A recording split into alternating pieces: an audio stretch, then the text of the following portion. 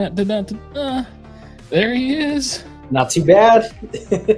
Heck yeah. Let's see here. Wow.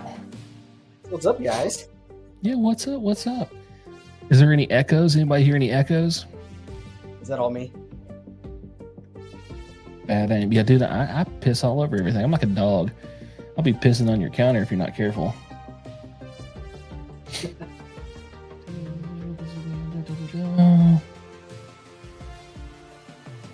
Sounds good. Sweet. I like it.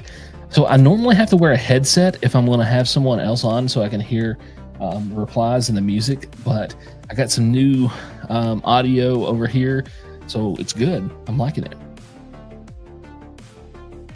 Is it snowing up there?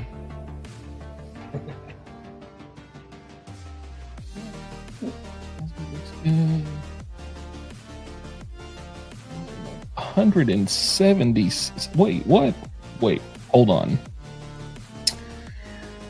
167.9. Sounds like a beast. I'll try it. Send it. Don't send it. I think I've got mailing address in the mailing address is in the description below. Don't send it. Heck yeah. Let me turn some music down just a smidgen for myself because I'm lost in my ears. There we go. Well, Chris, what the heck have you been up to, bud? Just working nonstop. Do I see a snifty, awesome freaking ice machine in the background? Yeah. You guys will see that in some vids coming up. We got a little. Yeah, that's a long story, but yeah, we tested it out last night. The dogs love it. Is it like the little pellets? Yeah, a little like bullet ice. Dang, I'm jealous. Like Sonic ice. Exactly. Yeah, I want one of those so bad. I'm too poor to have cool stuff like that. Nah, I'm sure one'll drop on your doorstep, I'm sure. Oh, it could be.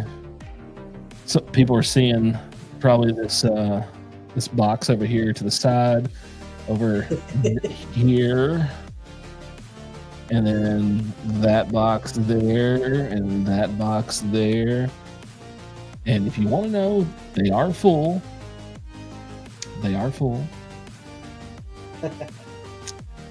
That's for my little special project. Can't say anything about it yet, but you guys will love it when it happens. Oh, I have some great homemade shine. Ooh. Send it. Send it. I'll try it. I will try anything. Except anal. Let's see. What is it? 66 degrees here with 94% humidity. What do you live in the jungle? What the fuck? Jesus Christ. Gee, ice machine's way overhyped. Not worth it. Oh. I just want the little bullet ice. I just want that Sonic ice because, like, my rich friend growing up had it, and I want to be cool. And now my bourbon friend from across the country has got a cool machine, and I don't have a machine. I just got this big ass clunky ice, for poor people. I'm still over here with the trays. I'm like twisting the tray. Who has ever twisted an ice tray in the 80s and it snapped in two, and then your mother or father made you go outside and get a switch so they could beat you with it because you broke their favorite ice tray? Happened to me. Happened to me. Beat the snot out of me.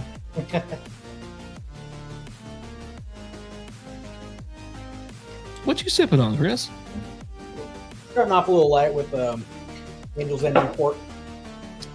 Oh, we got some new ones in here. What's up? It's an egg. How you doing, bud? James is in here. Gulf Coast. Oh, Texas. There we go. Heck yeah. So, Corpus Christi or on the other side? I gotta get down to Port Aransas.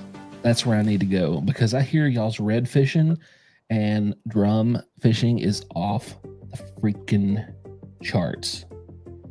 It's worse to have to twist the ice trays in the 90s. Hey, I'm saying that the 80s were really bad because they haven't perfected like soft plastic yet. And if your trays had stayed in there for too long, they would just shatter. Now in the 2000s, they had that soft, like a little bit more gelatinized trays that were flexible. No, we had these thick ones. It was like you were trying to bend like I don't know, something horrible. I have no reference for this, but it was so hard. And you developed a really strong wrist, and then when you went back in your room to play Atari, you'd break your controller because you've been working out those hands. Or if you were 13, you started working out your wrist. I don't know. What do we got here? Been there, done that. Oh, East Coast. Okay. So that would be Beaumont.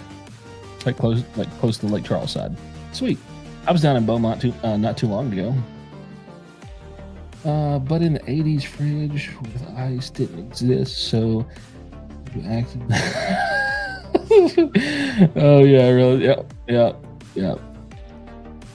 I just love being poor sometimes. You just never know how shitty your life is until you like meet someone that like had like just a minuscule bit more money. Like you went over to a friend's house and they had like a microwave that you could put a whole plate in because they had a big microwave and you didn't just have to use your country crock butter bowls to reheat everything in.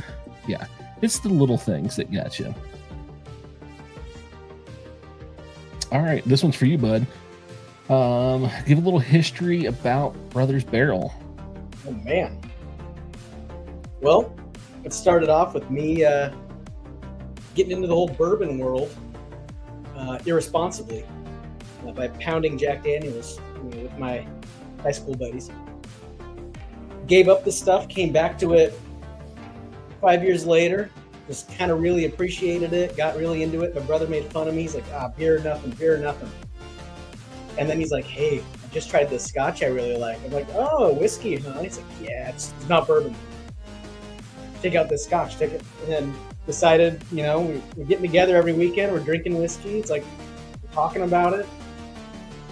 Why not do what the guys we watch on YouTube do? And tried it out and I converted him to bourbon on camera. And that's kind of how we came about, just kind of on a whim, decided, yeah, why aren't we doing it? We're already doing it without a camera. Yeah, it's fun. It's cool meeting all these people through YouTube and people like Charles and a few other people. Like it's crazy the knowledge that's out there. It's so much fun. There's a bunch of alcoholics out here. Just drinking and talking and saying lies. Makes me feel better about myself. Oh yeah, whatever it takes to make you feel better about yourself. Exactly. Mm-hmm. All right, we got some ice tray problems here. What do we got? They have a credit. Okay, yeah, not even the money anymore. Yep. I think it's funny when I see like some people when they're flexing on like they have like these fancy cars and this big ass house, but they haven't went on vacation in 12 years because they're paying down everything. They can't afford it. Vacation like 3.5 months out of the year. Live small. Collect memories, not money, people. Memories, not money. Can't take it with you. That's what it's all about. Mm-hmm. Modern ice trays are so much better than those old metal things. Oh yeah. Oh my gosh. Oh, it's so horrible. Joseph, I couldn't imagine that. Mm-hmm. Joe, my man. What? Yeah. This guy's a legend. Yeah. Tell us about Joe. Is he one of your guys? Yeah, he's out here in the PNW. He's a legend around here. He's one of the most generous guys you can meet. Love it. And he's got a heavy hand. I'm notorious for overpouring. If you guys saw the stream from Florida, we killed a half a bottle of King of Kentucky during that live stream. Yeah. So Dale, I will If you're going to send us that much, I am going to break out a couple sample bottles and do some giveaways with those after it comes in and gets set on fire, and you guys get to watch my live reaction. I will save that for a live stream, so I'll be burnt up in front of all of you guys. Appreciate you, buddy. Appreciate you. Collect memories and bourbon, not money. Yeah, that's a true story. True story. Oh yeah. If you guys saw me in Nashville, I was just walking around giving bottles away to people, letting them drink as much as they wanted. I think I ended up giving 5 or 6 bottles away at the end of the night. Just let them have it, dude. Don't even care. I'm just glad everybody was having a good time. Oh, but there was one guy. One guy was not having a good time, but it's okay. He threw up and he felt better. Got it. Yeah. Yeah, he was like leaned over somebody's pickup truck on the hood, just puking down the front of his brand new pickup truck. Not his truck, someone else's truck. Oh, that's terrible. Yeah. Yep. Drive a 06 Dodge Ram, my house. Okay. Yep. Dude, that's the way to do it. I drive a 2010 Sequoia. 2010 Sequoia. And then I have my Tacoma, which is an 06 Tacoma. I ain't flexing on nobody. Let's see. B524 down, next pour. Give us 2 options, Thomas, and we will make a pick. I will let Chris make your pick. Give us 2 options, and he will pick what you're sipping on next. Old St. Nick. Oh, yeah. Old St. Nick, dude. Went to the distillery, and they hooked us up with a sick flight. And we tried like their entire lineup. I actually have that recorded, but there was a weird buzzing, and I couldn't save the video. Looked cool, but that was it. It was actually Patrick and I doing a review of all of their distillery products. It was really cool. That's awesome. My truck is almost as old as me. Oh man. Are you talking about the red truck? Can't be. I think I'll have another rare breed pour. Can't go wrong with rare breed. Can't go wrong with it. Yep. Heck yeah. All right, Thomas, what's the 2 picks? What oh shit, hang on. Oh, here it is. So we're doing 2024 Handy or 2023 Makers Sellers Age. All right. I'm feeling rye tonight. I'm gonna say Handy right now. You look like a handy guy. Thank you. I appreciate that. You got soft hands? Oh yeah. Like a baby's bottom. Like a baby's bottom. Thomas, why don't you tell us what you paid for that bottle of Handy? Because I might be the only one in here that knows that he got a crazy deal. Oh, brother. I'm gonna get mad.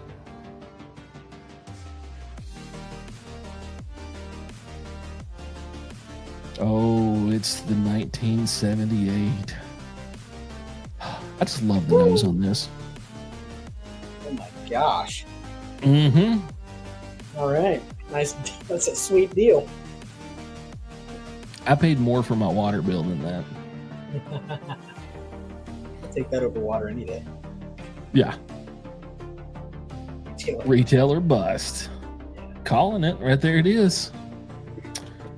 Retail doesn't exist where I'm at. Oh, it could. You guys are going to start leaning on your stores like we are around here. We're making them hurt. We got one about to go out of business. Got me some Knob Creek 12. Yeah, nice. One store. They don't even have enough money to replenish their shelves right now. Oh. They're dying for inventory and they can't afford it. You want to play? Hey, it's a classic case of the more you fuck around, the more you find out. Okay. That'll be the 3rd store I've been involved with getting shut down in 2024 for their bullshit pricing. I mean, if it works, it works. I wish our guys caught on to that. It's really rare to get anything. Even our big box stores are really gouging. Yeah. Just popped my 22 Michter's 10. Is that the rye or the bourbon? Nice. I gotta find a good store. Yeah. When's the last time you've been on the reservation? Um, Last time was a month or two ago, and I got the CYPD, the 12-year, and 107, and something else. It's that store I hit every year. Jesus, it sounded like you came away with a box full of stuff. Yeah, they do really good. I'll pop up there the same time every year, and they always got something tax that's really good price, and they don't charge liquor tax. They bring it up as groceries, which is great. Yeah, that's so good because you guys have stupid tax up there. 20%. 20 freaking percent. When are you moving out of there, man? Dude, I don't know. Are you like so tied down to living up there that you can't get away, or you think you can never get away? I like it, man. I'm in the woods, in the mountains. Whenever I need the mountains, it's like a 20-minute drive. Oh yeah. To really enjoy like some like raw nature for me, I either have to drive to the Smokies, which is like a 4.5-hour drive, or I can get like moderately in the woods and do some like off-roading and stuff at Land Between the Lakes, which is like a 50-minute drive. Okay. But right where I'm living at, like I'm in a major city in 4 miles. That's not too bad still. It's still an easy day trip, you know? When I'm going to like go overlanding and stuff, the Tacoma gets such shitty gas mileage because it's jacked up and stuff. I fill it up here in town. I drive to the first little town right outside of the nature preserve there, and then fill it up there. Then put 10 gallons worth of fuel in my fuel cell behind the cab so I can have enough. We only get like 6.5, 7 miles a gallon. Oh my gosh, dude. Yeah. You're showing me at my Tacoma. I'm at 14 right now. You gotta go up higher. Yeah, did you ever see the pictures of mine? How lifted it is? I haven't seen your rigs. No. I'll have to send you that. It's got 34s on it right now and a 10-inch lift. 10-inch. 10-inch. You said it's a first gen. It's a 06, so it's what second or third. Yeah, really second gen. Nice. Yeah. It must be a freaking monster. Yeah, it's the well, shoot, I'll do it later. Hold on. I just want you to see it. It's pretty nice. I got a camper shell on the back of it, pull out kitchen. Yeah, it's legit. Dream setup, man. Oh, what happened? I am in Washington State.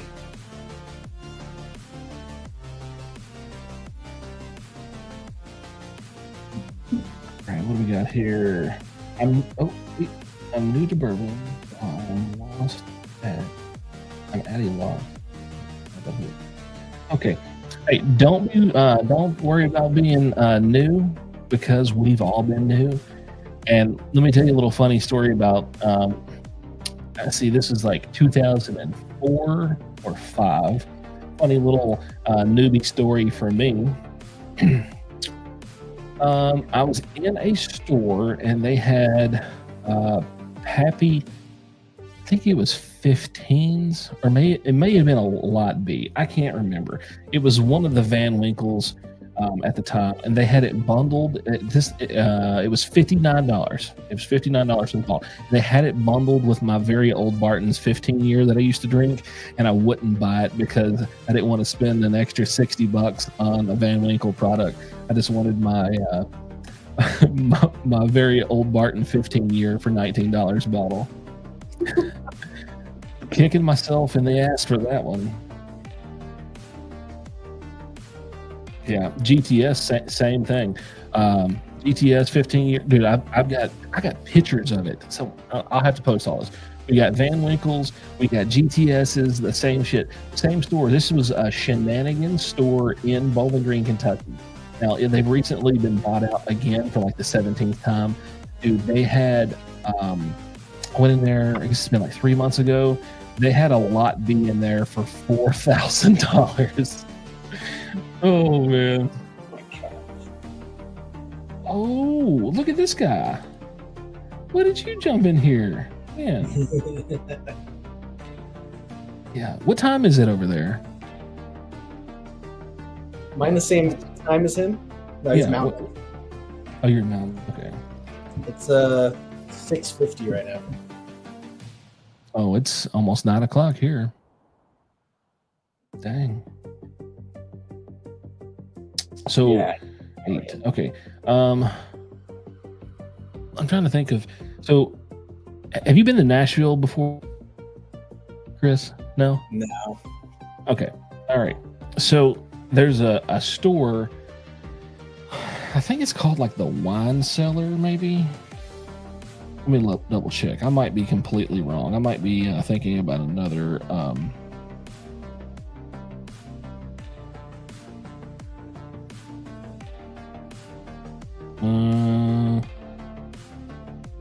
Is this it? Hendersonville. Yeah, Wine Cellar. Yeah, okay. It's in Hendersonville, right outside of Nashville.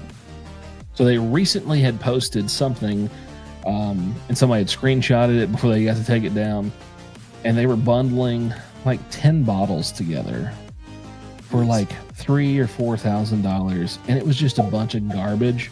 And then they like their post said their value of their foolproof was $500. Well, they're foolproof. Oh my gosh, yeah, sure. Yeah. All right, sent an email. Here we go. Oop, just popped up. In the real time zone. Oh, shoot. Look at this guy. Oh, hold on. Unplug. Can y'all see that? Oh, it's too shiny. It's too shiny. Damn it. That's some old Jack. That is sweet.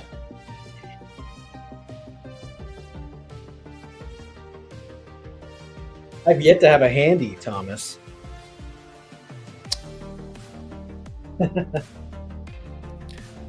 All right. Better than my mother. There we go. All right. I gotta get something. I'm dying here.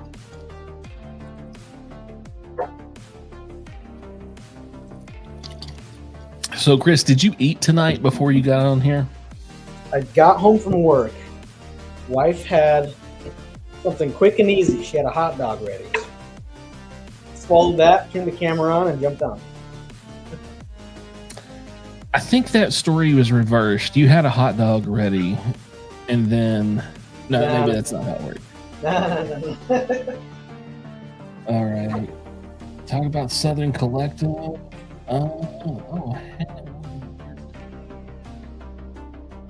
Hey, we're gonna be talking about Southern Collective. This ain't a short stream. We going for a while. Handy and hot dogs. A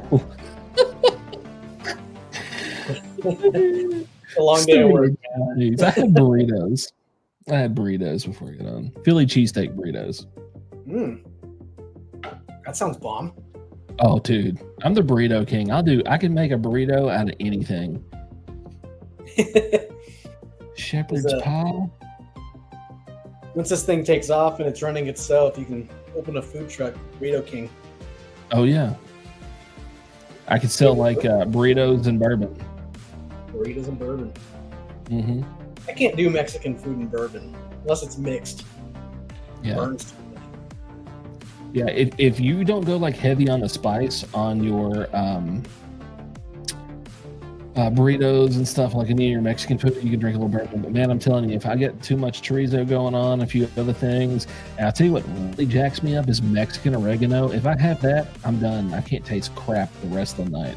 Oh yeah, that's the only way to do it. Go crazy with the seasonings when it's Mexican food.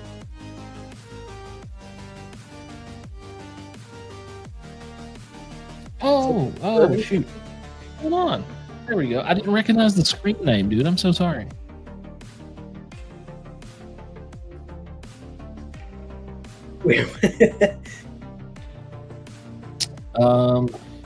So the welcome home. First off, which one was your favorite of these ones that you got?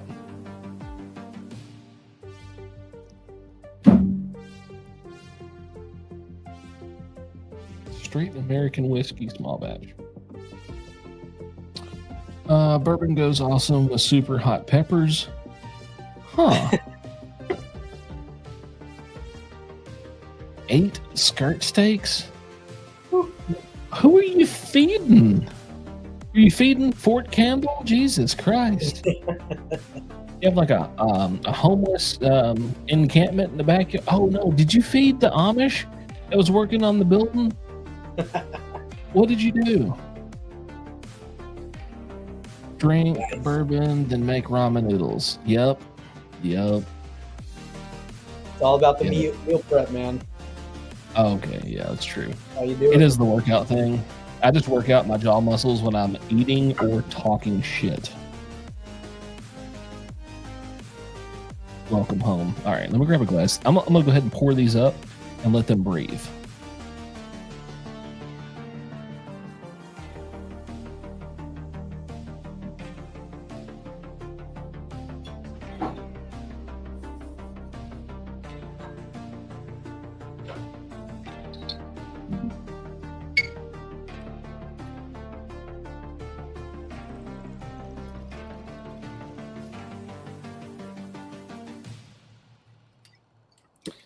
Boom. What's everybody sipping on while I'm pouring these up?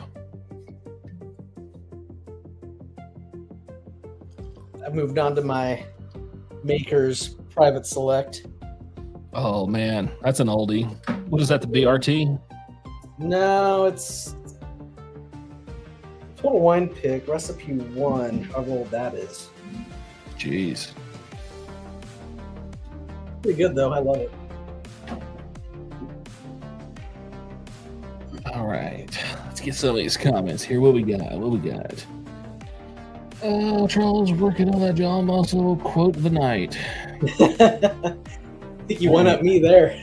Banning him. Yeah, jackass. You're banned. He's gone. You're out of here. You're fired. What do we got here? You just shot that barrel proof. No, that ain't gonna hit me hard. Yeah,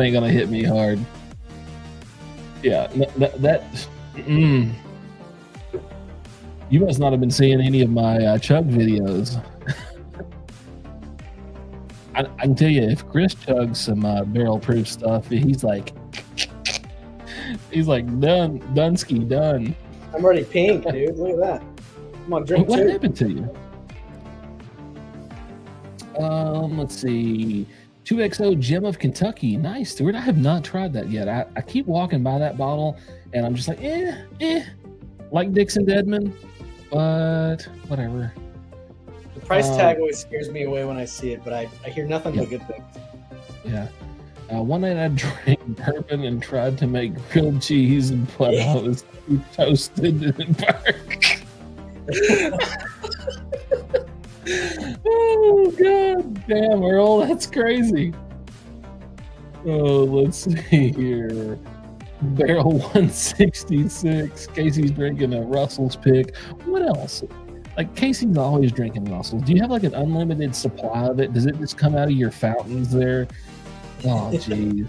Still on my KC 12-year. Been going to a Yellowstone store pick single barrel. That's cool.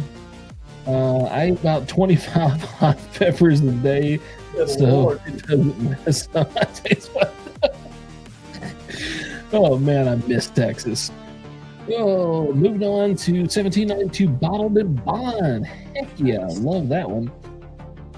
Sipping on some New Riff malted rye. I got to get my hands on that bottle because I hear people saying it's freaking awesome. Someone say chug. Shut your mouth. Chug, chug, chug. Wait for it. New Riff malted rye is good. Well, man, I'm slow at reading. It was a live stream night. Oh shit. Hey, Earl's drank with me on a private stream before, and he knows. I think I'll open one of these Blantons from 1984. Jesus Christ. You're really making me jealous here. Like I'm about to cry my whiskey here. It's an honor you can back that open with us. It's crazy. Yeah. appreciate that, dude.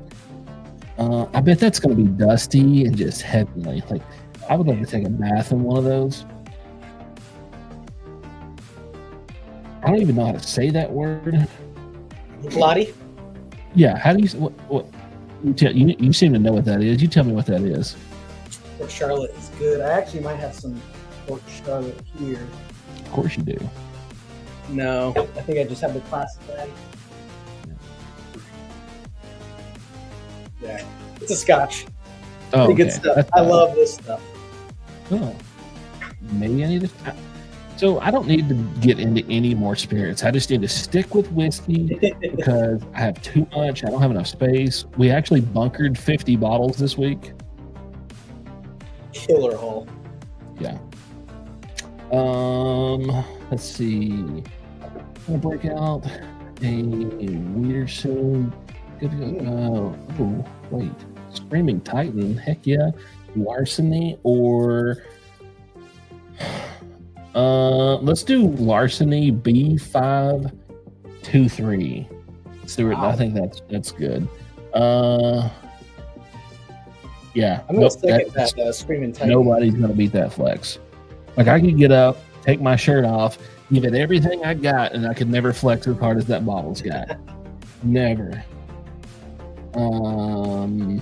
What else? Chug. Bourbon. Be done. Sir, you shut your dirty mouth, okay? You hush your mouth. We don't talk like that over here, okay? Does it? Yeah. I agree with that. That would be cool. Dale, if you could send me a email picture of that bottle, I'll see if I can finagle that onto the screen. I would love to see that. I bet that wax is like so brittle. Actually, talking about wax for a moment on Blanton's, I got a Blanton's Gold the other day, and I was just taking it out of the bag, and just my fingers touching that wax, it popped off. So now I got to drink it because it's open. Darn. Darn.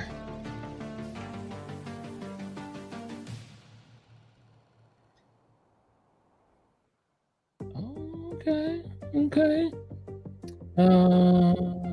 Wait, Hey, that's fine. Have the daughter help you. That's what children are for. Children are for. My email is the simplest thing ever. It's charles@thatbourbondude.com. +1 Dave Hooters. Screw yourself, Stuart. We're not doing that. Have you tried Ezra Brooks? Oh no. So Casey, you're Ezra Brooks. Correct me if I'm wrong. You said it was a 74. I took it to Main Street for Lance and I to try.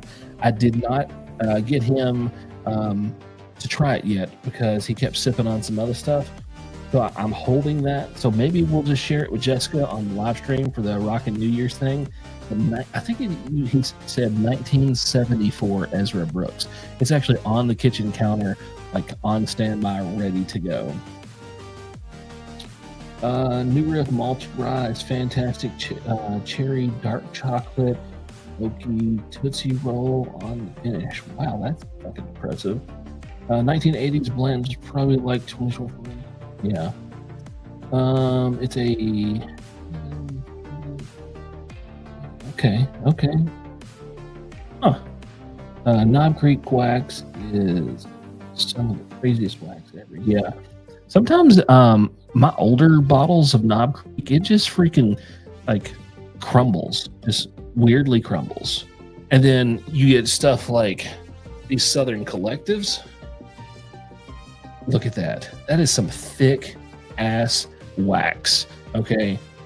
Yes. I almost broke that. That would have been bad. Yes, I had to take a knife to open it. Yes, it was embarrassing. You had to watch me for like 10 minutes open a bottle. That's what I do. I screw up and then I publicly screw up. I just can't lie about it, you know? Just can't lie about it. What else we got here?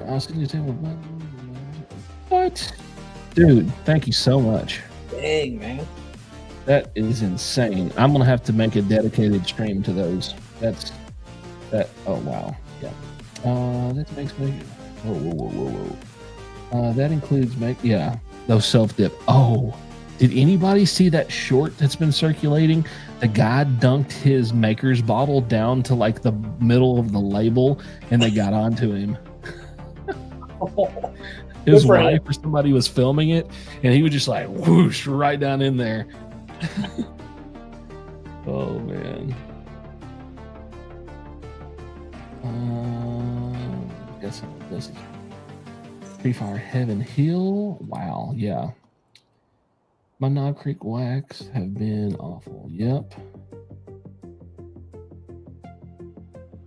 I will second that. That is Dale, I'll just take a moment and say thank you so much. And again, I'm going to cheers to the grandpa because he's making it possible. What else we got here? That's a weak wax game. Yeah. Okay. All right. Let's cover these two here. So on the right, I have the Welcome Home. That is the small batch straight American whiskey. Coming in at somewhere 117.8 proof. And then on my left, it's For the Cure, which is a single barrel straight rye whiskey coming in at 123 proof. I'm partial to this rye. I haven't been like the biggest rye fan ever in my life, but recently, in like the last 6 to 8 months, I think I'm a rye or die bitch now.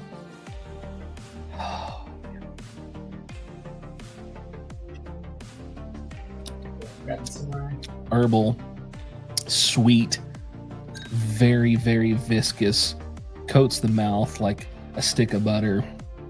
Doesn't drink, 123 proof. I'm getting a little bit of green tea notes, maybe a little pine needle in that. Freaking delicious. Ooh. Is that Pikesville? Yeah. A little Pikesville for the soul. All right. Now we're at the Welcome Home.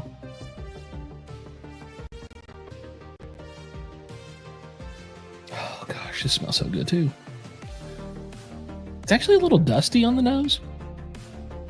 Very sweet, light butterscotch caramel-esque there. Maybe very, very, very like buttery, like you're making your own caramel, like right before the butter and brown sugar caramelizes that effervescent smell of that. I don't even know what I'm saying. I'm just making up words now. I sound like Jamie from freaking Beyond the Row. We got cream cheese frosting here. Just kidding. No cream cheese frosting. It's like angel's wings. Yeah. No, it's very, very sweet on the nose.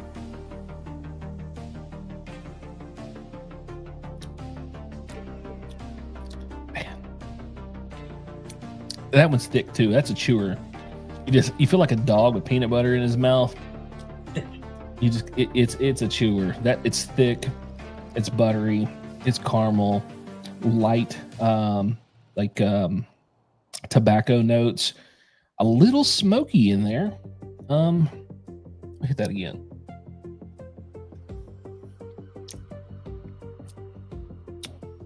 Yeah, light tobacco, a little bit of leather. Both of these bottles, so good. And then I don't have any of the Danger Zone because I gave it to you. I gave you all the Danger Zone. But you'll have to tell us how the Danger Zone is on that Southern Collective. Oh, dang, I got all kinds of comments coming in.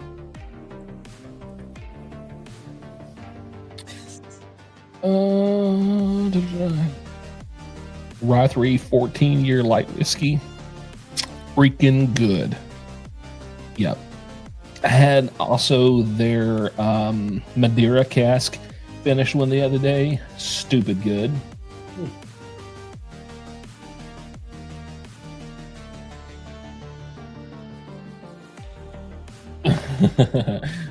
That's good. I was always wondering why grandma was fussing about his bourbon. I have about 30 bottles. Oh man, yeah.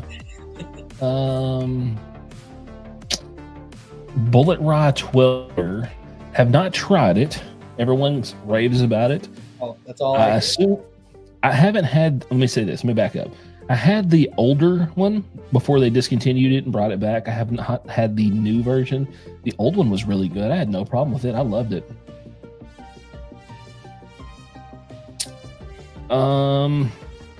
Man, I don't know. I'm sure it's probably pretty high, but honestly, with what those are, I could never let go of one of those bottles. It's too precious to let one of those go.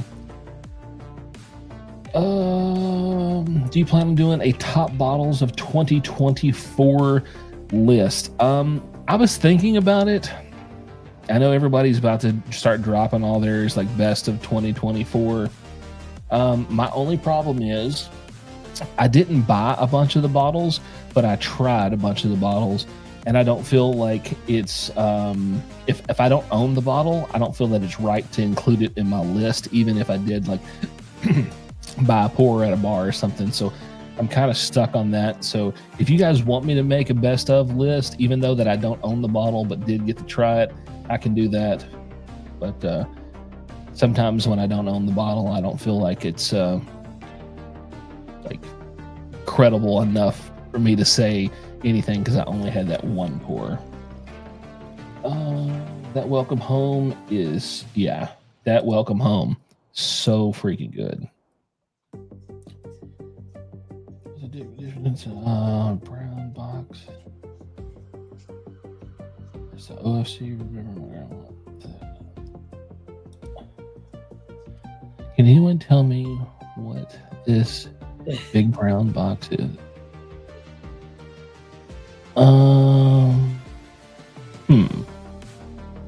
The old fashioned copper or the old fire copper? I don't know. I'd have to see. There's some OFCs out there with a little spinny box, the brown ones. Those are pretty cool. Their pricey is just insane. I saw one for like $3,500 the other day. He's saying this like he has it right in front of him. Oh, yeah. Well, if it's open, I would definitely drink it. If it is not open, I would keep it somewhere dark and cool until you plan to open it. And if you're just handing out samples, I mean. Yeah. Mailing address is in the description below. I always take samples. I'm a sample guy. I do a lot of samples.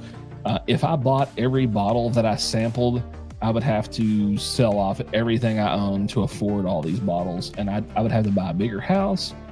And I'm sure my wife would love that, but my pocket would not love that. Oh my gosh. Peerless Double Oak Rye and the Sagamore Double Oak. I think I'm gonna go with the Sagamore Double Oak over the Peerless. What do you think, Chris? I just had the Double Oak Rye from Peerless the other night at a bottle share, and that was really good. Mm-hmm. I might give the edge to Peerless because I really like the Sagamore. Yeah. I don't know. I just something about Sagamore. Just they do it right. Yeah, whatever the heck they're doing, they're good at it. Yep. Old fashioned. Yep. Want to come do a blind of several. Sometimes I have plenty of good 2024 bottles. If you would like to join me on a video or a live stream doing a 2024 best of, I'll have you over for it. I got another mic right here. We can talk at the same time. Let me see here. Shoot, I am way behind on comments. Holy crap. 24 seemed to be a very good year. Yep. Rebel 6 year in the Glen. Heck yeah, loving it. If you drank one pour and it was better to you than stuff you own, I would include it. Okay. Oh, yep. It's true. Yep. Has a bottle in the bottle. Oh, I need to see that. Yeah. Yeah. Hold on to that forever. Don't let that go. More. No more budget. Yeah, budget will be gone. Sag double oak. Okay, so I would yes, but don't do it. Don't open that bottle. Not yet. Save it for another day. Save it for like your retirement. Yeah, that's Yeah, super special. don't open that for me. In your life, yeah. Yeah, don't open that for me, please. No. Like the inner bourbon nerd would. I'm just jumping for joy, and like I got like a little demon in my head, just like tell him to open it. Tell him to. No, I cannot ask you to open that bottle. Do not do it. Hold on to it.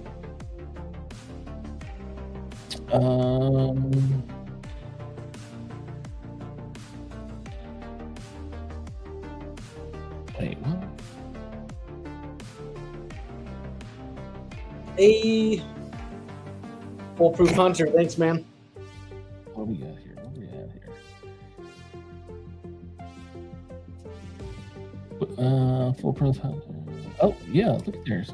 Awesome. Rebel is so underrated, but many. Yeah, it is very underrated.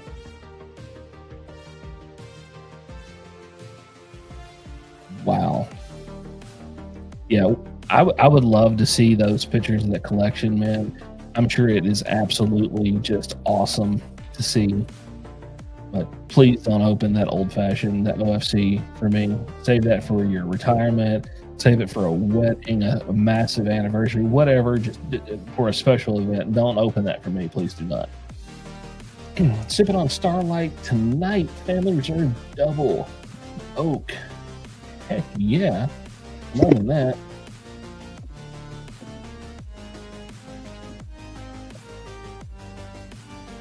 Foolproof Hunter, we subbed back. Thank you, man. Am I even a freaking subscriber to that? I don't know. There's my thing. Foolproof Hunter.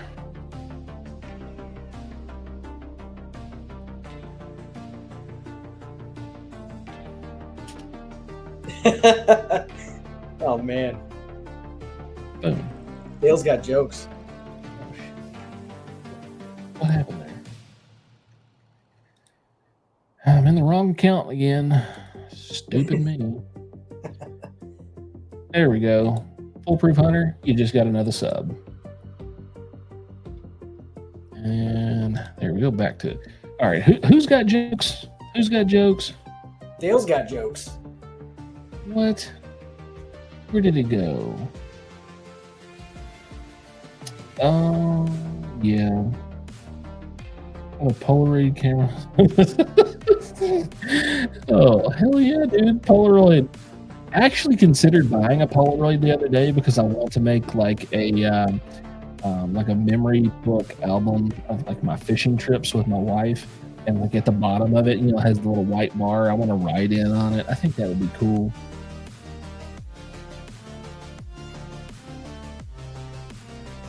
Oh yeah, you can definitely get film for it. It's like widely available now. It is a thing. It's a new fad. Yeah. It's and there's a bunch of new old stock too. I've seen a bunch of companies that had bunches of leftover stuff on eBay. New old stocks available. Yeah, 40 packs of film. Son of a gun. You're set, man. You're set. Yeah. What don't you got that house? Mm-hmm. Something makes me feel like it's like a crazy collection of just awesome memorabilia and antiques. It's like a museum of amazingness walking through his halls. I don't know. Maybe I'm just speculating too much into this. Like I'm just daydreaming about what I wish my house looked like, and then imposing that into what I want his house to look like. I want a castle just full of bourbon. I'm wondering what his garage looks like. It's probably full of cool stuff. I bet there's like model cars in there. I bet he's got a fastback under a blanket in there. Yeah, he's got Eleanor just hiding. Eleanor. Yeah. Oh god. Yeah, I want a castle. Anybody else ever just get on Airbnb and like look at like Scotland and stuff at castles to rent? I do it all the time. I do it all the time. I actually want to go like somewhere over there and rent a freaking castle. I think that would be so cool. Be sipping bourbon, looking out over my shire. Oh man, they'd probably kick me out because I'm drinking American whiskey instead of freaking their stuff. I'm expecting a green Old Fitz bottle with the okay. Wait, I do have a 67 fastback Mustang. Of course you do. Son of a bitch. I feel like this is just a massive flex night. Like, we're the poor whiskey people. This guy's got it all. We're just here for his show. I love it, though. Absolutely love it. That's awesome. Heck yeah. Only every other day, yeah. All right. Half ounce pours always handy down. Okay. Still Austin cash strength or Frank August single barrel? Ooh. Go Frank August. I always want to call it like Frank Augustine, but there's like that Saint Augustine bottle. I don't know why I get like that. Those single barrels are amazing. My 30 by 40 steel building is my castle. I need a big garage too. Oh yeah. My garage is not big enough. I mean, it's kind of bigger, but it's not big enough to house all the stuff that I really want. It's got like my jet ski and miscellaneous stuff in there, like 3 grills. I have 3 grills. Who needs 3 grills? Who cooks on 3 grills at the same time? You never know. Yeah. We might have a grill apocalypse, you know? We never know. Might run out of grills. They may never make another pellet smoker ever again. Dale has stolen the show tonight. Yeah. Oh, yeah, Dale's coming absolutely. in. He's like, yeah. He probably walked in here with his nuts in a dump truck, just like, here you go, boys. This is what we're talking about tonight. It's the Dale show. I have 3 grills. I'm Paul Wall, baby. I'm the people's champ. I make you grill light up like a motherfucking lamp. Who remembers Paul Wall and those grills? Got the iced out grills. Yeah. I had some type of larceny. Yeah, larceny. What did I miss? Who got grills? Hey, Stuart, we always got grills. I'm thinking about doing like a outdoor live stream now that it's colder, and just hang out and cook food out there and talk to y'all. I might whip out the Blackstone, make some smash burgers or something. I don't know if you want to watch me eat and drink bourbon, but it's a thing. I can't do like samples of burgers. By the time it gets there, it'll be, shit.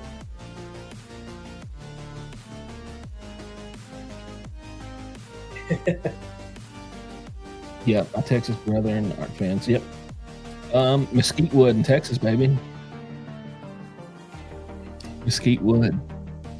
When I was still living in, actually, I was living in Mesquite, Texas, off the 635 outside of Dallas. My neighbor, he did a gator smoked with mesquite wood. Crazy good.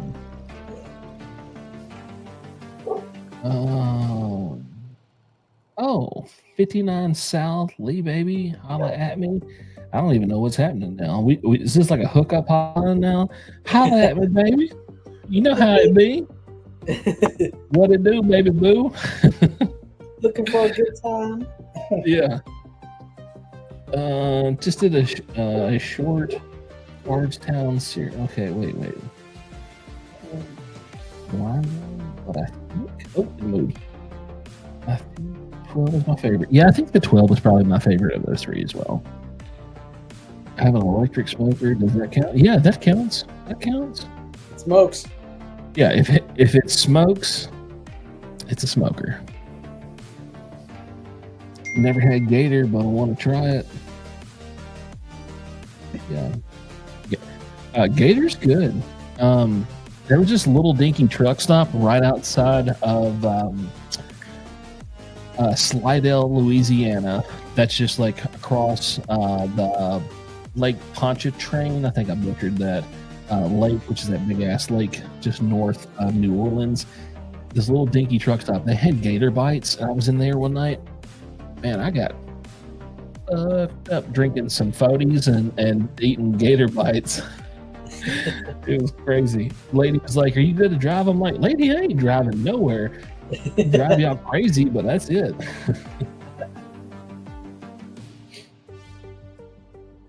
Oh, I have a huge cinder block smoker in the backyard. Okay, that's where it's at. That's it. Dale, do you like burn in it for like a couple days and get the coals all bedded up before you start doing your thing, or you just go hardcore at it and let it rip?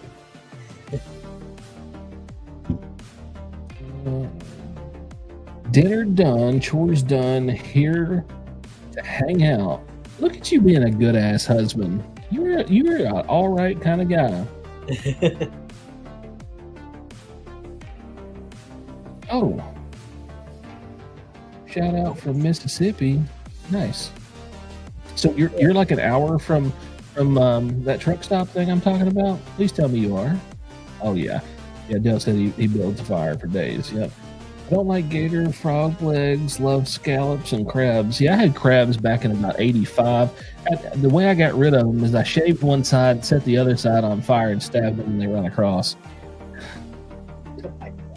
I'm just kidding. You just had that one along the way, didn't you? Yeah. Y'all didn't see that one coming, did you, boys? Yeah. That one night in Bangkok, you know what I'm saying? Don't tell her that. About the crabs, but you're a good husband, you know? Oh, yeah. Oh, from the Crittens. Okay, yeah. Yeah, that's how you do it. One side on fire, stab them when they run across. Yeah, we're only 2 hours in, and this shit show's already gotten started. First empties the crab. Yeah, it's been an end, man. Crabs in Bangkok. Hey, if you ever get a chance to go to Bangkok, do it. The food is great. Don't go to restaurants. Just walk up and down the streets. The street hawker stalls are to die for, and literally you might die from them. So just enter at your own risk or chew at your own risk. I'm not going to tell how you figure out if it's if your company of the night is of a certain persuasion. That's going to be up for you to decide how you figure that out. Totally, whatever you want. Nobody's going to care. No comment. More of a woman elk and woman elk. Oh, I took that way wrong. I was like, that's weird. Turf better than surf, at least for it. Okay, yeah, venison. Love me some venison. I had some deer jerky not too long ago. That was really good. I don't know who the hell sent me that. Might have been a coworker. Not sure where that woman came in. Okay, what? We had a woman in here? How dare No, I? in his venison comment. Oh, okay. Jesus Christ, there's I was so like, many woman, comments. what are you talking about? Oh wait, stupid thing. Here we go. I hunt for most of my meat, grow all my veggies. I tried to grow a lot of vegetables this year. Well, the wife did. Collectively. Yeah. Okay.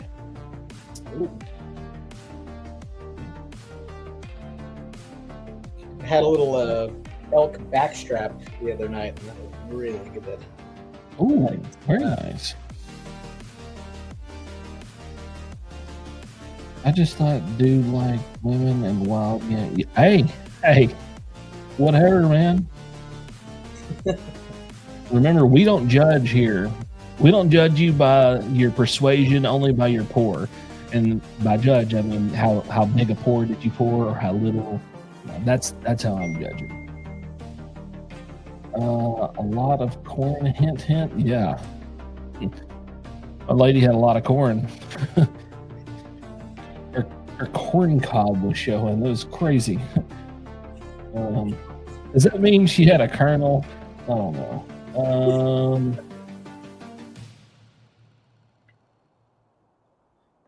I love gigging, but don't eat them. Have a special tactic for frog gigging. All right, Stuart, share your special tactic for frog gigging. You got the special forces of frog gigging over here. We're getting into the thick of it. He's probably elbow deep in a freaking frog's hind end or something. I don't know what's going on.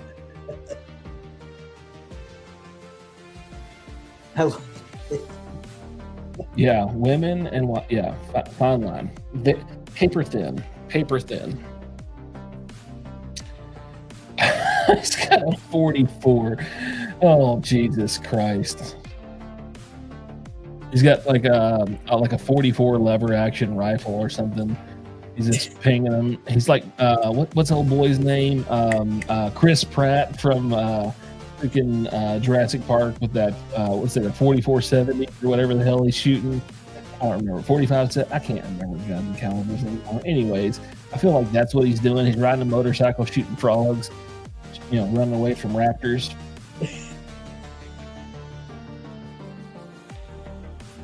Yeah. She was about to jump the track. Yeah.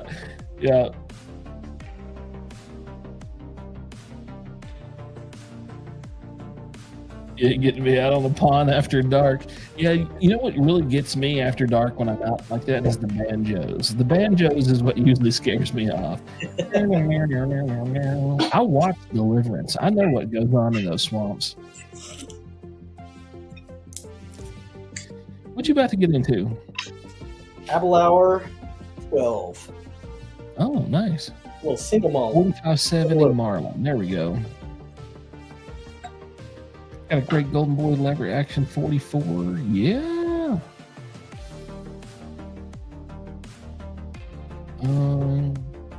Got a 50 cal. What are you shooting with a 50 cal? Jeez. My Bourbon Journey. Man, I jumped over there and watched part of your stream. That was awesome. Watch Hill Proper Dude was on there. That was so cool. Y'all gig in the wrong places. Where do we gig then, Thomas? Huh? Everybody knows everything but me. Everybody's got good whiskey. I'm just over here just talking. I'm just talking, drinking whiskey. Autocorrect sucks. No. Does anybody else feel like autocorrect is like the modern technology version of a bitchy wife? They always tell you you're wrong. Mine doesn't correct me. She knows better. She's like, I'm just going to let him look dumb. Yes.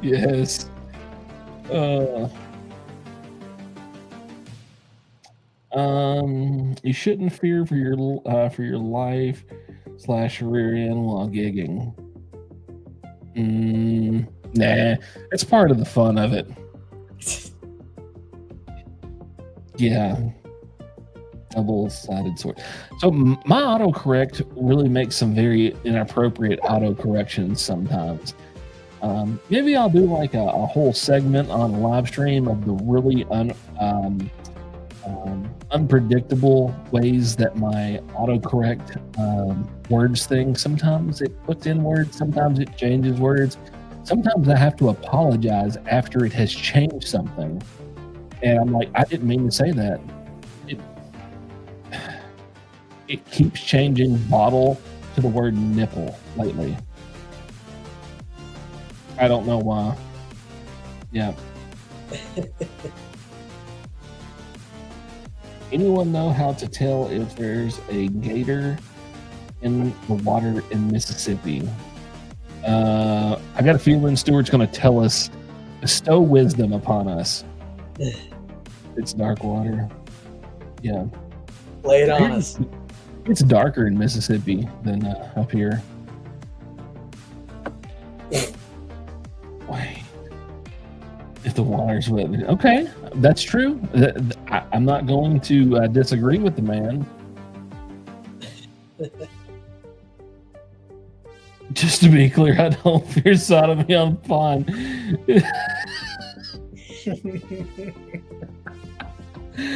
Oh god dang, man. Throw your cousin / wife in and see. Yeah. Yeah.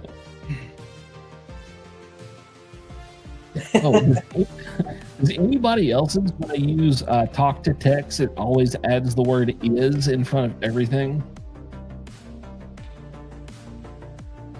Yeah, eyes glow in the light. Yep. Switch to Alberta Premium Cast Drink. Cheers, all so delicious. Heck yeah. Ooh-wee. I gotta get this down and get some more in me. Oh yeah, that's probably why. Because I do have a bit of a draw.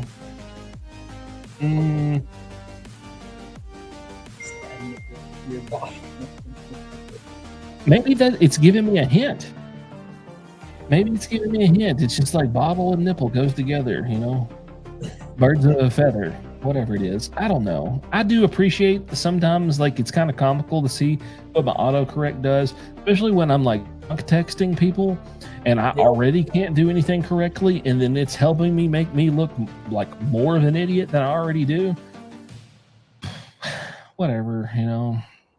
I'm surprised how it corrects certain words that I type out. There's a mix of letters and symbols that make no sense, and yet it knows what I'm thinking. Sometimes. I tried to do the swipey thing. Yeah. I ain't got a word work yet. I'm not young enough for that.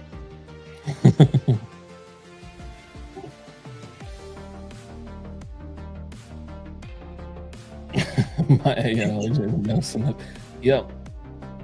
My wife was using my phone the other day to respond to somebody that had messaged us, and she was like just cussing at my phone because it kept changing stuff on her, and then like she would change it back and then it would change it again.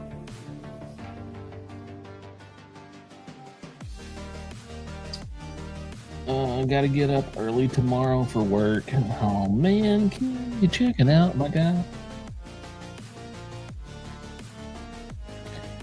What's your favorite bottle? We are all seeing best of. What is your favorite of all time? Later, Ken. Night, Ken. That's a tough one.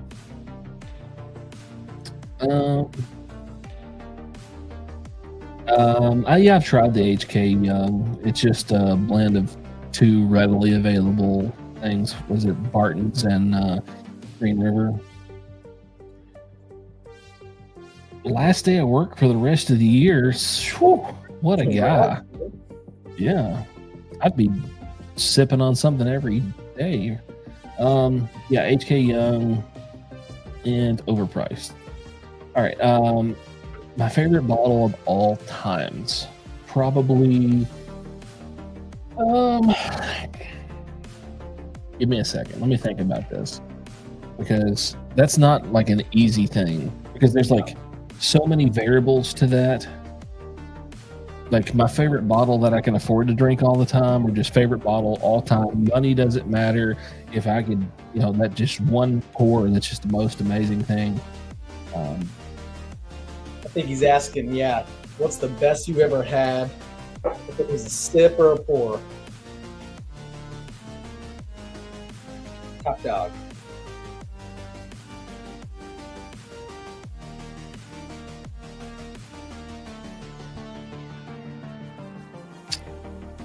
That's really hard. That's hard. Let me keep thinking on that, because I don't want to throw out something and it just be like mediocre, because I've had a lot of really good stuff over the years. Has anyone had Buzzard Truth Cigar Rye? I have not. Anybody? Redwood Empire for sure. Russell's 15 all time best. Victor's 10. Disco 12.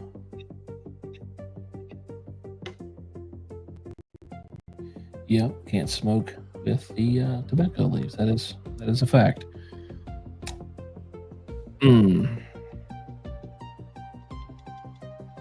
Bowman's cast drink so far, yeah, that's pretty damn good too. Russell's 15.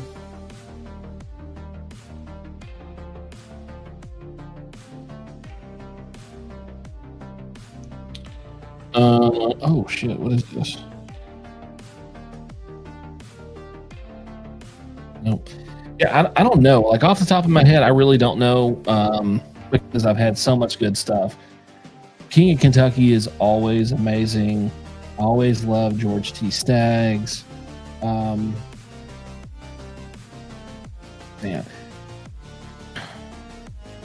I've been really digging the Wild Turkey Rare Breed non-chill filtered travel exclusive bottle. Nice. I am just going through those left and right. I gotta slow down on those.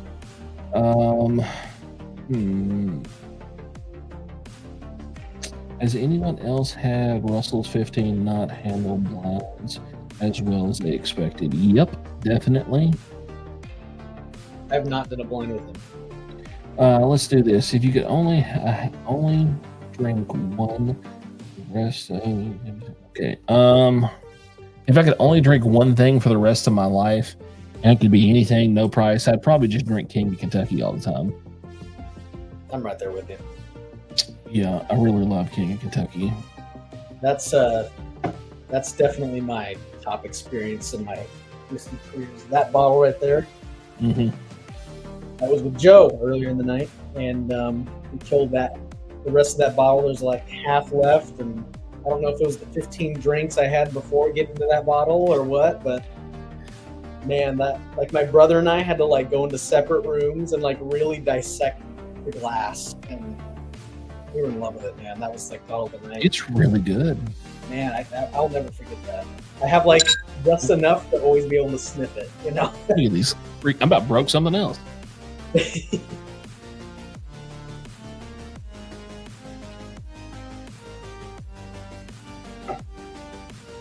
I want to fresh crack this old store pick.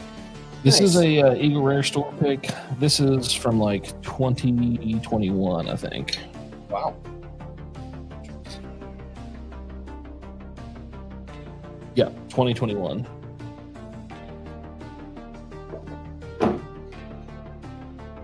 I have like an infinity love for early times bottled bond. Everybody knows that. Mm-hmm. I would probably drink it for the rest of my life if it would still remain Barton's juice. Oh wait, I can't drink this next. I gotta drink this. I've been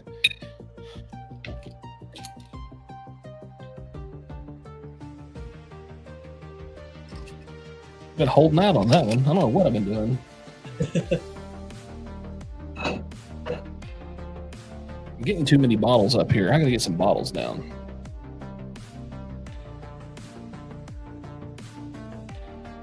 I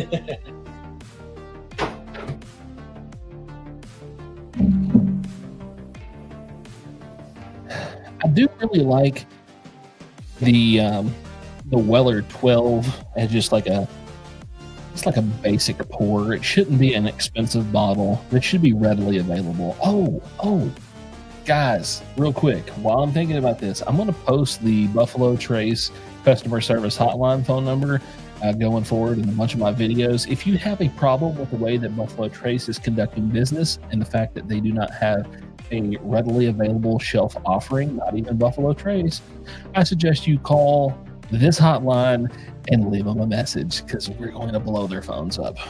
Oh, jeez. You know, my brother and I called them one night. I think it was after we opened our first stag. No, E.H. Taylor Barrel Proof. It was our first one. We did our tasting and everything. I think it's an old video too, but right after we cut the camera, we're like, we need to call them and let them know how much we like this. And so we left a message. It was like way past late. It was they were closed. We left him a really long message, probably a drunken bout, you know. And the next day, we got a message from the sweetest old lady saying how much she appreciated our kind words. And we're like, oh, that's kind of cool. Like, I don't even remember what we said, but that's kind of cool. Oh, man. It was great. Still haven't figured out my favorite. No. Here comes. Do love some Eagle Rare. Well, yeah, Eagle Rare is good. Ross 15. Okay. Because I have 9.4 Sazerac available. Did you see, Thomas, that Liquor Planet has their pick of that? I would not buy their pick. It should be like a $30 bottle, and I think they said it was going to be $169 for a store pick Sazerac. They are out of their flipping minds. $160? Yes, dude.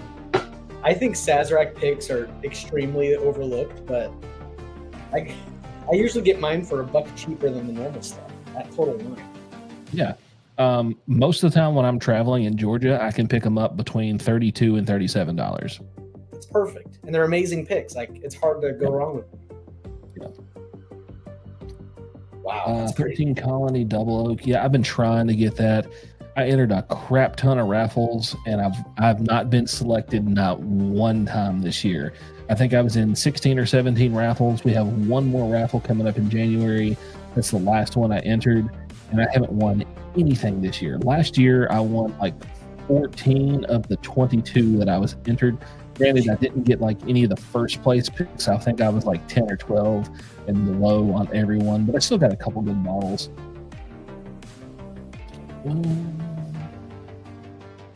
Pay $30 from a last Saz pick. Yeah, that's where it should be. That's where it should be. It's perfect.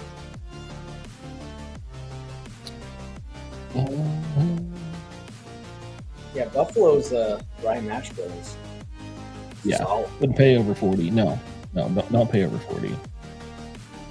Ooh, where'd it go? Shoot. Yes, I did try that. Actually, Dave, are you still in here? We tried that at what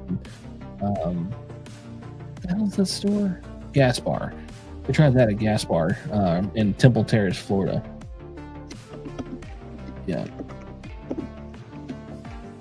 How did your Nashville turn into a shit show? All right, let's talk about that. Let me just say this. First off, if for the entire year you tell everyone that this is the format of this drop, no golden tickets, meaning you can get a ticket and then go to the front of the line, skip everybody. No raffle, everything is in play. So all the Pappies are supposed to be in play, all the BTAC, all the super limited, hard to get stuff was supposed to be in play. And then the day before the drop, you're like, you know what? Actually, I would like to fuck over all of the people who has waited and dedicated multiple days. So what I'm going to do is I'm going to give out 10 instant wins, but you have to buy a $500 and something store pick bag to get one of these instant wins. There was like 160 of those. Only like 4 people actually won out of all those bags that were bought. Not all of them sold. And then 8 of the 10 golden tickets went out. Conveniently, like 7 of the 8 people were the same people that had got golden tickets the previous year. And somehow, magically, all of those people not only got their golden ticket, they forgot to pick up their bottle from the previous year. So they got to get 2 bottles. Classic. Me and Jessica was first and second in line. We got down there Saturday at 7 p.m., waited all the way until Tuesday morning to get into this store. I spent like $2,000 to make sure that I was going to be first and second in line because we were getting 2 Pappy 23s. There was 3 of them going to be available. We were going to get the first 2, and the guy behind me said he was actually passing on it for something else. But yeah, we were going to get 2 Pappy 23s, and we did not. We did not. They screwed me big time. That's okay. They're going to get screwed. They don't know it yet, but they're getting screwed. That loses a lot of faithful customers. Yeah. Also, there was like 700 people there last year at the drop, and there wasn't even 200 people there this year at the drop. The word got out, plus my big mouth. As we all know, it spread pretty quick, and people started leaving. There was like a group of like 30 people that left instantly. I was pot dedicated, obviously. I had to stay. I was first and second in line. I'd already spent an exorbitant amount of money to be off work, rent an Airbnb, be there, and I wasn't leaving. Okay, back to the Cowboy Bourbon. the best Texas product I've ever had, hands down. It was like 140 something proof. So good. So good. Yeah, that was BS. Yep. Yeah, you had to buy a bundle that was $500 and something to get a chance to get a golden ticket or an instant win. Yeah.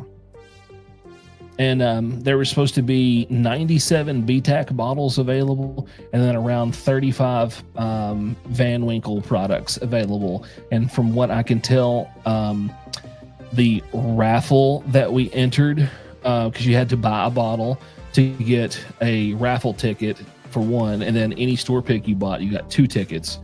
From what I can see, only 8 or 9 people have won out of the 100+ bottles that were supposed to be winning. So they backdoored those bottles and sold them on secondary to their people. Yep. So that's a shit show. I might go back next year, but I'm not going to be first and second in line. I actually want to go back only for the fact I want to see how fucked they get. Don't do that to people. And they jacked up their prices. Four Roses LEs were $600 this year. Oh my gosh. Yeah. Man, if I'm spending over $100 for a bottle, it better be amazing. Mm-hmm. The stores here are crazy on prices. I refuse to pay that much for bourbon when I can make bourbon better. Yep. True. My place on Black Friday hosed us. Stood all night for the first, and we got your okay. Yeah. Over MSRP. Damn. Any 5-year balcones is going to be great. Okay. Need to check out some of them. I think I've only had like one sample. I've had a balcones. It's a rye store pick, and man, it destroys your mouth. Like you're done. Really? Have that. It's just so. Jeez. Yeah. That's crazy. I don't even think I enjoy it, but it's a trip. Yeah. Yep. Yeah. I don't need any bottles, but I do like hanging out with people, and I really had an awesome time meeting so many subscribers. This was my first time that I was walking through a crowd and someone was like, "Hey, Charles," and I'm like, hello, who is this? And there was like 6 or 7 subscribers that was talking to me. I got to meet them. That was really cool. Another really cool thing, Chris, I don't even know if I showed you this, but any of the subscribers that called me out while we were down there, I took them back to the Airbnb and let them pick out a couple pours on the table. Nice. I brought about $20,000 worth of bottles and put out on the table. Oh yeah. Yeah. That is He awesome. had a lot. Good buddy Lance was there. He brought some awesome pours. Yeah, we had It was nice tonight, pour man. on it. Yeah.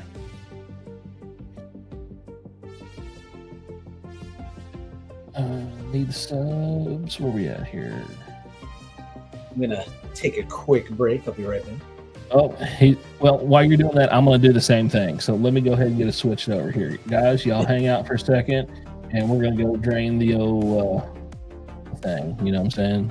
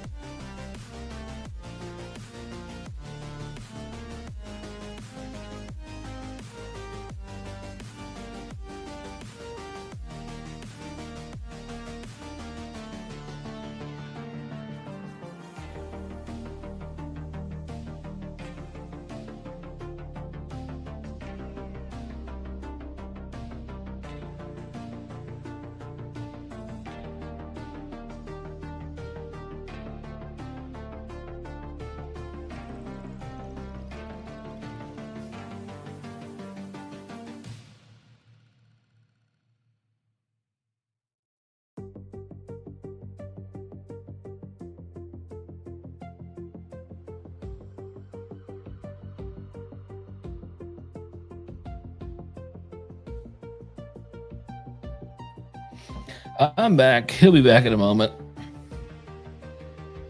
All right. Oh man, what a heck! Jesus Christ, there's so many.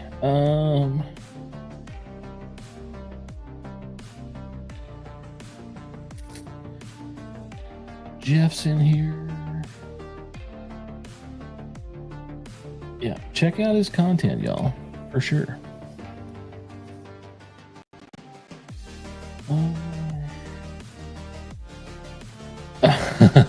You can never forget about the peeing on the floor thing. That's the best thing to do. Always pee on the floor. Mark your territory. That way you don't have to worry about if somebody doesn't know. Give you a distillery. All right, let's go with.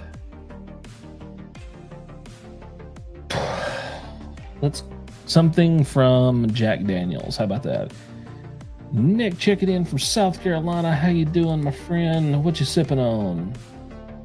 Northwest Florida? Oh man, let's do a little roll call here. See where everybody's at. Drop the comments. What state you are hailing from? I'd like to know. Look at it. Now we're kicking it. South Georgia, South Carolina.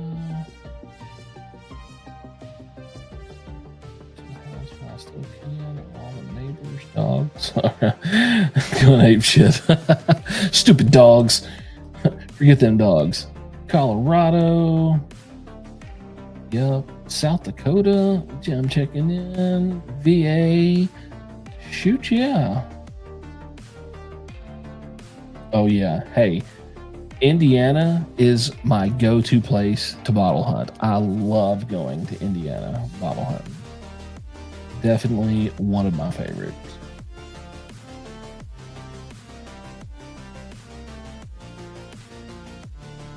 What up, Bach? You checking in from Missouri, guy? You just shutting down for the night? Just north of Panama City Beach.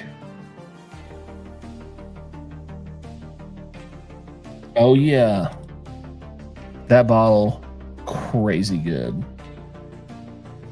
All right, we got Jack 12 Barrel Proof Rye or Coy Hill. Well, I know how you love your Coy Hill. You can get you a little bit of that Coy Hill. I'm voting on that.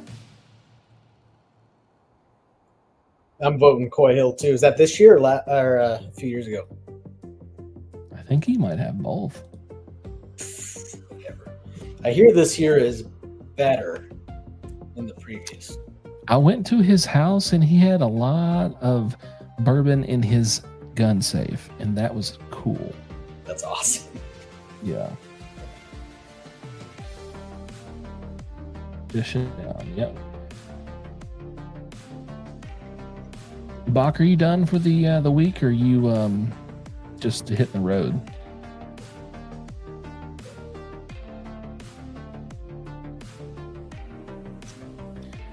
We'll catch the content at work. That's what I like to hear. Watching bourbon content while you're at work is always the greatest thing, because you can be productive and entertained all at the same time.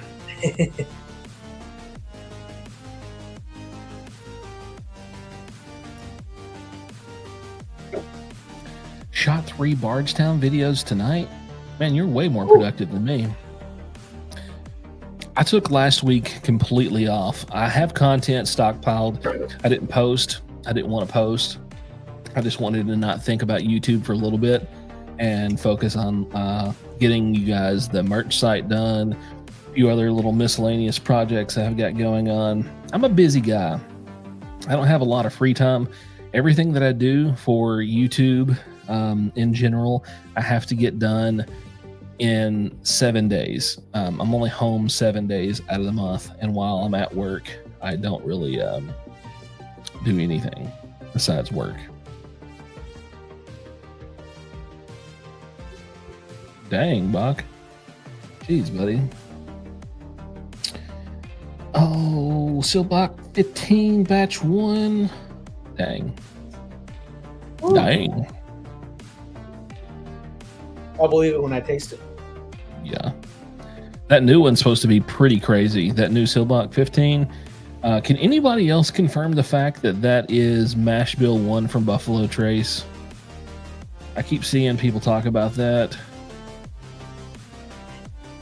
My hazmat 167.9 drinks like 125. Holy moly, that's awesome.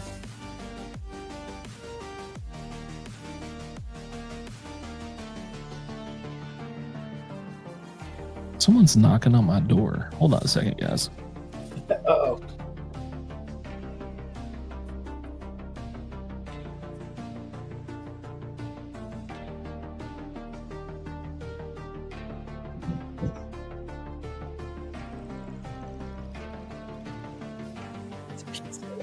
I'm hoping we can hear what happens.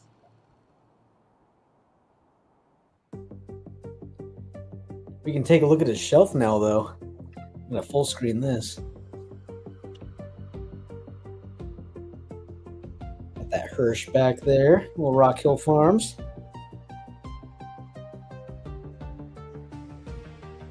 That Old Forester Rye single barrel.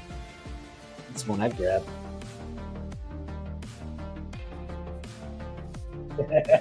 Grab that. That was weird. What was that? Somebody was knocking on my door thinking they had the right house, and they had like bags of food like they were coming to somebody's party, and it was not me. Interesting.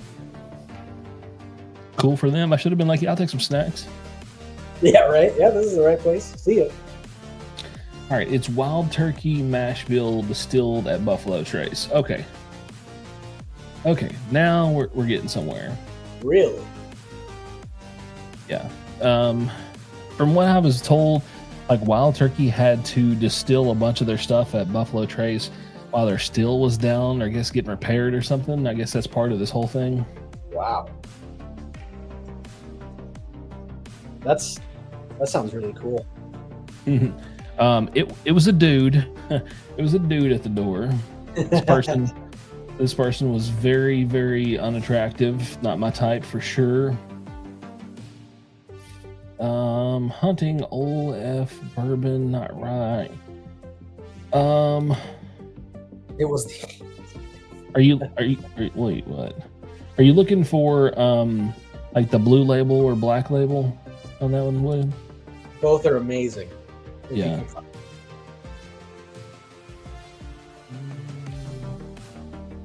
It was not the ATF, Earl. Yeah.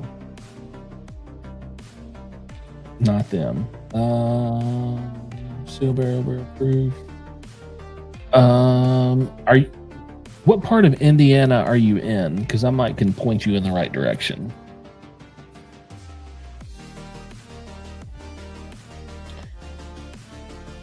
Once in 2008 and again 2009. That's really interesting. That is very interesting.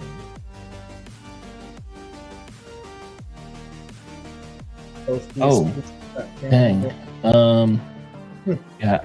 If you were in like southern part, I've got a store that just got their Old Forester single barrel strength in, and they should have their second barrel coming in within the next couple months. But it's like right on the Kentucky, Indiana border. Northeast corner of Indianapolis. I'm trying to think if there's anything. Yeah, I can't think of anything up there. What is there's another YouTuber up there that lives in Indy, but I cannot remember what his name is.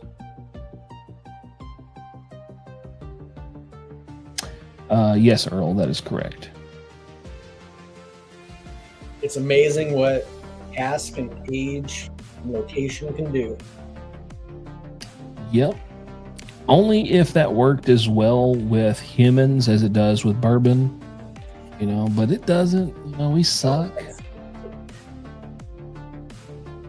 All right. Oh, that's a bold statement. I take Wild Turkey 12 from the 90s over Coy. Wow. That's yeah. Cheese label from Wild Turkey. That's pretty good. That gold cheese label is pretty badass.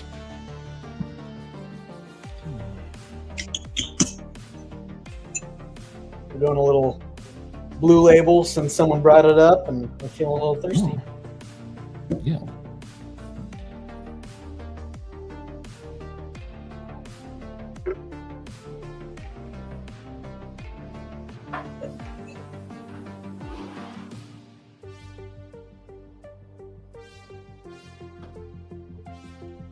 Is that a casual rock hill you just put on the table?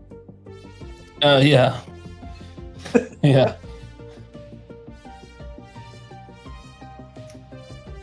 All nonchalant about it, you know. Oops. Oh, not Don't this. be weird about it. All right. Viewer's choice. What do you want me to drink? Oh, man. Are we just picking an order? You're drinking all three? We'll just pick one for first. We'll go with that. Green Label, man. That's my favorite. This one's your favorite?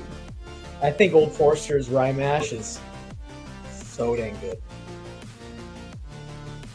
All right, drop it in the comments which one you want me to sip on.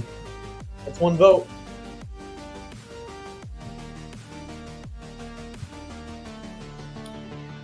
Two ryes, one blue. That Pib and 135th Four Roses is pretty good.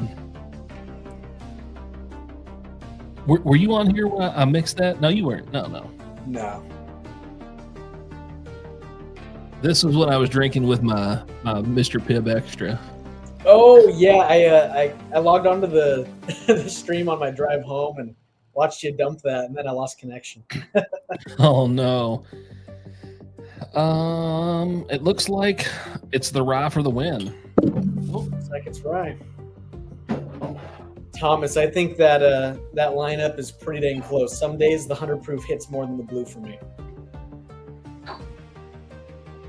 It's so dang balanced.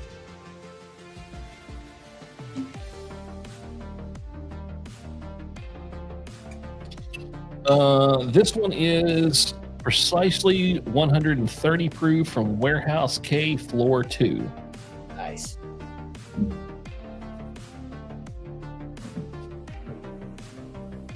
Oh yeah, I cracked this thing open. It's been a little while, and it really didn't open up very quickly. It took like 2 months to open up. Oh wow. Yeah. A bit of a proof hound, yeah. Look at that.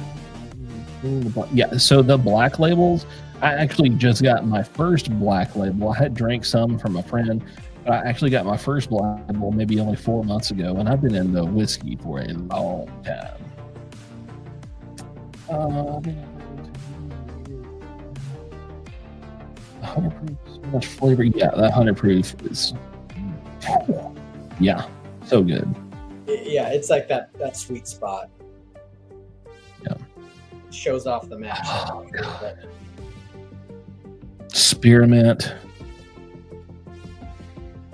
green tea, maybe not. Yeah, it lends to like a citrusy green tea, like the Lipton's green tea and lime. Yeah. Oh, this is so good. Proofy as fuck, but so good.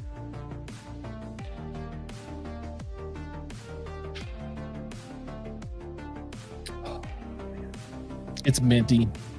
It's so freaking minty. It's like the Wrigley's spearmint chewing gum minty, like spearminty. Yeah. There's bad minty and there's good minty. Like the Willet Rye, if you have one of those, it's like dirt and grass. You're only 16 years older than me. Everyone thinks I'm so young. You're 16 years older than me. How old are you, Chris? I'm 29. She. I'm young. Yeah. Thomas is probably the youngest one in here. He's like 12. He knows a lot for a 12-year-old man. Yeah, man, he's really good. He's gonna hit like 5 mil subscribers if he starts a channel. I know. 27. Okay. 27, okay. Yeah, 16 years. That ain't bad. And then bourbon a year. Hey, you know a lot for 1 year, man. Awesome. Yeah. You got your hands on some awesome stuff. Yeah. He's with fixation. I get that. The other day, I had a comment. Someone was talking about, because I mentioned something about being in the spirits industry for like 15 years, and they were like, "Hal, you're only like 22." I'm like, no. I wish I was 22. I thought you were like low to mid 30s when I first met you. Yeah. Everyone, like when you see me in person, I even look younger. I have really decent skin for an old dude. Yeah. William, it's not the age, but the mileage. Yeah, rode hard, put up wet. It'll get you every time. I think 29 and a better beard than I do. Nah, you should see me in person. It's not impressive.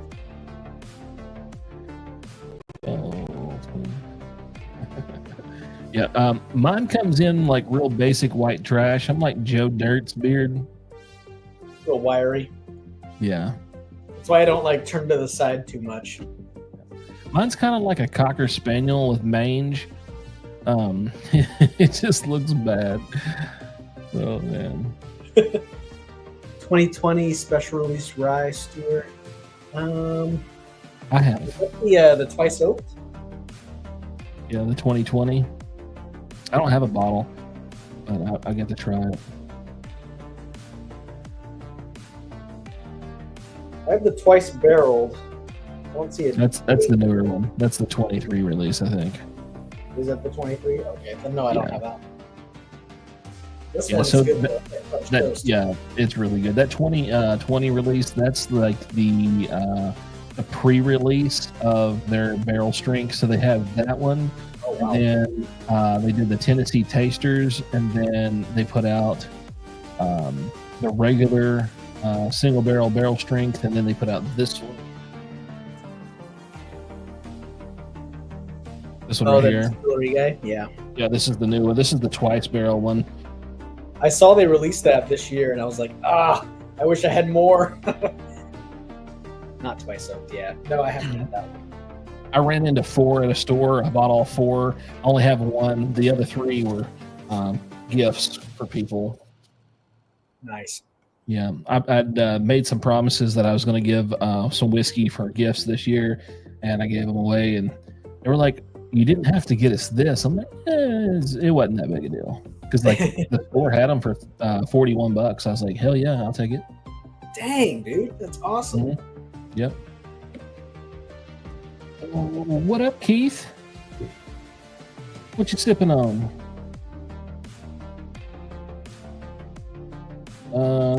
This one's for you, bud. It sure is. Yeah, you probably see my blood oaths up there.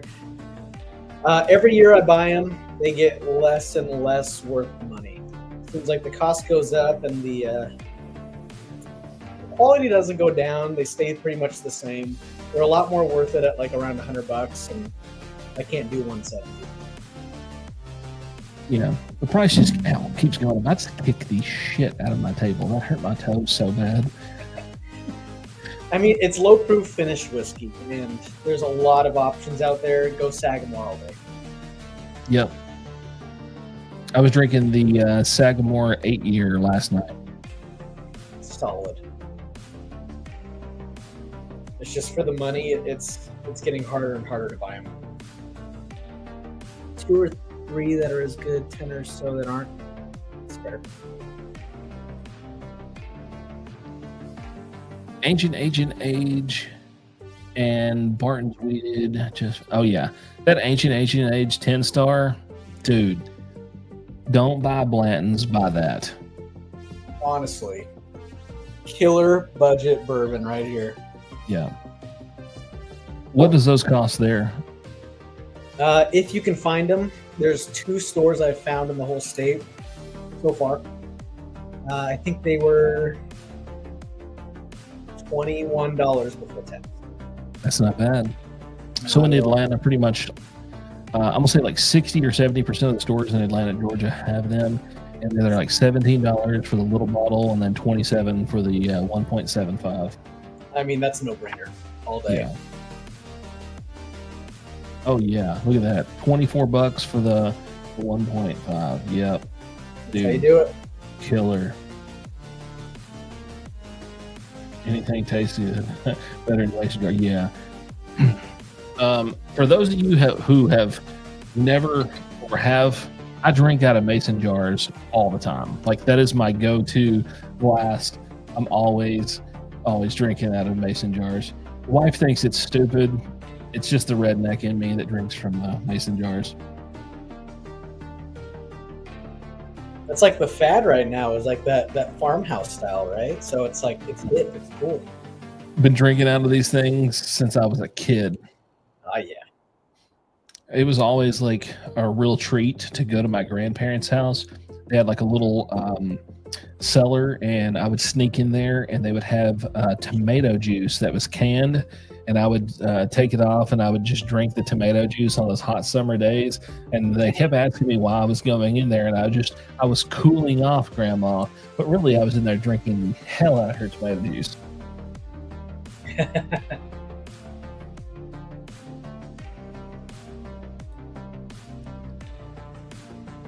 That's a good question. Yeah. I see age, just don't. Okay, yeah, dude. That's a good problem to have, man. Yeah. Andrew, Cornhill, one day I will be able to try it. Andrew, where are you located? Are you anywhere close to like Clarksville, Tennessee, or Nashville, Tennessee? There's a bunch of bars that's got it on the on their new bar sheet. There's one called Dock 17 in Clarksville, Tennessee. I saw that they posted it. It's like a 2-ounce pour for $28. Dang. Yeah. Oh, look at here. Boom. There it is. Yep. What did I do for the bourbon industry? That is a very good question. So I'll give kind of like a timeline. I started out as a merchandiser, merchandising different spirits on the shelves when they get delivered. And then from there, I moved into on a truck, and it was just an assistant to the driver, and then making the deliveries. Then I become a driver, and then I become a salesman. And then from salesman, I become an account manager, which I manage maybe 30 or 40 accounts. And then from there, I was a national account manager for like 12 states. And then after that, I left the spirits industry, but still maintain the majority of my connection. So, yeah. Worked my way from the very bottom to not the top, but high enough. I just wasn't in like corporate management of any of the distributors, but national account manager is pretty good. Oh yeah. Hour north of Memphis. What state are you in, Andrew? Sorry, I gotta make sure I address people. Just like start spouting off words and hoping the right person answers me. What's an hour north of Memphis? Was it like Blytheville, Missouri, or whatever, or Arkansas or something? Oh, West Tennessee. Oh, okay. So are you like, okay. I was about to say, are you like Huntingdon or something like that? Okay. Yeah. I'm over in your area quite often, man. I go to Memphis almost every week. Memphis is something I just can't seem to get away from. Memphis is a very difficult place to bourbon hunt in. They have like 3 guys that buys pretty much all of the allocated stuff from all of the stores there, and they flip all the big bottles.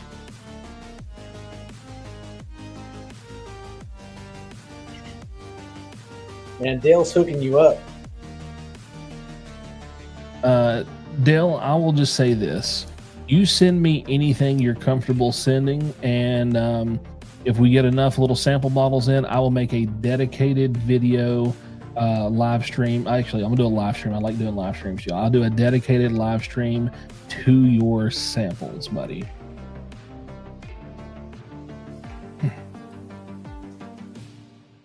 I see Coy Hill in a couple stores for $400 to $500. No, don't do that. No, absolutely not. Yeah. Thomas needs a vote. Oh, he needs a vote? Okay, where we at here? All right, give me some options. Little Book, 8. Woodford Batch Proof. Shit, it moved on me. Where'd it go? Disco, 11. I'm kind of feeling Woodford right now. I know, I was just thinking that. Let's keep it in the Brown Foreman family. Let's go Woodford. I'm new. My new territory is Kentucky and Tennessee. Looking forward. So if you can figure out the Memphis drop schedule, that would help you a bunch. Check out Major Zero's channel. He's the Memphis guru. So follow his channel. You can get a lot of great information where to hunt from him. Highly recommend his channel. A little Old Fashioned's channel as well has some good information for like the east area of Tennessee. He's near like Jackson.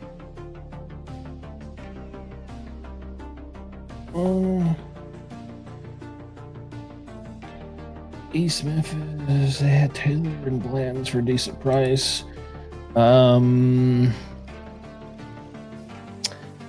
Natalie's in the Memphis area is pretty decent.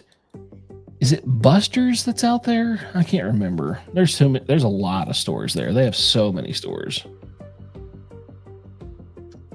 Yeah. I lived in Memphis a while, but I was young. Yep.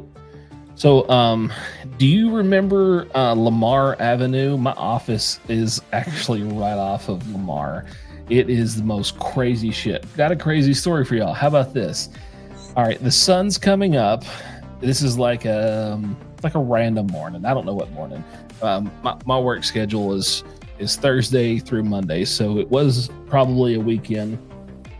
I'm cruising on Lamar Avenue, heading toward Mississippi. There's a group of truck stops that's like shut down. There's like 1 or 2 that's open or whatever, and there's these dumpsters out by the road. And I'm approaching the red light, and I just start seeing these shadowy figures like coming out from behind these dumpsters, and it's all these hookers coming out like zombies. It was like watching The Walking Dead. And as I got closer to these dumpsters, there was hookers behind the dumpsters, literally taking a dump behind the dumpsters. So I turned my wheel to the right and bright lighted them and held on my horn as they started waving at me and cussing at me, and she picked up a turd and slung it at my vehicle. Can't make this stuff up. Never had hookers attack you frog gigging. Okay, let's see. You didn't go home after dark? Yeah, I'm always out there after dark. Like when I'm cruising through Memphis and Lamar, all that area, we're talking like my normal time to cruise through there is between 10 p.m. and 2 a.m. That's my normal time in that area. Oh shit, I missed something. Is $250 a good price for Jack 12? No, do not pay $250 for that. As high as I'd go on a Jack 12 would be like $130. I wouldn't go any higher. A lot of people will disagree, but that's just my opinion. I think SRP is supposed to be like 110. Yeah. What else? Let's see. Never had a hooker attack frog. Oh, what? We're back to the frog gig and shit again. Hey, Thomas, you hang out with me, buddy. I will put you in some spots that will absolutely make your skin crawl. Yeah, I gotta. Hey, legit, we can go hang out somewhere. We'll probably need to like pack some heat if we go there, but it's some good bourbon hunting. Hello, Lamar and Shelby Drive. Yeah, old pilot. See, he knows where I'm talking about. He knows. You know those dumpsters setting out beside the road, and you, if you cruise through there enough, you know the old strip club right down before you get to the rail station on the left that has like the giant fence. I was going through there several years ago, and there was a shooting that was going on in the club, and the cops were like swarming the area as I'm approaching the red light in front of it. This cop rear ends this Cadillac Escalade and like starts pushing his vehicle forward back into the parking lot as the dude's shooting him. I'm like, okay, I'm just gonna die. You know, here's my day. You know, Jesus checking out. You know, stuff happens. Oh shoot, my wife is here. Look at there. Hey, love. How was the concert? Let us all know. Super jelly over here. Keith said he just got a Jack 10 for 110, but couldn't find anything cheaper. You know, there's no shame in that. I think what is SRP on that? Like 85 or 95? I think it's like 95, 97 or something. Yeah, that's a good price. Can't hate on that. It was a really good concert. Yep. There we go. Sad as fuck now. Jessica came in as a hooker, tossed the turd. Hey, she's been on the phone with me during some of this. Look, okay, hold on. Let me see here. I might have a picture I can show y'all of these crazies that come out on the road. Do you have one like turd, like midair? No, I don't have a midair turd. Ah.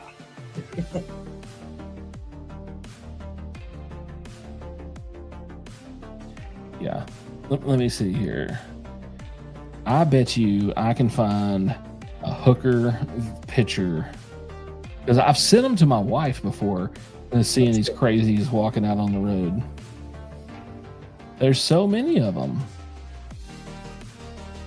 It's like cockroaches. You know, like when you get into like a shittier area that have bigger cockroaches. Well, these are like massive cockroaches. You know, they're two-legged biped cockroaches. You know, they're huge. I got so many vacation pictures. This will have to be another story sometime. Like I'll have to have this on standby and put it in a separate folder to be able to do this. But yeah, I've got some hooker. Wait. Oh, nice. Oh, hang on. Dang, I look up for 2 seconds and there's 900. Yeah, don't feel bad about not buying that. Just because I haven't been able to find. I think $200 for your first stag junior or stag. I think that's fine for your first one. You can splurge on their first one. Once you get like an established idea of how much your taste and your wallet kind of differ. Like you need to have like a balance. You're thinking about it, you're like, all right, this tastes this good, I can pay this much to get it. Or you'll have a bottle like Elmer T. Lee that tastes like this and the price is like this and it's just a bag of ass. Don't do that. Don't overpay for Elmer T. Lee. It's a $50 bottle every day of the week. It's underwhelming. It's low proof, has no finish. The taste, you're hunting for flavors. The nose on it is like just sweet. It's just sweet water. It sucks. Absolutely. All right, I just went off on stag, that. I think that's a pass on your first buy. Never do 200 again. Yeah. Are you sure you didn't confuse a hooker for a cockroach? It could have been a cockroach. I mean, there's a possibility that these were cockroaches. If you've watched Men in Black, you know cockroaches get fucking big.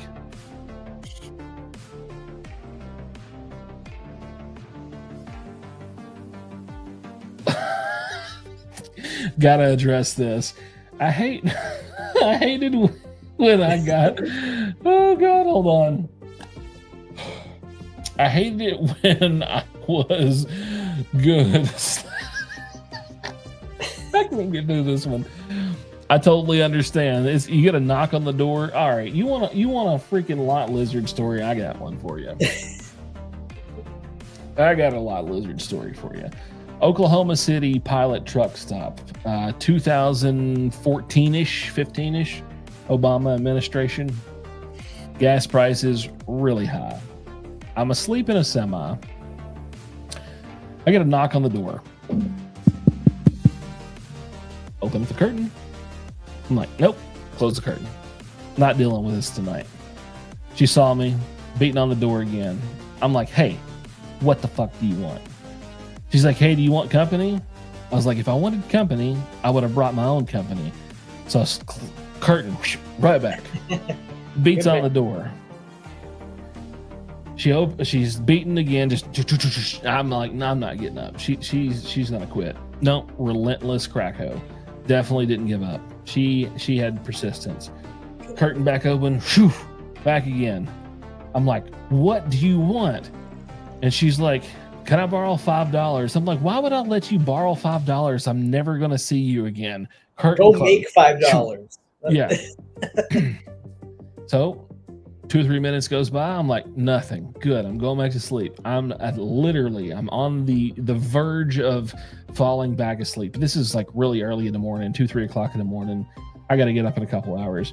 Bang, bang, bang, bang, bang. She's beating on the door again. She's like, what can I do to earn $5? I was like, if you'll just leave me the fuck alone, I'll give you $5. And she's like, okay. I was like, I'll meet you inside in the morning by the coffee machine at like 6 o'clock. I'll give you the $5. I'm not giving it to you now because there's no guarantees that you're going to leave me alone.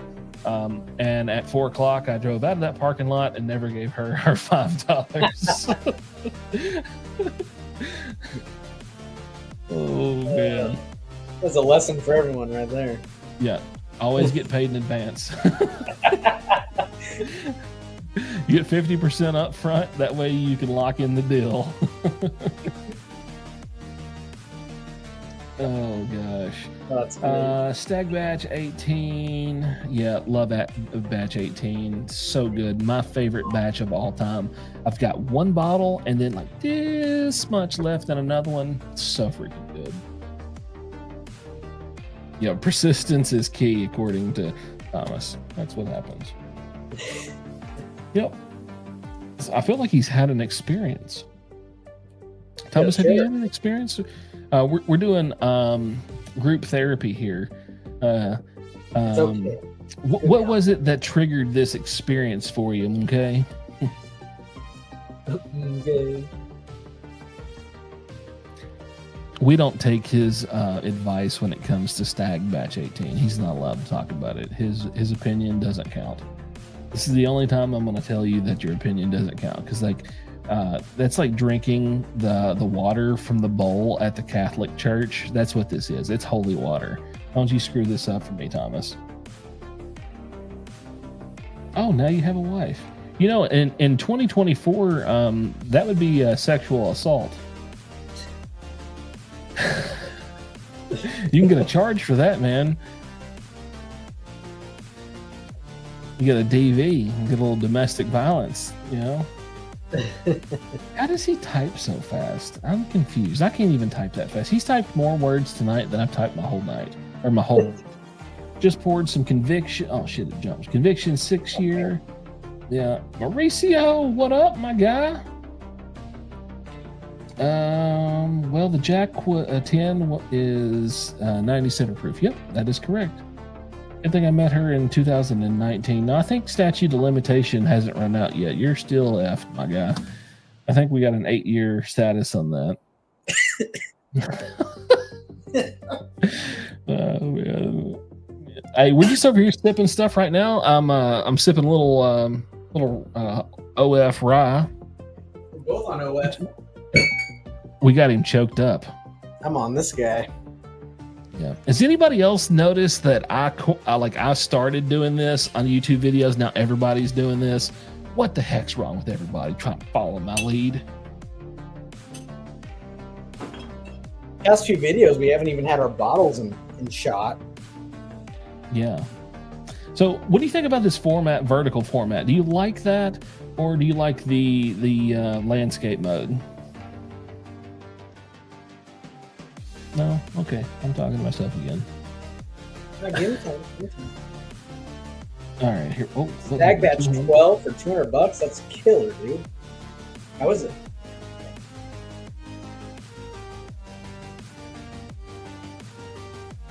Landscape. I'm hope. Bastard. It's blocking the wrist. Yeah, that was a copyrighted move. I started that, and now everybody's doing it. All right, so does anyone want to know why I opted tonight for the vertical format versus well, that's ugly, for the landscape? The reason I did this is because it shows up in the YouTube shorts and gives us a little bit more exposure to people that do not watch long form content. And anyone who else is a YouTuber, and when you're in the comment section and you're commenting on our videos, it shows up and people have the opportunity to be able. Why is my wife hating on me? Jesus Christ. It gives you guys more exposure too. Yeah, next live stream will be landscape. She'll be joining me. We're going all night long. We're going to get the little the New Year's little thing, you know, whatever those little kazoo thingies are. I don't know what they're called. What else here? Found North Lottery. Hold on.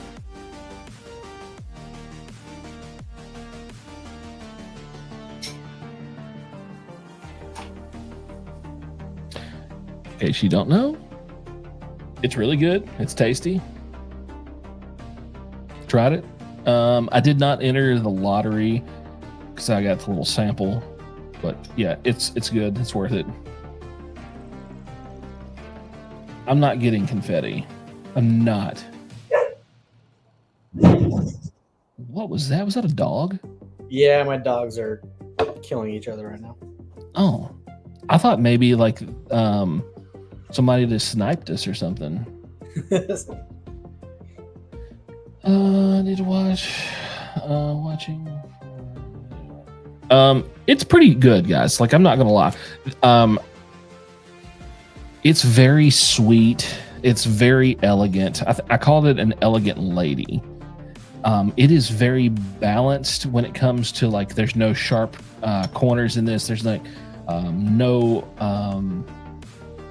off-putting flavors. It's very, very tasty.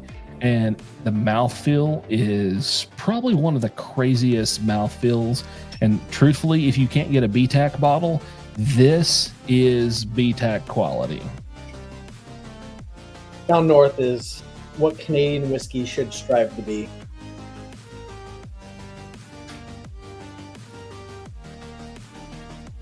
Let's see. We still haven't even tried ours. No? No, it's still sealed. Another one's coming soon.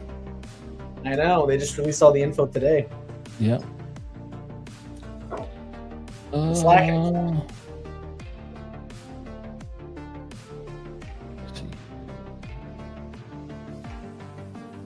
So why is my comments getting all out of freaking thing? Oh man, do that Old Carter American and give me the tasting notes, man. Oh, here we go. Old Carter. There we go. I was like, where did everything go? Like, all my comments just went straight to the top again. Like, I was at the very first comment. I don't know what happened.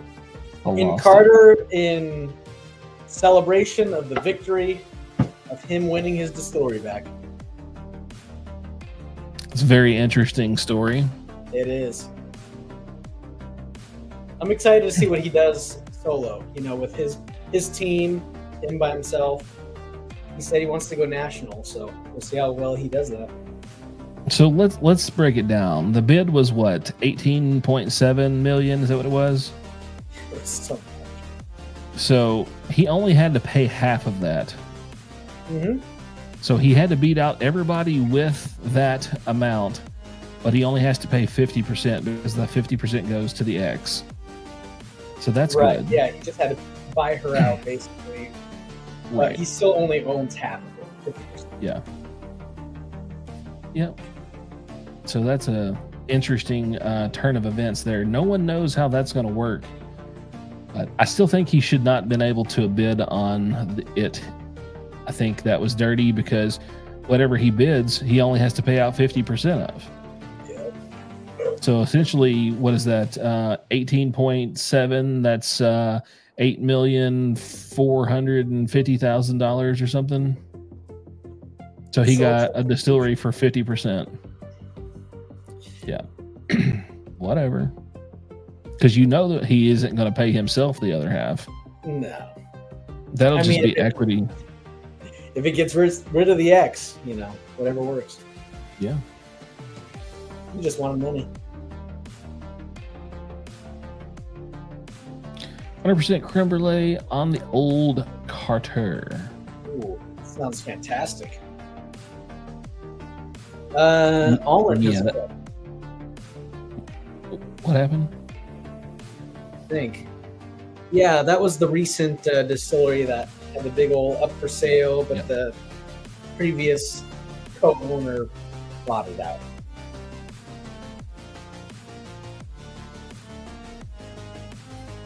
Anybody else keep up with some of the other reports going on with the craft distilleries? So,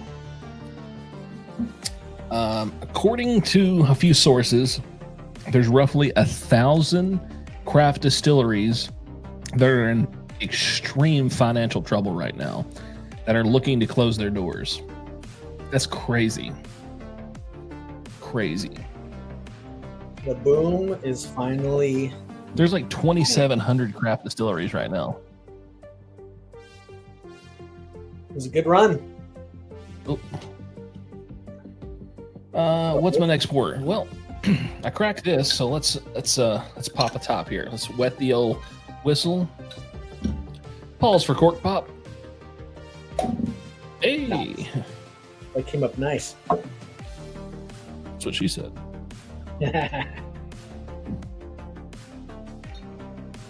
Oh, we got 24 in here. Let's see how many likes is on this video, because if you guys have not been liking this, I'm going to be disappointed. How many? We got 44 likes. Better have liked this video if you're in here. Like it. Like the shit out of it. Share it to your grandma.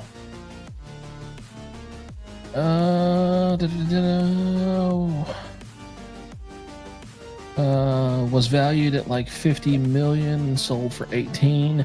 Absolutely. So the public assessment was 50, but the financials disclosed that it was not worth that. And the only reason was because they were running the majority of the expenses of the distillery through their other businesses, and they were operating at like an 80% profit margin, which is impossible for a distillery.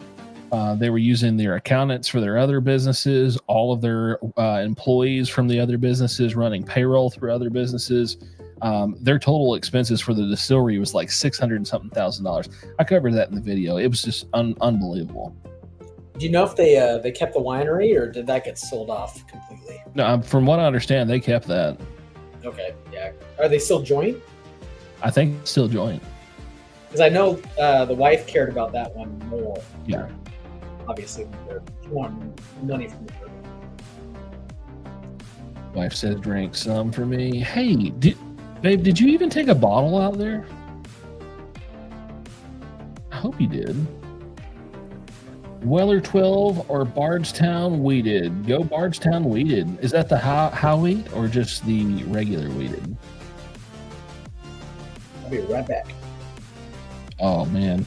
When he pops the cork, boys and girls, he just lets her run. I have a little distillery here in my town. 1861 distillery. Oh, I don't know anything about them. Let's do a little 1861.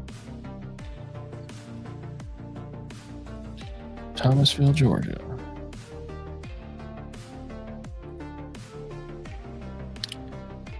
$18.61. Oh, nice. That's pretty cool. Where's their actual page, though?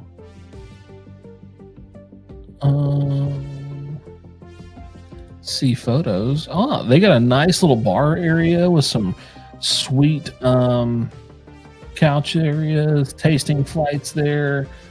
Looks like they got some rum, rye. Can't see that one.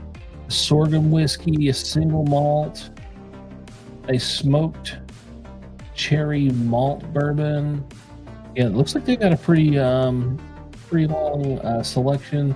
Also, in their gift shop, they got some. Looks like vodka, tequila. No, not tequila, because it'd have to be an agave spirit. Looks like they got a lot of stuff, and from what I can tell, they specialize on a lot of cocktails there too. So that's pretty cool.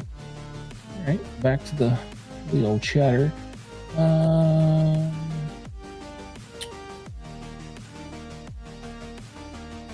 Yeah, Weather 12 is decent.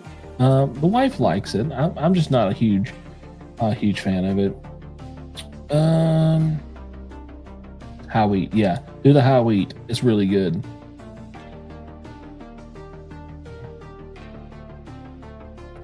Yeah, yeah. If you can find something tomorrow, that would be super awesome. Maybe you'll find something special. Gonna crack the new Bernheim Barrel Proof. Ooh, yeah.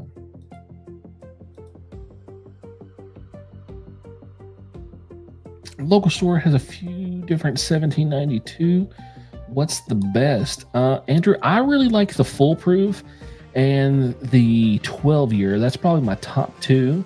And then after that, I would have to go with the bottled and bond and sweet wheat. And then I would follow it up with the single barrel and then the small batch last. Now, I'm not saying any of them are bad. I'm just saying that's my order that I would put them in. And if you can get a 1792 foolproof pick, it's probably even better. Holy moly, I'm way behind on comments here. Don't overpay. Yep, don't overpay for 1792 foolproof single barrel. Yep, okay. Yep. Sweet wheat is worth 40 flat. I think I paid like 66 for the last bottle that I got. Let's see. You should buy the. I did not get any of the those Russells that there weren't in our area.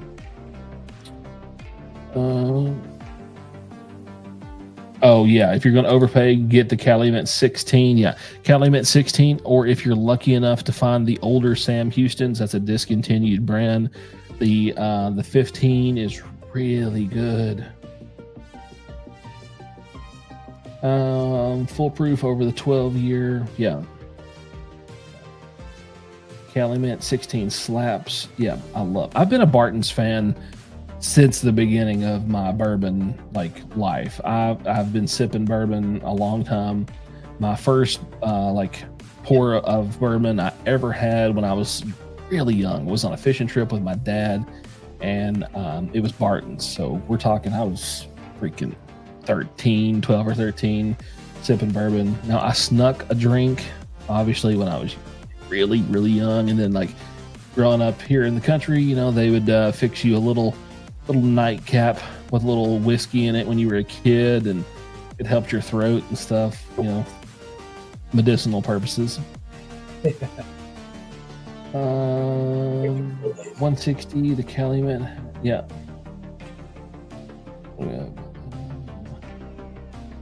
Yeah, 160 steep. I like the Calumet stuff, but so I've been seeing the prices drop on those. I don't know if they're dropping in your area. Recently, we were at a Total Wine, and they had Calumet 16 for $129. Oh yeah, that's a great price. Yeah. Let's see. 15 and 16. Don't care for the 10. Yeah, I don't care for the 10. The 8 is okay. I think the 8 is worth it unless you're buying it at like a Sam's Club and a Costco where you can get it for like $47, $49. Oh, you were gifted a 16? Yeah. Heck yeah. It's a great gift for sure. Yeah. Because you get the age, it's pretty easy to find. The 16 it's still in play. The 14 was discontinued, and they replaced the 14 with a 17 and an 18 that is coming out. So y'all be prepared for that. They're going to be discontinuing the 15 as well. A reason why we're seeing the 17 and 18 year product coming out because no one's been buying their products right now because obviously higher age and a much higher price tag, so it's slow. So they had a bunch of extra barrels that aged up for them. So they're going to be able to have new offerings for us. And that is probably going to be the story for a lot of distilleries is going to start having some older products because we're seeing a massive slowdown in bourbon purchases because of the tequila and rum is taking over the market. I'm curious if that mindset is going to kill them because it's going to be a higher price, I'd imagine, right? Yeah, it'll be a higher price tag, but if you can produce quality, people will pay for quality. That's their defense on that. Like I will always pay for quality over quantity. You give me a 20-year Barton's product at $220 versus me having to go out and hunt some of the other stuff that's 20 years. I mean, how much is a an Eagle Rare 2500? Yeah. And it's only like 101 proof, the Eagle Rare 20. Exactly. And you're going to give me a potentially cask strength 20-year Barton's juice. Oh man, seems kind of like a gamble if they're banking on the higher age of the cask strength out of bread and butter. You know, like yeah, you can't sell a bread and butter. I don't know how you're going to stay in business, at least long term. Yeah. All right, let me catch up here. I don't know anything about these bourbons you're talking about. So, Dale, these Calumets are a sourced product from Barton's Distillery in Bardstown, Kentucky. They have got a very long-standing contract with Barton's. They've been going for a very, very long time. They were one of the first people that started sourcing Barton's very, very old product. After they discontinued the very, very old Barton's 15-year, we started seeing the Calumet 14, 15, and 16 start showing up on the market. And since then, Barton's has dialed back their production of a lot of their brands that they were putting out, and now they're just putting out just a few things like the 1792, and then they're still putting out like the 86 and the 100 proof very old Barton. Looks like this right here. Look at us tag teaming. There we go. All right, change of topics. Thoughts on high-end Finnish bourbons. Angel's Envy Cask Strength, 4-Gate Kelvin, Joseph Magnus Cigar Blend, etc. I'll be the first to go ahead and say, fuck Angel's Envy and their stupid pricing. 4-Gate Kelvin collection, I'm on the fence. I don't own any. I've tried a couple. Joseph Magnus, it was better when it was like batch 1 through 100, and now that we're past 100, it's turning into kind of some slop. Final pour of the night, but I will hang out longer. Man, you ain't got to do nothing tomorrow. Finished is done. Yeah. Finished is done. Yep. Yeah, Rye Cigar Series was phenomenal. Super hard to beat. That was a fantastic model. So, quick story on the Rothery cigar series. We went into a store in Atlanta, and the guy, he was telling us about this, and he was like, "Oh yeah, I'm not selling any of them that I got in. I picked a barrel and kept the whole barrel for myself because he wanted the stuff. It tastes so good."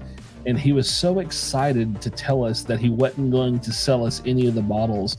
I didn't feel bad about him not selling me any of the bottles, but he did let me smell his open one that he keeps behind the counter so he can sip on during the day. That was kind of cool. That's awesome. All right. Final four, and I got a pick. Oh man. 13th Colony Double Oaked, 15th anniversary for Coy Hill 21. I've had Double Oak, and I'm not too impressed. How's that 15th anniversary compared to the Coy Hill? I haven't had the 13 Colony Double Oak or the 15th anniversary, just the cash strength. And then I've had the 21 Coy Hill. It was really good. Actually, I think I have a little bit of sample left.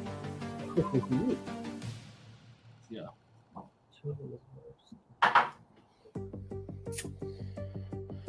Look at this guy sneaking in here. What's this guy doing? Yeah, he doesn't want to join the stream. Yeah,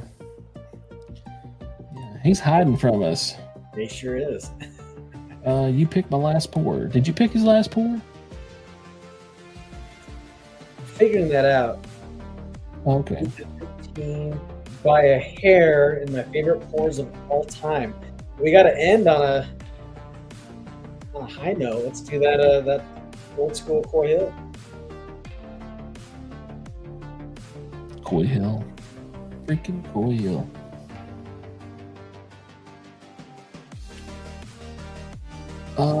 So I have a Rothery cash strength toasted that will knock your freaking socks off. I absolutely love it. I'm nursing the hell out of that bottle. That is the best Rothery pick I've ever had. So good. All right, 21 Coy Hill, 142 proof coming up. Chug, chug, chug. Where's Dave at? Where's Dave? Dave, you still in here, bud? Where you at, my guy?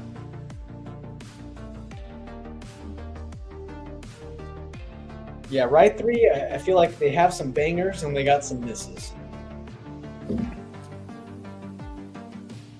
But yeah, that Rye 3 cigar was insane. I haven't found one available for purchase yet. The only time I've even seen it was when the guy showed me his bottle but wouldn't sell it to me because he's going to drink it all. Right? We had like the last drink sent to us. Mm. Ken checked out just a little bit ago, babe. He had to go to bed. He had to get up early. I've become a Rye 3 fan. I want to try that 14-year. Yeah, that 14-year money. Perfect. Has anyone tried the New Riff 8-year? I don't think I have. No. Unfortunately, they have a new one coming out here in Washington. Let me pull up my Google Slides real quick. Oop, what?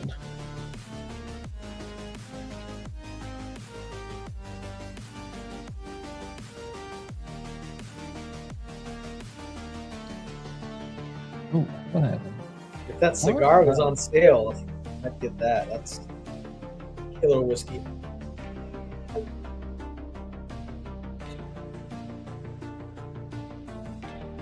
Oh yeah. Okay. So New Riff has a single barrel 6-year rye whiskey coming out. Going to be 110 proof. If you guys don't know about that.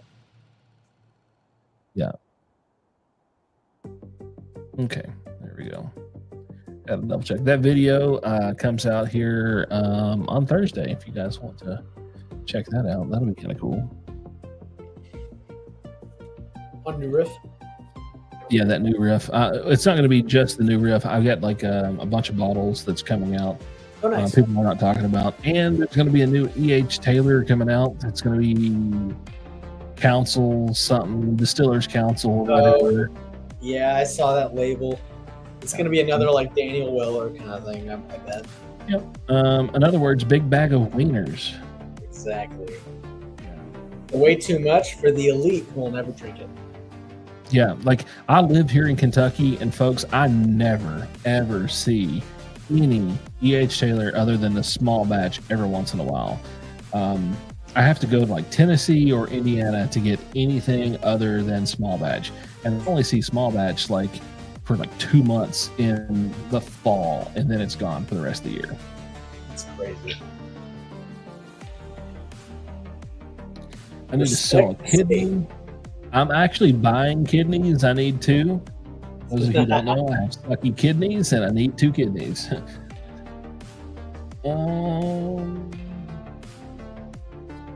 New Riff 6-year. Oh shit! Wait a minute.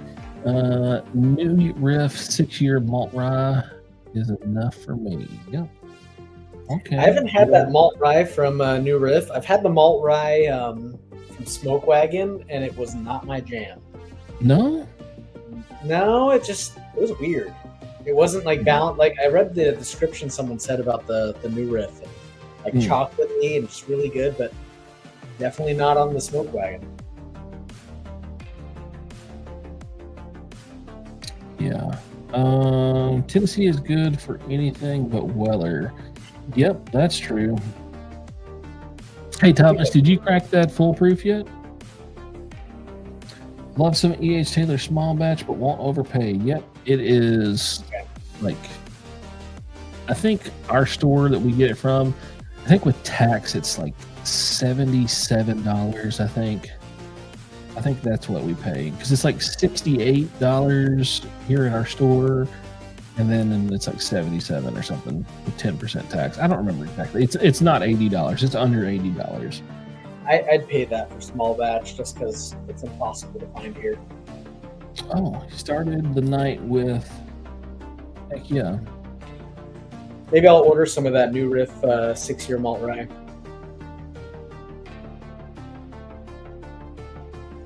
It's the only way I'll get it. I gotta order it in.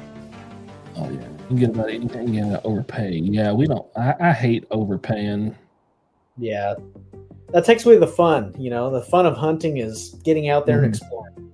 Yeah, I found so many cool restaurants exploring for bourbon. Yeah, and local breweries too, like small town breweries.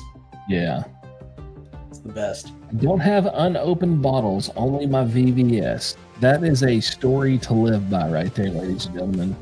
And I can vouch for it. I did not see anything in his house that wasn't open.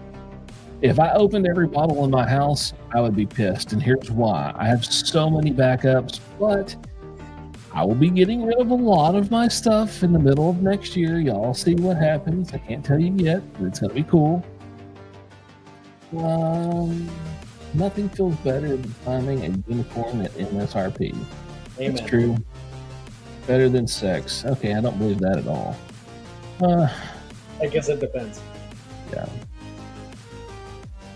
I feel like this is turning into a Lonely Island Productions music video. I just had sex. I have unopened bottles, but it's what my yeah, absolutely. Don't just open them all, dude. And again, Dale, I'm gonna just say thank you again, dude. You don't have to send me anything at all, but I really appreciate anything that you do. Giggity. Yeah. What happens more often for a married man?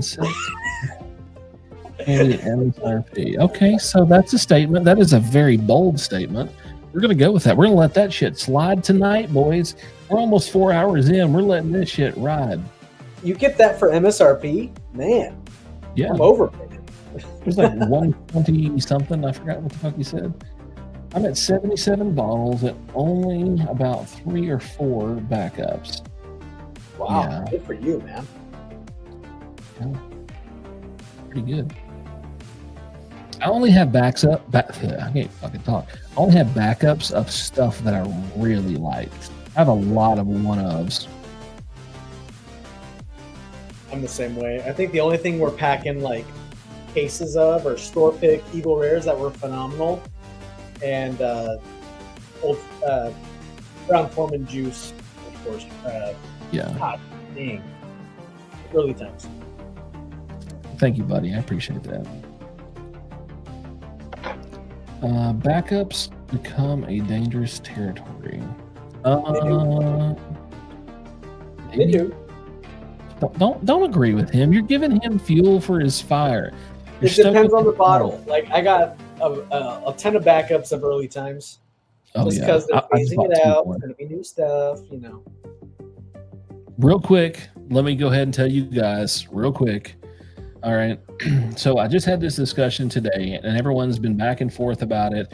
I've spoke with Sazerac. Patrick from the Whiskey Cove has spoke with Sazerac. There is no difference in the juice between the black top and the blue top. They're exactly the same. It was blended by Brown Foreman and bottled at Sazerac. The only difference is the bottle shape, because they couldn't source the bottles anymore because of that specific shape was exclusive for Brown Foreman. They had to change their bottle shape. That's the only difference. So let's put that to rest. I will add a little bit to that, though, if you want. Yeah. Okay, you go ahead, and then I got one more feature to throw in there. Go ahead. Okay. Good. The reason why they are slightly different is Brown Foreman heat cycled their warehouses, and Sazerac Barton does not. None of their juice. Okay. So here's how I can disprove this. What is the criteria for a bottled and bond product? It has to be distilled under one master in one distilling season. Okay. And then they had to vat the product to ship it to Buffalo Trace. And it was blended prior to going to Buffalo Trace. Right. And their production didn't start until April 4 years ago. Or they waited 1 year before, or 1 year after they took control of the product. So this coming up April is when the transition will happen. There will be no more Brown Foreman juice on the bottle. You just look on the back, you'll see only the DSP number 4 Bartons on the back. Okay. So everyone's still crying over there's a difference. They didn't sell them the barrels, because Brown Foreman's barrels goes to their Scotch people. So they dumped all their barrels, blended everything, sent it to their Scotch people overseas, sent vats to Sazerac. At least that's what the Sazerac rep is telling us. So they had no control of anything. It's been sitting in vats. Only thing that Sazerac did was bottle it. That was it. So they didn't that's do coming. Say again. They didn't do any storing. No storing, not any of it. Yeah, they specifically told us in their response for the email that we sent that they did literally nothing but bottle it. And if you look at the DSP number, that is only their bottling house DSP number. Oh, interesting. Yeah. So that's really cool. That's something that's fresh. I think maybe only Patrick's channel covered that. I didn't. I let him have all that because I didn't want to go into it because he just covered it on his channel. But yeah. That's pretty new. Mm-hmm. Just got to the bottom of it. So that's the thing. So you're going to start seeing a transition. And so to add to it, if Sazerac were the ones to do any of the blending and change anything to it, they would have been responsible for changing the label as well, other than just the DSP number. They would have to make a modification to that as well. And since they didn't, they just added DSP number.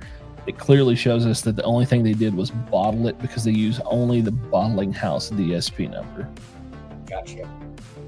Good to know. There you go. There you go, folks. There's my bourbon industry information spewing out. Exclusive right there. Yeah. He said, what the fuck did I miss? There's a lot. Oh my God. I refuse to pay over. Okay. Yep. I have 80 and 90. Okay, backups. Okay. Oh yes. Opinion. Yep. Okay. Backups. Jessica, they do not become dangerous territory. I get Charles in trouble. Nah, dude, I'm always in trouble. You can't get somebody that's in trouble that's already in trouble. You know that just doesn't happen. I have an open Pappy 15 and my. Okay, I agree.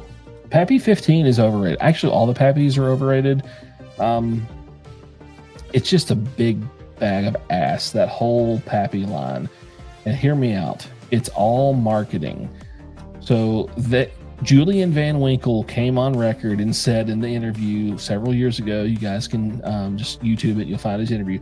He said he wanted to make $7.6 million a year, and he wants to produce only enough product to make that amount of money.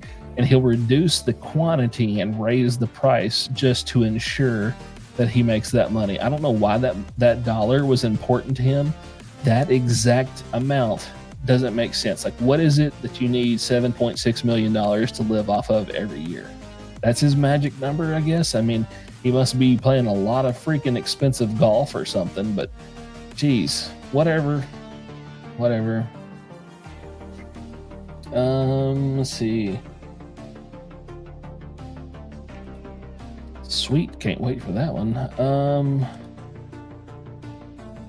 Batch drift. Yep, batch drift is the thing. Mm-hmm. It's like back to the old school. Sorry, go ahead. Ones. Yeah. Why are they better?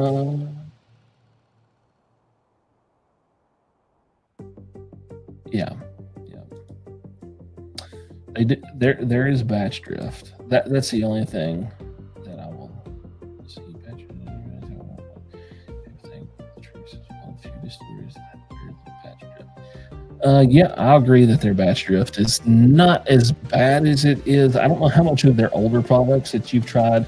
I can tell you from the early, the first maybe 5 years of Buffalo Trace when it came out like 99. It's much different than what we have today. There was a massive shift around 2013 is when it changed dramatically, because I want to say that their product was slightly older prior to 2013 than what it is now. I think they dropped their age down to about 7 to 8 years, where I believe it was closer to 10 before, because the models that I had procured of older stuff was massively darker.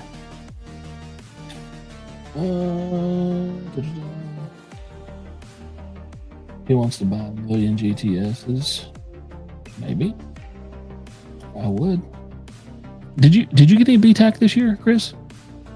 No, we just had a sample of it. Jessica got a GTS. I didn't. I got shit.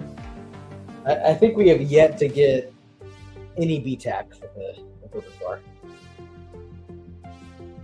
Entered a raffle between Stag, Straight Right, Taylor Barrel Proof.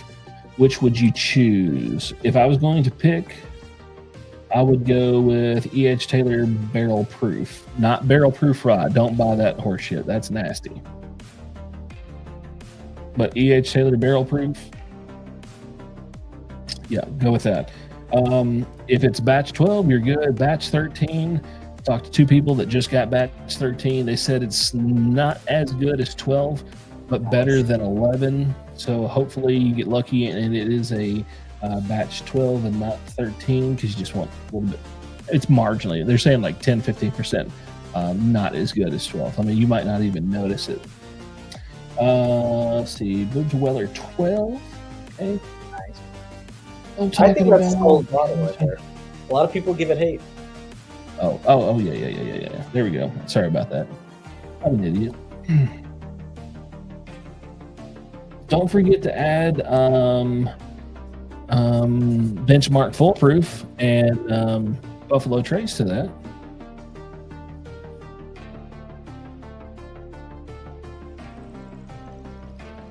Yeah. The Stag Junior and E.H. Taylor Barrel Proof. I think that depends on the batches for sure. Yeah. I've had a lot of bad Stag batches.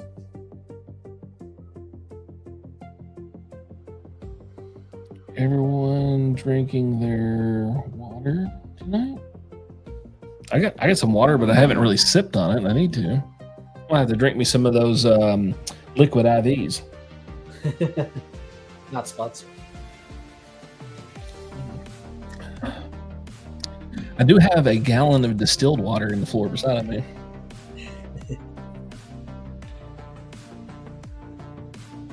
Dark Arts, is that the Umbrana doozy?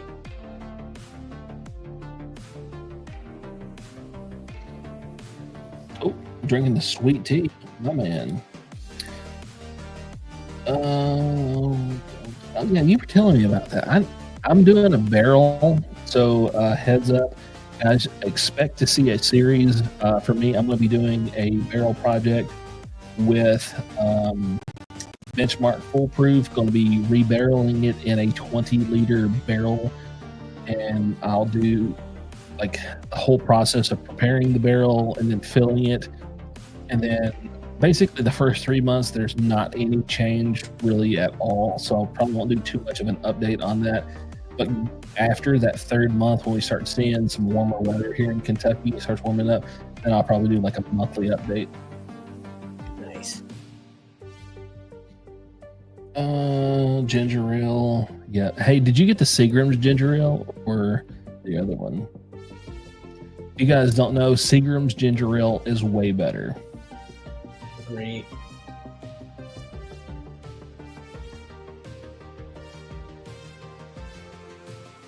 Wow.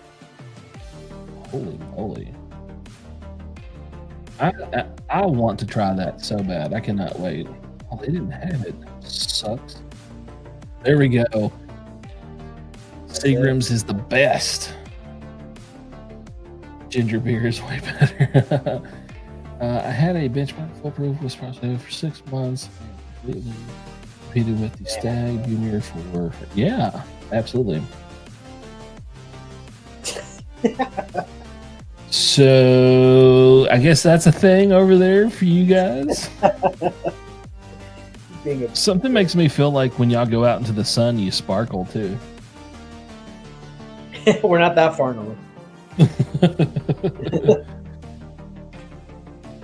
Spark beer. What in the hell? What the heck? I don't know what that is. You want to elaborate that and tell me what you're talking about? Because I don't think anybody in here knows what that is. Is that something that you drink on the regular? Something makes me feel like you would probably drink that straight from the spout. That's your first contribution of the night? Yeah. Oh, man. That's cute. I remember my first pour. What are we drinking right now? That was just that Eagle Rare. I forgot to sip it, and I actually just pounded the whole thing. You said that was 2021. Nice. Yep. Yeah, 2021. Beautiful.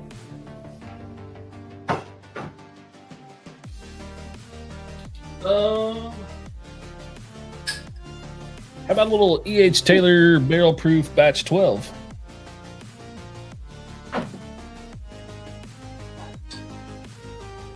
Oh, no, wait. I can't go to this. Can't go to this yet.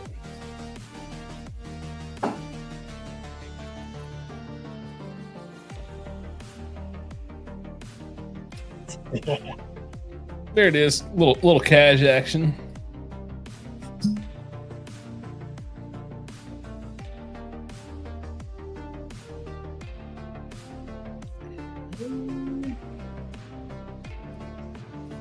I don't know what I should go.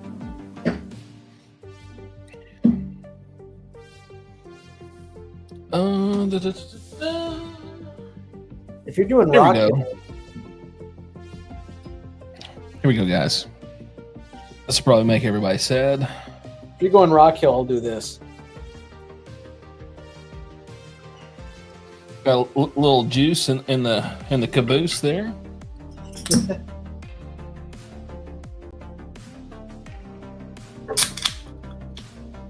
Oh man, mix them.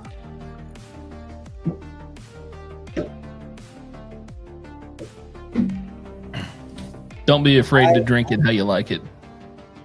Amen. If he's doing Rock Hill, you do Caribou. Yeah, you're right, man. I should go Caribou. I don't think the ratio of whiskey to Coke is right. Oh, That's a baller Jack and Coke right there. yeah.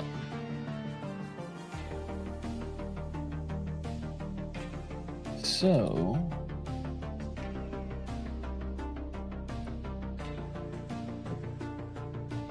let's see here. Let's practice something. Anybody watching Michael's comment? Look here. Let's put this up here. See that? Look.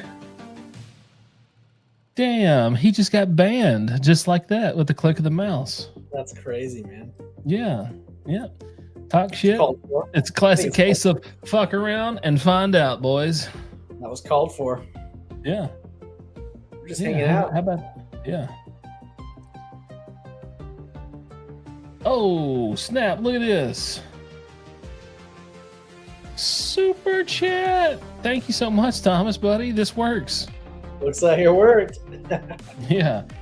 I think that that $10 right there will be for the banning of Michael and his bullshit comments.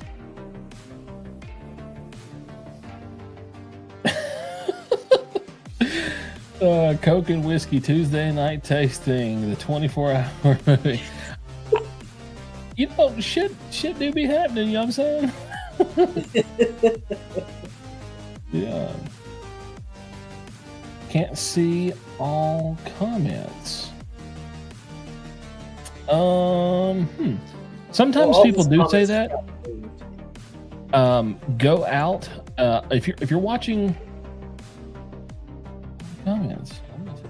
So sometimes when people can't see the comments, if you'll leave the stream and come back in, it shows up.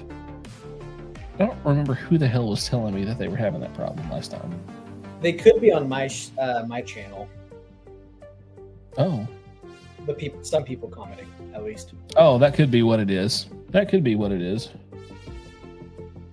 Oh, yeah. Never seen that guy before. But guess what? We ain't gonna see him no more at all. He gone. You're out of here, you bastard. I don't know why I went like Donald Trump on that voice. That was weird. If you keep talking, you're out of here. Yeah. It was the greatest comment. It was the great, but you gotta go. I left a couple times, but still no Michael. Yeah, it must be coming in from your stream because I don't think anybody else was kidding. What, you got a bunch of a-holes up in there? What you inviting all the a-holes for? My guy. No. That's what happens, man. We get some of these weirdos. We got like overrun by a bunch of crazies one night, but because they couldn't and that's what's up. If you guys don't watch Kill Tony and you see freaking Jeremy on Kill Tony, which is aka Adam, yeah, you gotta watch it. Anyways, what was I saying? I don't even fucking remember. I don't know.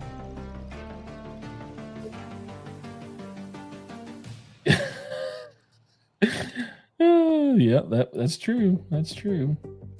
We get some. Oh yeah, we had overrun by a bunch of crazies, and the only way that they could comment on my stream is if they donated $3.99 one night. So I made like $80 off of them. So after YouTube took their part, it was like $40 or whatever. So I bought groceries with those jackasses. Fucking stupid people. Like, you can say a lot of crazy stuff, but just be respectful. Like, that's the most important part. Landscape may fix this. Poke. So those comments that weren't showing up is from his feed. His comments that comes in do not show up for people who are watching my feed. He and I are getting a blend of comments from his and mine. You guys, if you're on my stream, you're only seeing comments that come in on my stream. If you're on his stream, you're only seeing comments on his stream. So there is that as well.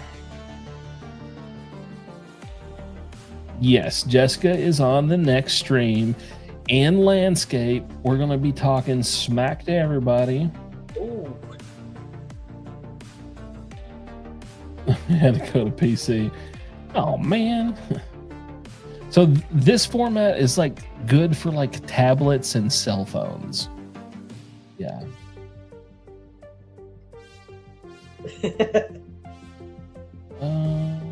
Yeah, some of your comments are not coming in.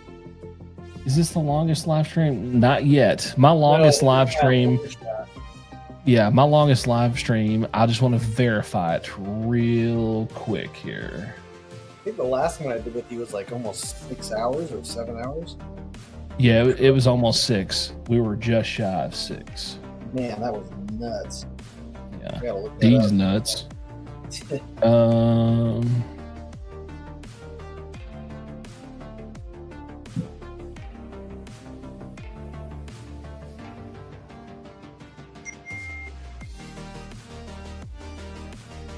What the hell? There we go. Swimming in the comments. What do we got going on? What's that? Oh, swimming and coming. Oh, all right. Let's see here. Library. Yeah,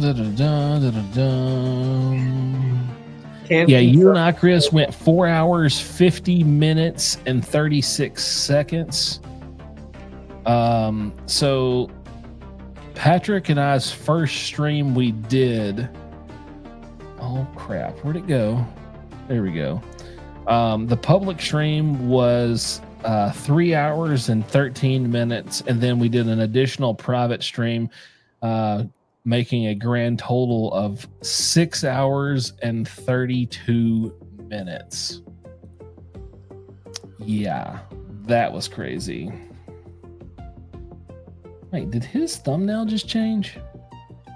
Sure did.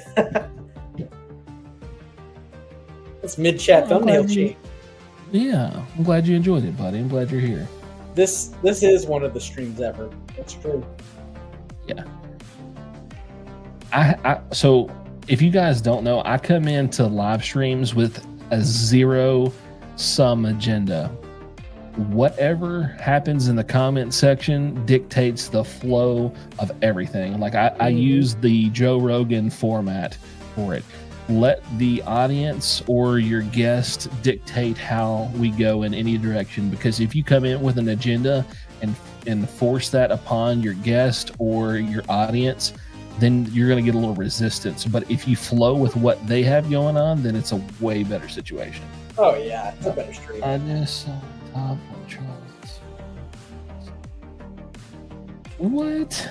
He's just talking Oh smack. man, he's always talking smack. Yeah, I'm gonna have to fly out there and F you two fellas up. I'll be that guy that'll take the real thick rubber band, and just start popping the piss out of y'all over there, and just like, or cup check you. You got a cup on? Bam. Sure did. Had to make. Okay. Live stream on Facebook. Had no clue what I was doing. Hey, it's tough, man. It is tough. Is this live on Facebook too? No, not this time. But he went live in the Facebook group, tested it out, and had fun on it. Nice. What happened? We just lost like 10 people, or yeah, more than 10 people. Oh, Just out of nowhere, they all disappeared. 9:30. We're done. 10:30. 11:30. Oh, it's 11:30 over here. Dang, what happened, everybody? All right, let's see here. It's bedtime. Nah, it ain't never bedtime. What you sipping on? I am sipping on Rock Hill Farms and Mr. Pibb. I have the equivalent of Bourbon single barrel. There you go. 12:30 here. Damn time zone. We're operating in 4 time zones right now. We just Jeez. represent the United States. Yeah. We just need You Hawaii. repping. Mm-hmm. We were up at strong. Weller 12. Got to Nice. work tomorrow. Good night. All right, Mauricio, take care, buddy. See you on the next one, my guy.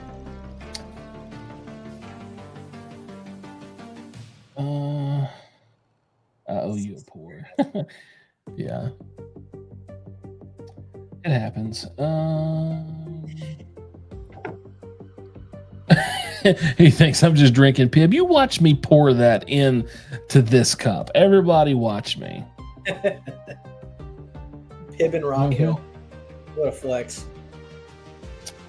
I think the bigger flex was the Four Roses. Yeah, that was 135. And Yeah. Mr. Pib, yeah, that's crazy. Yeah. I think that's definitely it. Dark Arts, White Port, and so yummy. Did you know at a certain age you're not allowed to say "so yummy," and I think you're allowed to say that up until you're 8 years old. Mommy is so yummy. Colin, what are our choices? Yeah. Let's see it, Bill. What's your choices?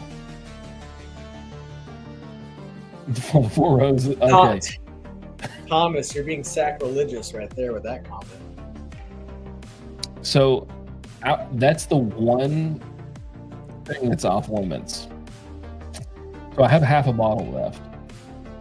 I'm saving the other half of this bottle either for my next anniversary or until I get the next bottle. Because I went hard and heavy. Like everybody that got a pour of that night, they got like a freaking pour. Like I did not hold back. Then again, like there was a hurricane coming and we were just enjoying it. Nice. It's a Yeah, good time it to was pop good. it. Yeah. Good times. Pretty good things about Dark Arts. Need one. Dude, I have not had. Good. Okay. Not much here in Tennessee. Yeah, we don't see it here either. We gotta order it in.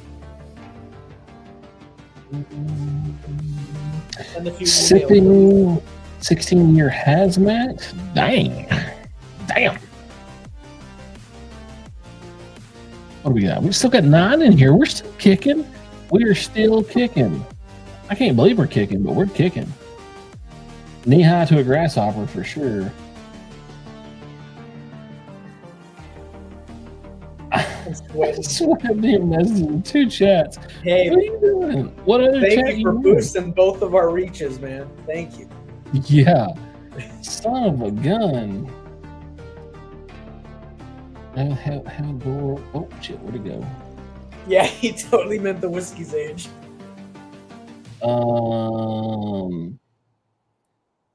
You know what? I really am a Rebel 100 fan. Let me just say that. Okay, a lot of people are not a Rebel 100 fan. I am. I really do enjoy a Rebel 100. I'm voting for that. Rebel's Weeder, right? MGP. Yeah. Yeah, that's Wiener, not Wiener. MGP Wiener. Yeah. Hey, speaking of Wiener, did you ever get any of the Jeans Weeded Wiener from the Bourbon Ranch? No. Did you get that bottle? Dude, Nope. I missed out. From my understanding, it was like very well sourced product. Yeah.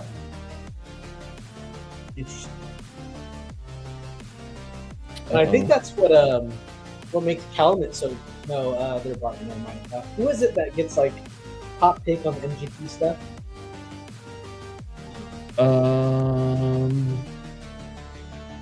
I think Drums and Drams probably get some really good picks. Okay, that makes sense because it wasn't barrel. It was kind of more of like a broader thing.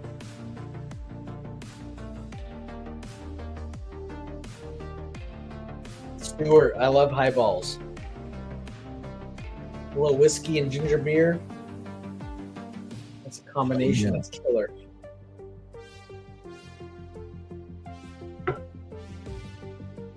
Sorry, guys. Give me just a moment here, and I'll be back with you. Yeah, you got to catch up on some of these. Thomas is that wasn't his last pour.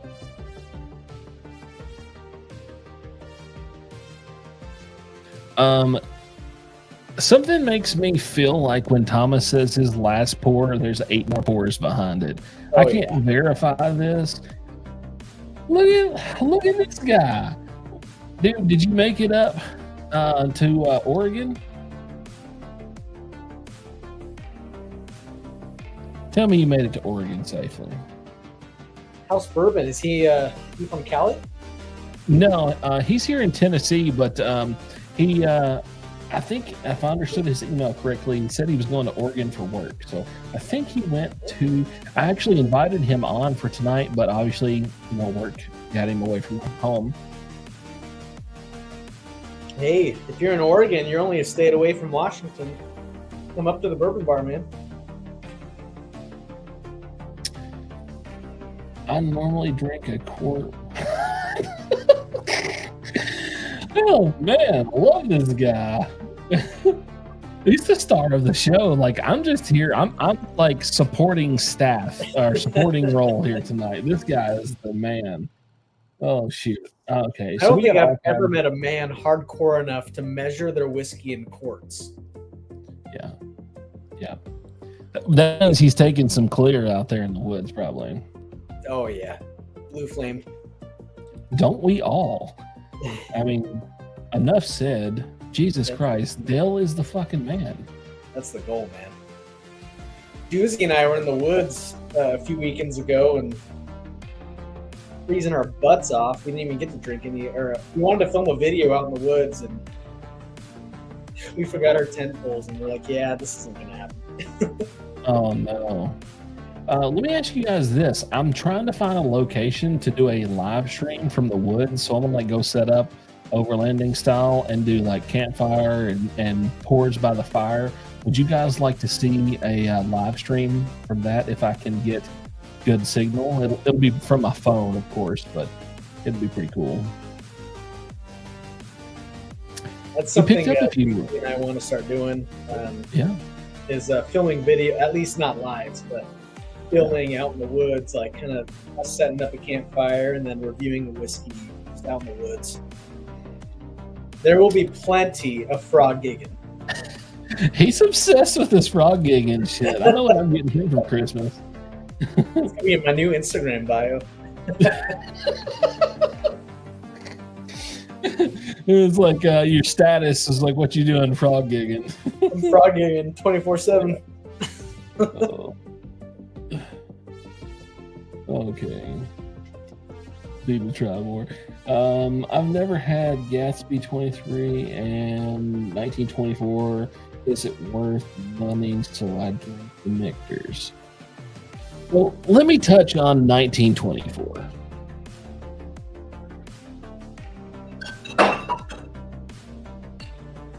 If this bottle was $80, $85, available 3-4 times a year, I'd buy the shit out of it. Mm-hmm. But I did buy this for $114, so I can't bitch too much. But I can't stand that this bottle is over $100. Same. It makes me so angry. It is not a $100 bottle at all. We snagged ours week 1 before hype, somehow. And I will probably not buy another one.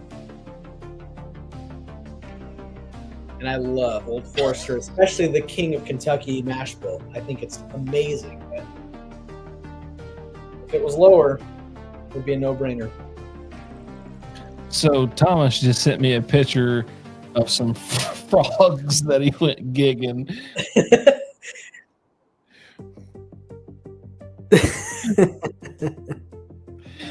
This guy, he really is a frog gigging machine. Hey, you know what? Take the frog out of the gig, but you can't gig out of the frog. Come to my place in September. We can gig a hell of a lot of bullfrogs. Hey. Under normal circumstances, that would be an inappropriate thing to say. But like while we're streaming and drinking whiskey, we're like, "Yeah, come on, you can come to my house and get my big bullfrog." Hey, Like as a totally- Westerner, West Coast kind of guy, what does gig mean? What's the definition? So let me say it in the most inappropriate way. It's a big, long, hard shaft with spikes on the end of it that you fucking like take your trident basically, and you Man. smoke this dude in his dome or anyone All right, you're hit just him. impaling. Yeah, You're shafting. Is what we you say. give him the shaft. That's exactly right. You full on shaft the frog. The camp. Okay, all right. So me and the wife has been stirring around on this about if you have a meetup, it should be a camp out at a place with cabins for glampers. Yes. Okay. So I live near Land Between the Lakes. There's like 4 really, really cool campgrounds there. You can put a camper there. You can put a tent there. They have fire pits. It's on the water. I really, really want to do a subscriber meetup, camp out, bottle share cookout, like 2 nights in a row. It might be like a 3-day thing, 2 nights. It would be so cool. Redneck Poseidon, dude, I cannot wait until he's on the stream with us because he's quick-witted as fuck. I love this guy. I giggle like a little schoolgirl watching his videos. His little anecdotes are off the fucking chain. I love this guy so much. Like, I've never met him. We've only conversated in like an email and a fucking couple of comments and stuff. He's the best. We're still doing the frog stuff, Thomas. We're done with frogs. Frog, Thomas. man. Ex-girlfriends and frogs. I don't know what we're doing here. I think our Oh my God. our first barrel pick has got to be like single barrel, like the Froggy pick or something, or Gigan pick. If I do a pick, I'm gonna do a spinoff of Morgan Wallen's Broadway Girls or whatever that's called, and I'm gonna call it the Frog Leg Girls. I think that's leave those frog leg girls alone. Yeah, we know I can't sing, but that's not the point. Y'all know what I'm talking about now. The Instead of frog's the leg. bee's knees, it's the frog's legs. I'm done with this guy. I'm done. I'm so done with him. He doesn't deserve any attention at this point, but he keeps on with bangers. Oh, Go on, God. man. But wait. We need like trophies for like kings of the chat, man. Yeah, kings of the chat. That's the problem is it's about to start talking food. Oh God, we do the food talk again, and then we get on the cartoons as the stream gets on. I mean, we're 4:21 and 14 seconds in. We're getting to that point where we are going to start talking even more ridiculous stuff. Like, that's the best part about my streams. Let me ask you guys. So do y'all get sick and tired of just hearing bourbon talk, or do you want to hear other shit than just bourbon? I'll listen to bourbon for like the first hour and a half. I want to hear some other shit. There's only so much bourbon talk I can deal with. Let me hear something else. That 14 seconds makes a difference. You tell your wife that. You tell your wife that. Banger. Oh wait, banger. That's good. That's almost a euphemism for the pun that I made. Jesus Christ, I'm on a roll here. Sorry, 9 year. No, I hope she's older than 9 years. That's a felony in every state. Still going. Challenge video: Chris versus Charles. Both of you start homeless and work your way up, finding other homeless people for their money until you get enough scratch for a bottle of whiskey. First one wins. Dude, I can go down to Nashville. There's a whole bridge full of homeless people, and I could beat them up and take their bottle of whiskey. It's under the Demumbrium Bridge in Nashville. Epic place to fucking fight. See, I'm up against the odds. I got like homeless people on fentanyl, in Seattle. So like, Yeah. I don't know if I can take them. Yeah, see, look here. He takes me. I fought hookers. They were throwing shit bombs at me. I couldn't dodge them quick enough. Demon Brown Bridge. Yeah, dude. Everything is good. No holds bars. Let this shit ride, boys. Someone sees Charles walking up him and only his underwear. Yeah, it's basically free at point. Oh god, no! Oh god, Chris Cunningham, dude, you come in at the crazy moment. We're talking some fucked up stuff. Tonight, pizza and adult movies with my lady. Adult movies. That's hey, okay. Oh, I told her it's not the porno. It's the porno. I'm stealing that, dude. That's the fucking killer line of the night. Oh my god. I'm fucking shook over here. Oh man, that's so good. Oh, I do adult movies and watch those fucking movies. It doesn't end. It doesn't end. Oh man, this is the best like fucking bourbon content ever. The after hours, you goddamn right. Oh man. Oh, hold on, hold the fucking thing. It's on now, boys. It's on now. We got shit. Let me see here. Let me see. I got other shit. I can do other shit. Where's my phone? Magic. I broke the seal. I got to be right back. Oh, goddamn. All right, I'm gonna do it too. Hold on, guys.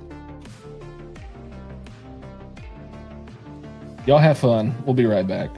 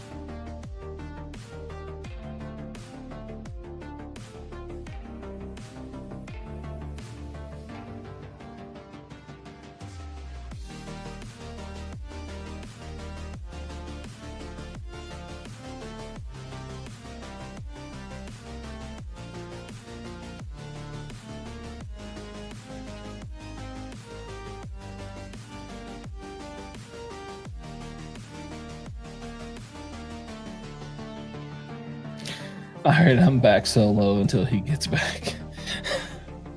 What did I miss? What did I miss? When's the poll come down?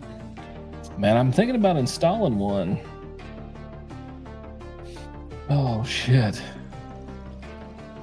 Oh, I didn't even finish what I was doing.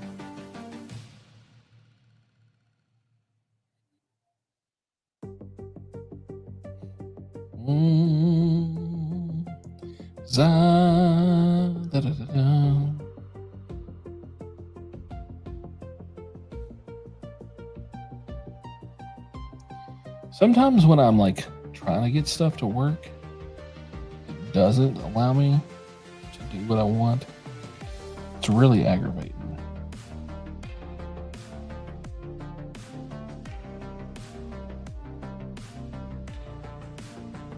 There we go. Now I think I'm cooking with fire.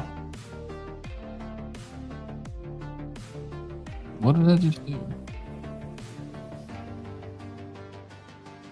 There we go. Now we're getting crazy in here. Oh, he's back. He's back. Boom. There he is. Now we're going.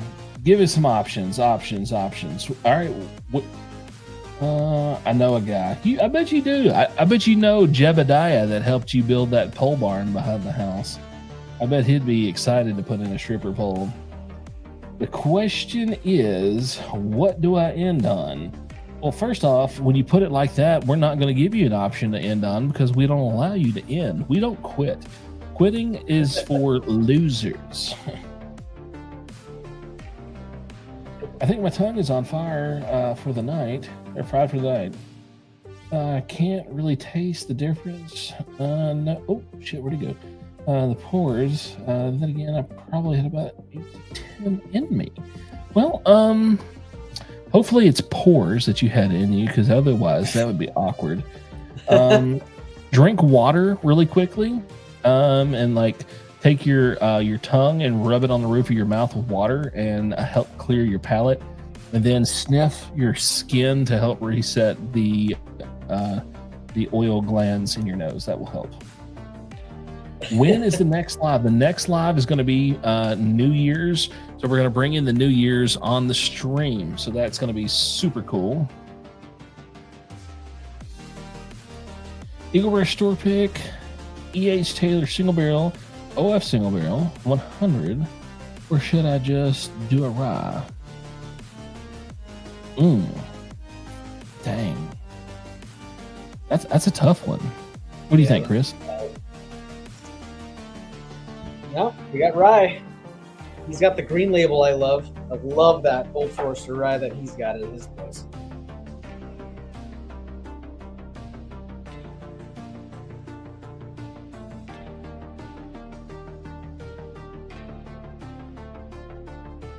I'm about to do something.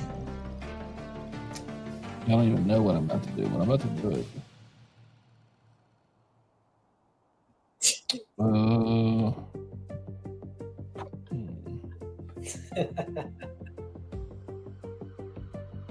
Screw it. Never mind. All right, I'm back. Yep, like a sore dick, you just can't beat it. You goddamn right it is. Thank you, Dad. Okay. BT is great, but not a night ender, more the night starter. Yeah, I'll agree with that. Sure can. Just takes mental toughness. Yeah. Gotta have them soft hands. Can't be having those like fucking calloused up, nasty Amish hands beating it.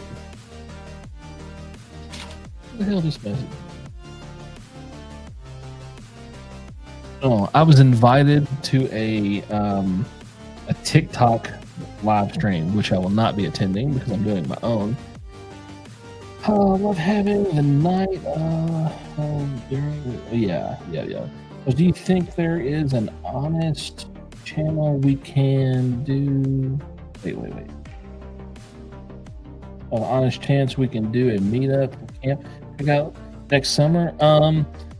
Summer is a horrible time to do a meetup, especially here in Kentucky, because look at there. Is that the one that you chugged from that set your soul on fire?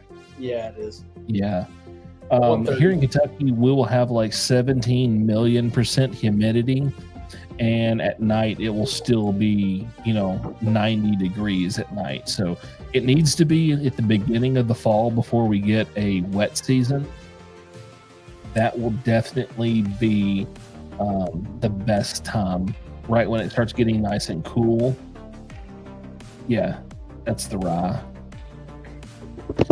But yeah, definitely if we're going to do a meetup, it's going to have to be in the cooler weather. It could even be like March or April of this coming up year before the wet season coming in. 130.6. What is this, like a radio station we're listening to? We got to have context. What bottle are we drinking? Welcome to 130.6, where all your whiskeys come together, ladies and gentlemen. We are rolling tonight with Brothers Barrel. There we go. We got to change the music for this one. Oh yeah. Oh, you know what time it is? Do you? Oh, this is my song, dude. This is the jam. Let me bump this up just a twinkle here. Here we go. All right, guys, I'm going to bump this up on y'all side just a smidgen. If it gets too loud, let me know. There we go. That's all I'm going to do. Is that too loud for y'all, or is it good? Let us know in the comment section below. Camera didn't focus on the bottle. How about that? Catch me outside, how about that? I'll be heading to Kentucky in May for our annual trip. Hope we'll be able to meet up. Yeah, dude, I hope so too. Summer, I meant like April or October. No summer. Yeah, summers are shitey. So I'm drinking a $159 bottle. What? May would be great. I live in okay. Yeah. Summers are horse shit.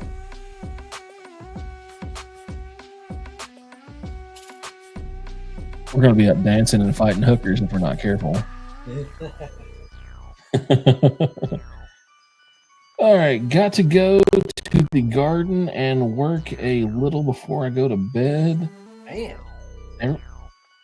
Working Is man. That man, what are you doing in the garden? You got a headlamp over? Working up. Only thing in the ground should be like what, turnips and potatoes and stuff. What do you got going on? Oh wait, he's so far south. Yeah, it's still warm. I'm thinking about Kentucky context. He's probably still got like melons on the ground, tomatoes on the vine. Oh, I have.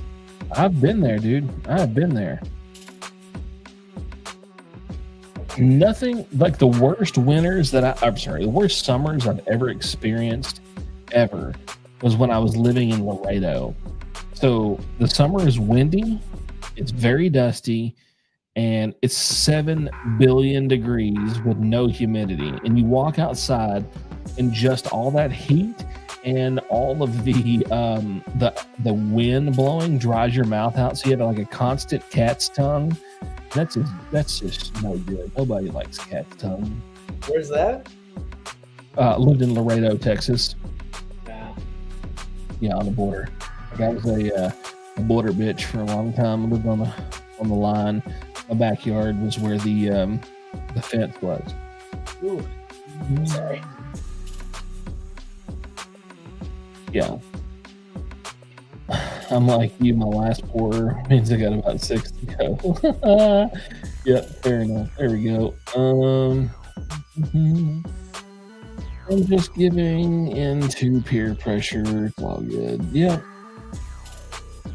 I'll have a greenhouse. Oh, peppers. Yeah, year round. Yeah, because you eat like all the hot peppers. That's awesome. Oh, that's awesome. I want to grow peppers. That sounds awesome. Yeah. The only peppers you guys get are like from the grocery store, right? Yeah. We need a legit greenhouse. Even then, they'll probably die. Yeah. It's been raining nonstop the past few days. Yeah, you have like a really weird growing season too up there because it gets warm so late and then it cools off so early in the year too. Yeah, Eastern Washington is where all the growing happens. Appalachian Mountains in September sucks ass. Okay, I'll do that. If you can dodge a hooker shit, you can dodge a ball. Dodge. This is getting good. This shit's getting good. Now we're getting movie references. Dip, all right. Dodge and dip. Mm-hmm. Wasn't that like one of Rip Torn's last movies he did? Probably. Yeah, super hot peppers. Dale, what's your favorite hot pepper? I tried a Carolina Reaper for the first time a few years ago. I'm pretty sure that I spoke to Jesus. He shaved his beard. If anyone was wanting to know what he looked like, it was hot in heaven. So it is what it is. Maybe it was the devil. I don't know. It was hot as fucking hell. I couldn't get enough water in me. Love growing peppers. I grew jalapeno, habanero, ghost pepper, reapers this year. My brain processed that as jalapeno, and I corrected myself. I had a reaper sauce, tater tot, and I saw God that day. Yeah. Did he have his beard, or was this a little later in the season? Oh man, I tried a hot sauce called Kick Your Ass hot sauce, and it did everything that it claimed to. The guy was at this like little shady flea market, and he was like, "Yeah, you want to try this?" I was like, "Yeah, sure." So he took a toothpick and he dipped it down just the very, very tip into this, and then he took a napkin and rubbed it off, and then he fanned it and dried it. And I touched it to my tongue, and at that moment, I knew that I had made a lot of really bad decisions leading up to this moment, and that it all culminated to this one ultimate really bad decision. And I couldn't find any vending machine that had a soda in it or anything that I could drink. And I ended up having to eat cotton candy to help bring down the heat. And if you know anything about cotton candy, it just kind of like turns into like a paste in your mouth when you eat too much of it too fast.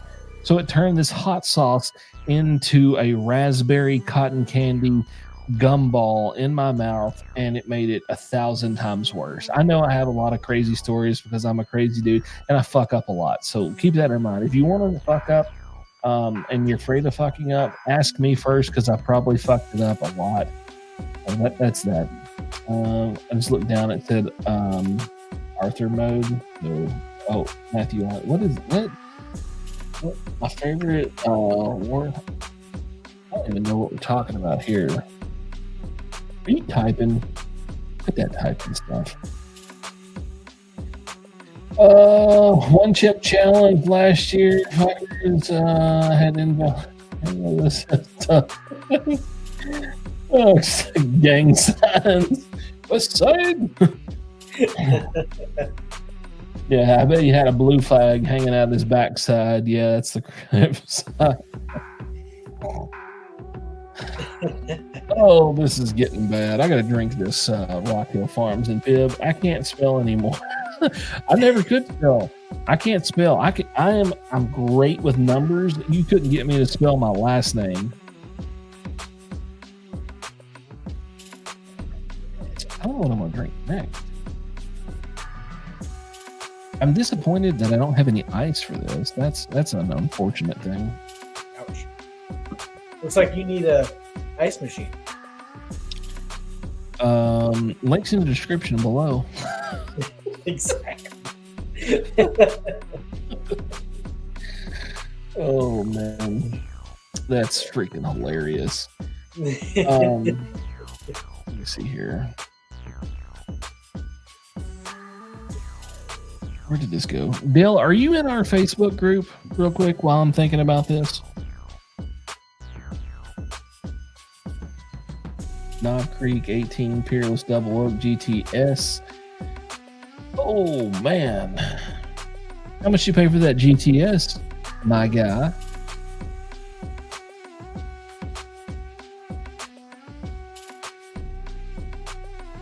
Oh shit.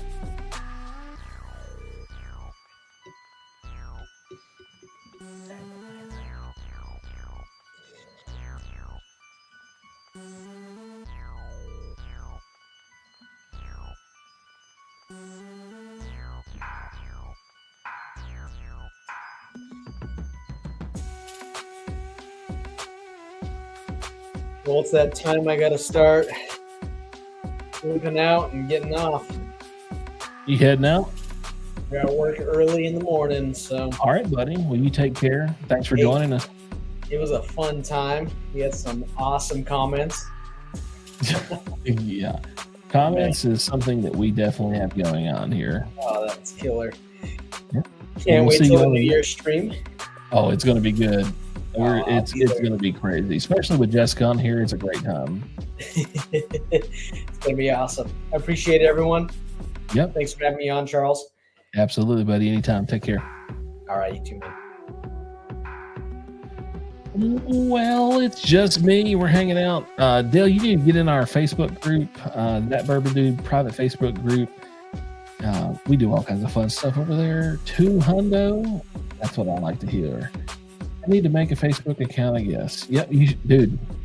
Absolutely. Because we do fun stuff. And then I also do private streams over there as well, just for the Facebook members. And obviously it is it's free, just like this. came over to Charles' stream. Thank you. Thank you. Love it. Love it. Finished is dying, and I typically Oloroso, Port, or Armagnac. Armagnac. Yeah, there we go. That's a hard one for me to say. Still not seeing all the comments. Yeah, the comments that you're not seeing are from his stream. Yep. Everybody over there at Brothers Barrel, Chris Harrison, both of them, hella good guys. Love them both.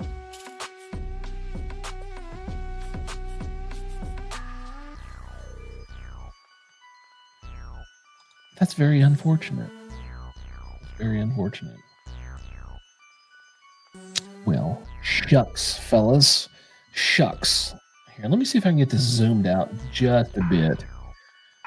Nah, fuck it. We'll leave it right there. Let's see what we got. There we go. That's a little funky. All right, what's everybody sipping on right now? We got 15 people still in here tonight. Like to see what you are sipping on. This is still finishing up a little bit of that Rock Hill Farms and Pib Extra. Owen's drinking a little 100 Rebel. All the other stuff I haven't kept up on. Yeah.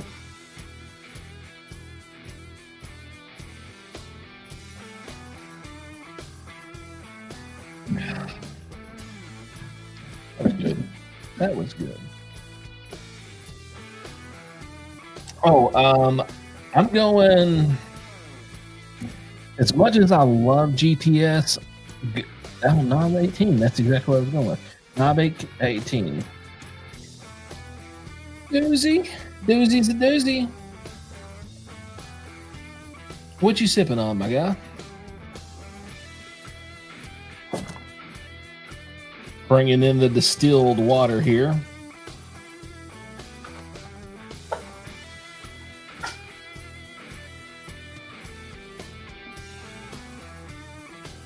All my friends in one place. Yeah, buddy, Tommy boy. There we go. All right.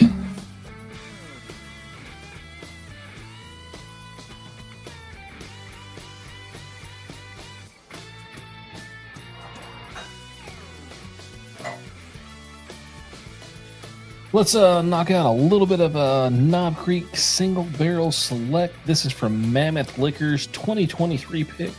We all know that it's 120 proof.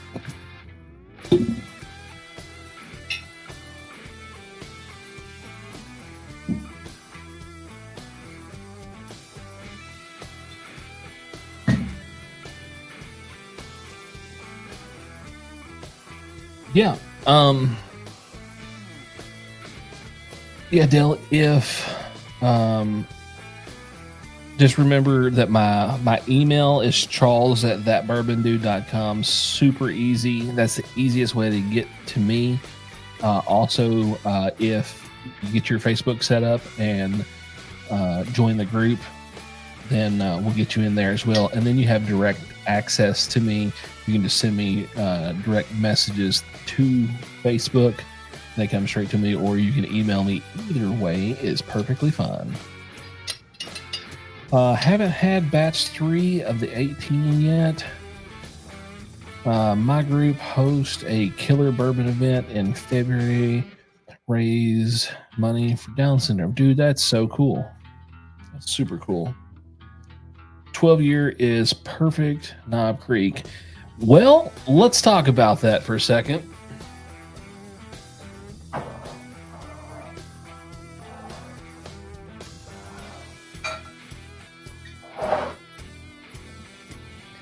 Aaron, when he got really ripped on my stream, he left me a freaking crumb of a drop, which I'm going to drink after this. But yeah, it's one of my favorite. Probably the best value for a older age stated product for sure. Definitely like it. Oh, we just passed the midnight mark here. If Casey did not hit the thumbs up already, I'm disappointed in him because he was going to wait until that moment to do so. Let's see, where are we at here? We are 52 thumbs up. Dude, we're killing it here. Loving it, guys. Loving it. Let's see. Where did I go? Bam, there it is. Actually, like the 15. At least I've been, yeah. 12 and 15 rock. Have to agree. Yeah. Ooh, man, that's some dusty peanut shells right there. Let me see this thing.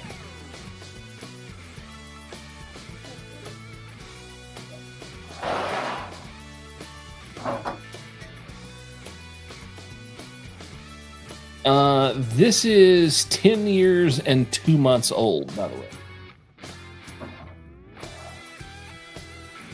It was actually the first pick that I got from that specific store, and since then I've gotten maybe 2 more of their picks. They do a pretty good job. Proof versus age. It's a Logan's floor, and I can't change. Yeah, I agree. I like Logan's.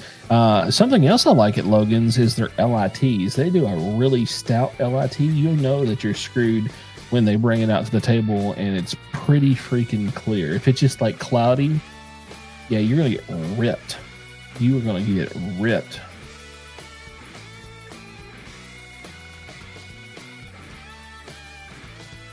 Yeah, absolutely, Dale. I can hook you up, bud.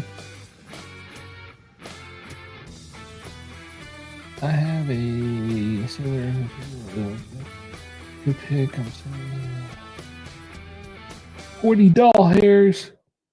40 doll hairs.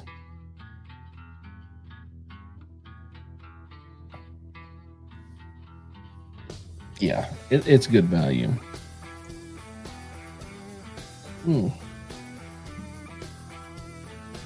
So who all's still in here? Let's do a little roll call. Drop me your state that you're hailing from so we can do a roll call. I'm gonna see who's in here. So we get 15 people in the roll call. Let her rip, Tater Chip.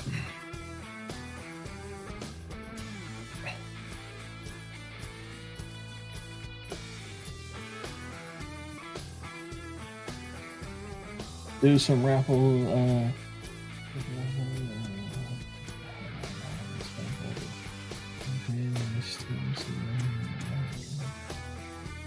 Yeah. Yep. I do some pretty cool giveaways. We're gonna step up the giveaway thing here pretty soon. We're gonna do some insane giveaways. We're gonna have to do a little bit differently though, because of the extreme cost that is involved with doing giveaways at this point.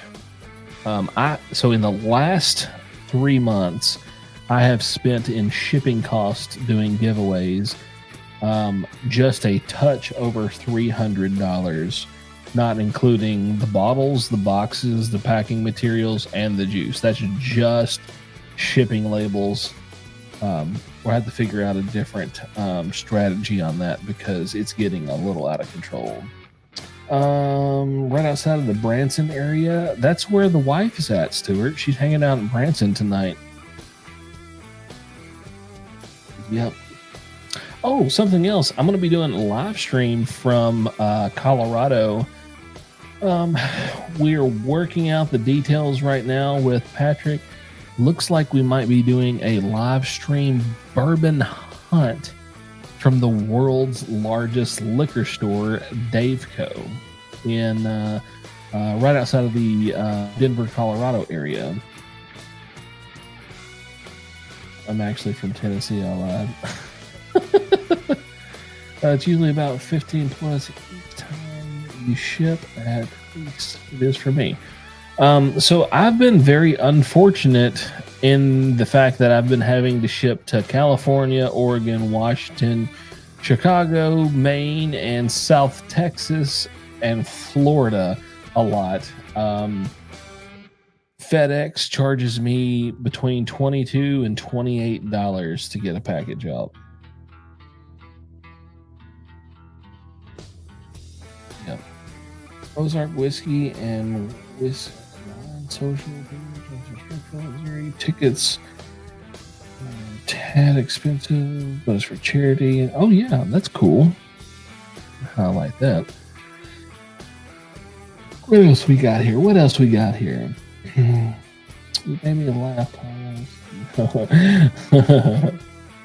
So, real quick, I met Thomas the other day. Didn't know that he was local. Good guy. Sent me a email, and we've been talking ever since. And we met up, and I was able to assist him in getting his very first Weller Foolproof. And not only was it a Weller Foolproof, it was a Weller Foolproof store pick. So I was able to help him with that. That was really cool. I like helping people find bottles.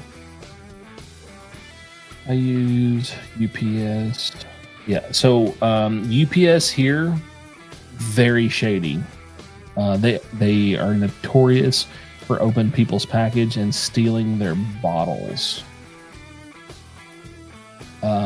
Just had a couple people send out some bottles from our local group, and all the bottles were confiscated by people at the UPS office. They are part of the bourbon community. When they see people sending bottles or sending packages that has the name of our people in our local group, they open those packages and steal the bottles. So we can't use UPS here because it's getting stolen.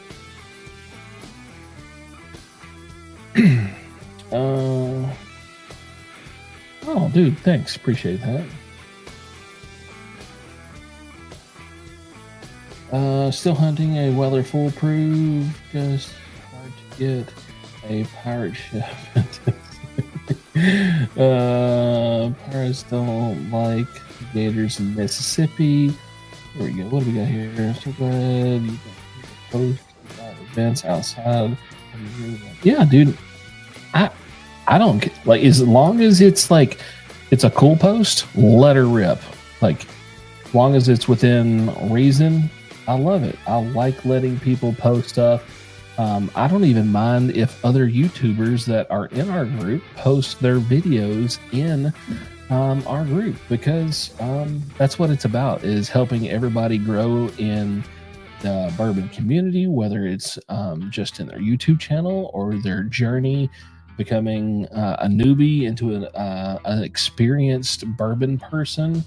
Whatever it takes, I don't give a crap. I just, as long as everybody's cool and they're respectful, let her rip. I don't remember how I sent it. I want to say it was USPS. It could have been USPS.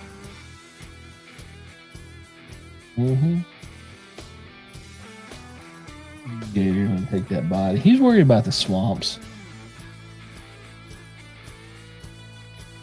So, sending stuff UPS here is fine. I can't send out UPS because when your package comes in from UPS, it never goes to our UPS office here. It goes to the hub, which is way down the road here. If you send something from our office, they freaking get it. My local USPS, just regular snail mail, super awesome. FedEx is super awesome. Can't use regular doo-doo truck freaking UPS at all.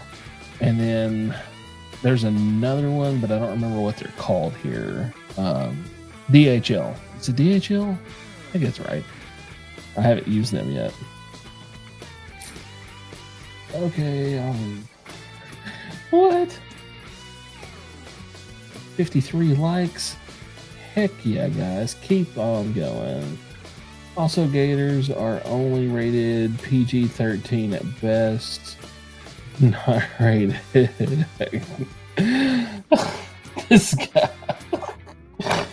Oh, man. This is good. I'm amped. Damn it, Charles.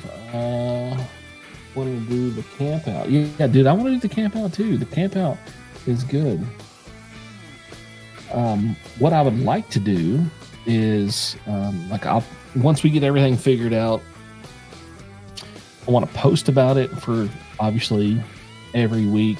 Kind of let everybody get it in their mind that we're doing it. Make plans. And I'm going to put like a poll out.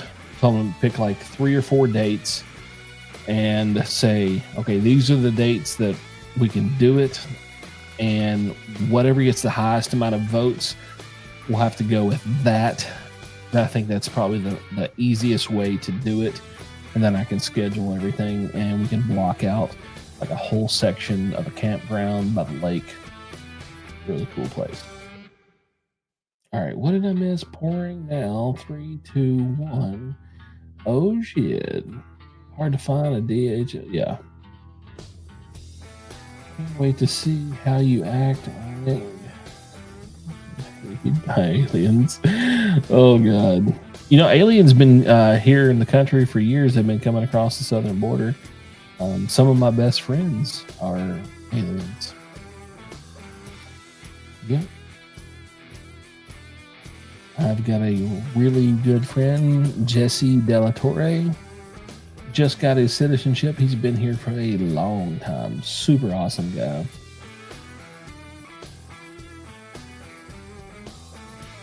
Oh yeah, dude. So I still got some good bottles.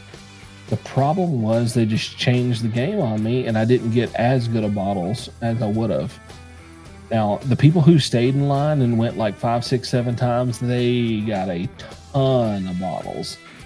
From my understanding, one of the guys that was there, he was like 7th in line, and then he went through the line like 10 or 12 times and got, I want to say he got like 6 or 7 Weller full proofs. He got E.H. Taylor barrel proof times 2. He got a bunch of Stag Juniors. He got a Rock Hill Farms and Elmer T. Lee. He got all kinds of stuff. Yeah, he did good, but I just didn't have the time to waste on it. I only went through the line 3 times. I'll bring beer sausage. Oh yeah, yup. Gotta have some beer sausage. Do you ever put like that high temperature cheese in your like deer summer sausage? I love that stuff.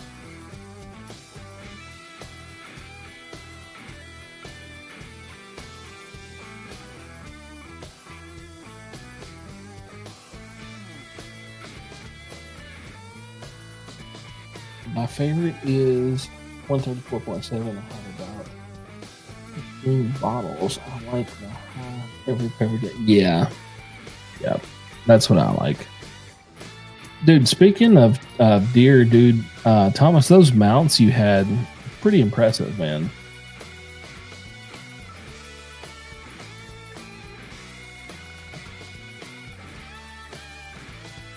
What do we got here? We got 14 people in here. What's everybody sipping?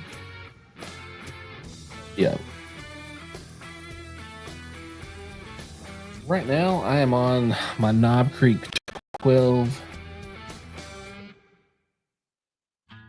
Think about heading out tomorrow, do a little deer hunt myself. Yeah, dude. I was.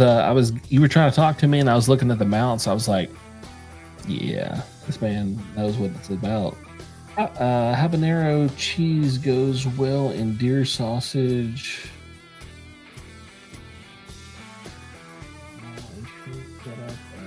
Yeah, dude. So if we do a meetup, feel free to bring as many bottles as y'all want and do like a swap meet of pours. What I like to do when I go to events like this, I bring 2 boxes of bottles. 1 box of bottles sets out on the table. It's a free for all, drink all you want. And then I have another box of bottles that are for trade. And then hopefully I can trade for stuff that I want to drink in the future. That's my go-to. About to pour some wooden bill. Yeah. This morning I had this morning French oak. Okay. Early times bottled to bond. Dan the whiskey man. What it be, my guy?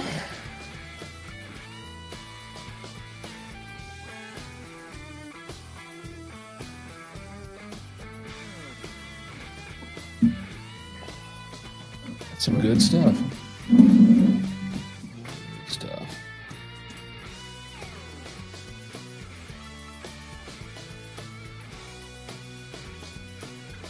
Yeah, I love when people bring local stuff that we can't get here, especially if it's like real small crafty places that do their own juice. I really like that.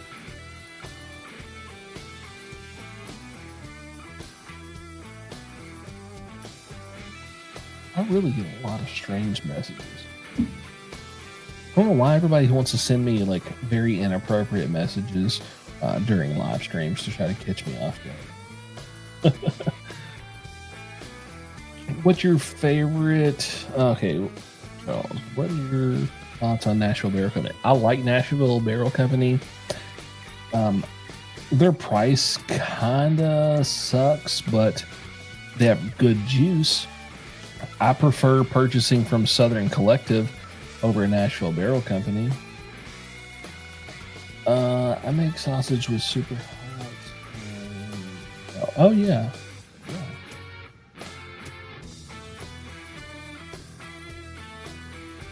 Let's hear your thoughts, Thomas.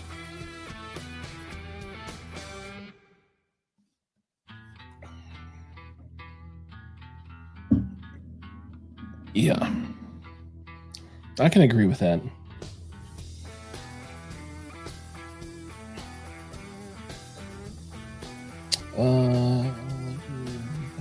Barrel King, yeah, Barrel King. I have a friend that lives like 5 miles from Barrel King.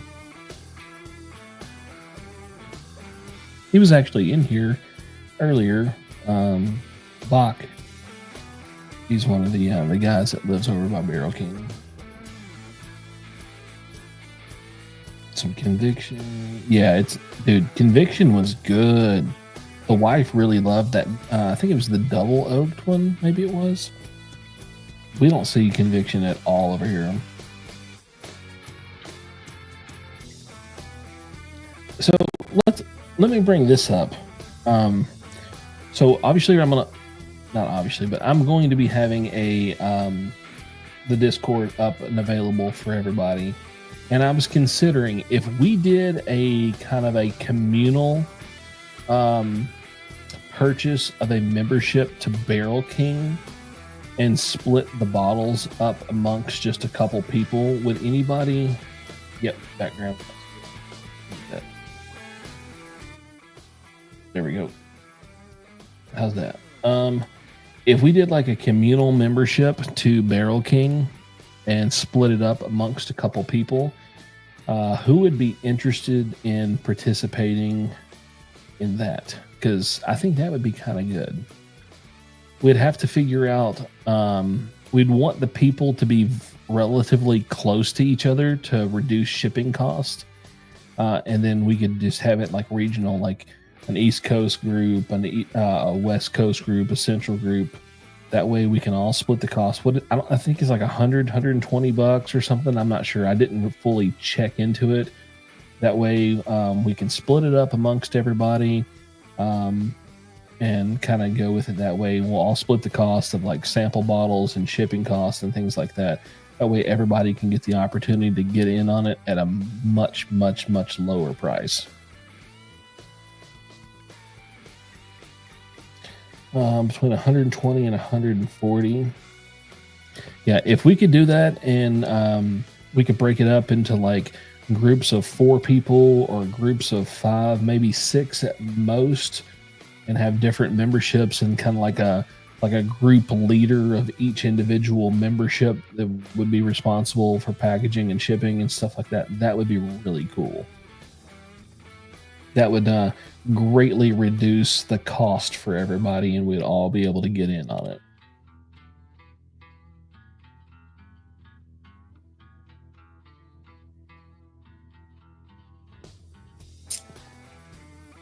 Yeah, there we go. I want to do stuff like that. Like, whiskey gets expensive, man, and if we can figure out a way that we can all sample good bottles and share the expense and split it up amongst us, I'm down for that. I do have access to a lot of bottles that I could get, but I pass on a lot of stuff, obviously, because they do get expensive if you just keep buying stuff. And I do have like 470, 80 bottles here, and I will never be able to drink all of it. With the Discord, we'll be able to do a lot cooler stuff, sharing samples, trading samples, and stuff that we can't do on Facebook. That way it would be, everybody could, cover the cost of shipping each way for each individual, and you can just straight up trade that way. You can avoid any weird entanglements.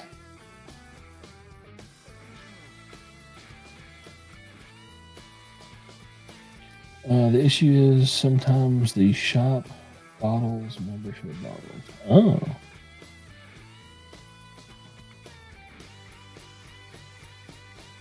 Well, that stinks. Well, isn't there like multiple levels of the membership that would insure you a bottle? Is that how that works? I haven't fully looked into it. This is just something that I'm spitballing.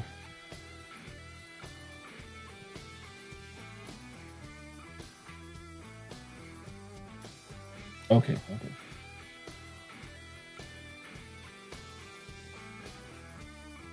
Yeah. If we can figure out a way to make that work, I'm totally down for it. And then something else I want to do is like a monthly poll that we can get into, like all of us. Like I will post, say, if I can get my hands on just a random bottle, I'm just going to throw out a random bottle. Let's just say if I can get an E.H. Taylor barrel proof, and they want maybe like $125 for this bottle, would you guys be interested in splitting it up amongst several of us and sharing the cost of everything? Everyone pays their own shipping cost. That way we can all get 5, 6, 7 ounces of the bottle and try it out. Would y'all want to do something like that?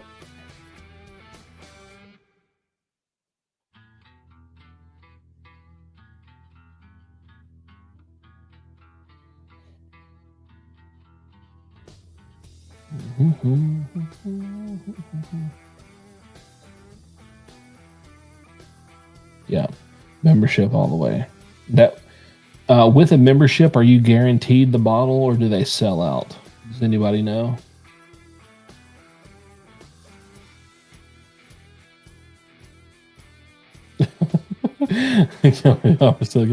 Yeah, we can figure out some stuff. Thomas, did you try that Parker's yet?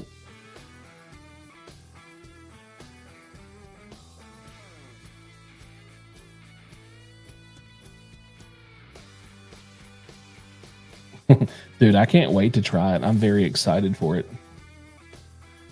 What'd you think about it, man? Oh, yeah. The other guy that was going to go get the other bottle, he texted me and was like, hey, did you already pick up your bottle? And I said, yeah. And he was like, do you want mine? And I was like, let me think about it. And then like 10 minutes later, he was like, my brother took it. And I was like, crap, because I was about to buy it for myself. Yeah.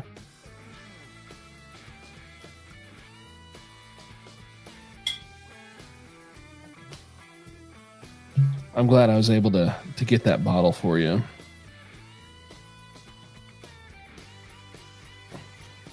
No, I gave up my bottle for you. Like it was supposed to be my one bottle that I got from him. I'll let you have it.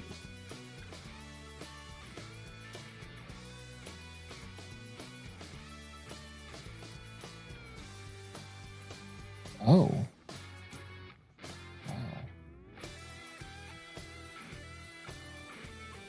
Wow. So this is the bottle that Aaron did the chug on that stream that he ended up in the floor of my bathroom. And I had to like basically pack him out to the car for his wife to be able to get him in the vehicle. That was a crazy thing. But yeah, we got man down here. Oh, I got a little bit of a drip left.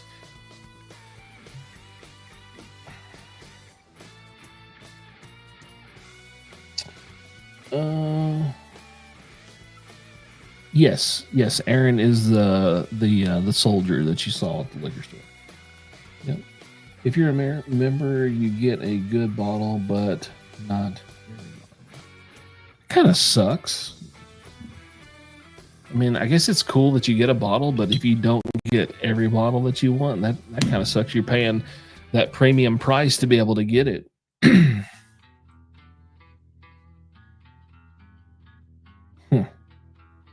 Yeah, that stinks.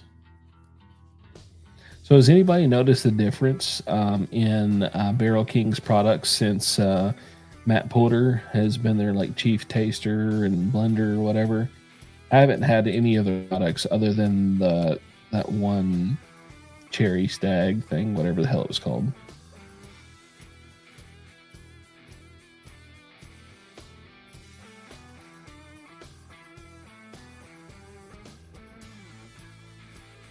Well,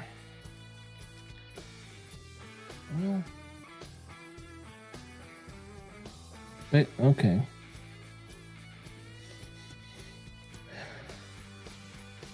Maybe we do it. Maybe we just source other random models and share amongst us. Here's something else too. We're talking about this camp out trip.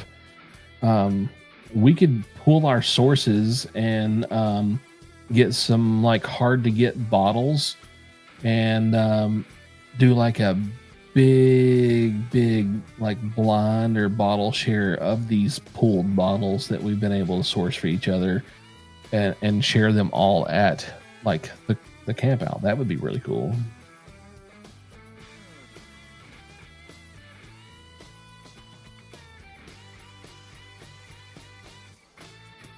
Okay. Yeah, I didn't know how much involved he is. They just needed like some hype guy to be able to push some bottles.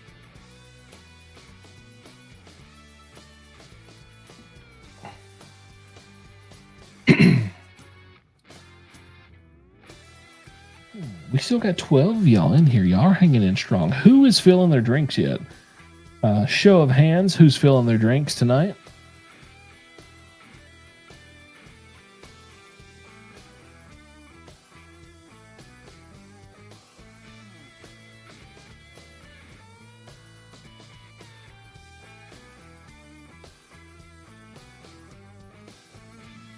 Sobering up? What? How do you do that? You drink so much you started sobering up? Okay.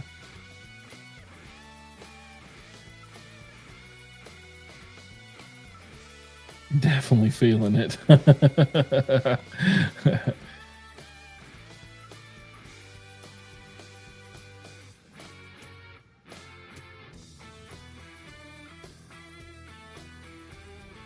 Yeah, that would be so cool. I think it would be awesome to say instead, like, obviously we could do like bottle trade and stuff too, but I think sample trading is always really cool where everybody brings like a bottle that they've broken down into 2-ounce samples. And then we just kind of like trade samples amongst each other. Or, if we broke down a bottle, 2-ounce samples, 28 ounces in a bottle, that's 14 sample bottles. and then just start lining them up on tables, and then everybody picks out one or two or whatever, and just kind of go across the board like that. That would be kind of cool too. Like set like a price range, like a SRP price range on bottles. Say, like let's just say we were doing like a $60 to $80 bottles on the table. Every sample bottle represents 2 ounces of that bottle. 14 people brings 14 bottles. Everybody gets 2 ounces of every bottle. That would be really cool. Dale's doing good. He's still sipping. I haven't slowed down since I got home from the date with the wife about to pour an Eagle Rare. I lost count on how many pours I've had. Dale's sipping some hazmat. Good grief. That man is stone cold. This Knob Creek 12 is so good. I love these Knob Creek 12s. I always think, obviously they're 100 proof, but I always think they drink even lighter than 100 proof.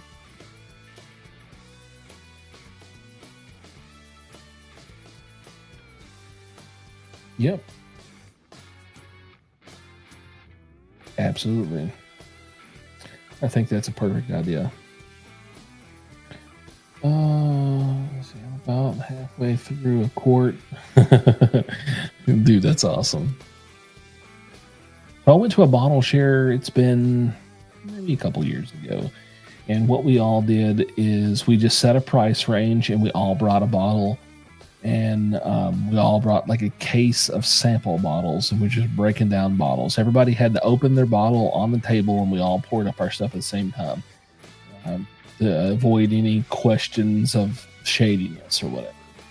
And then I think there was like 37 of us or whatever. It got pretty crazy. So we started out, everybody was breaking samples down. And then we got to drinking some of the samples. Then by the end of the night, nobody knew what the heck was going on. And we just had samples everywhere. Nobody could figure it out. It was a good time, though. We had a great time. This was at a hotel. We had blocked off like 6 rooms of a hotel, double beds, and all of them, we all like split the cost rooms like $50 a night. We all stayed 2 nights. It was a really good time. The next morning when we went downstairs, they had like this continental breakfast. We were all eating freaking waffles and peanut butter, trying to sober up. Oh, God. It was rough.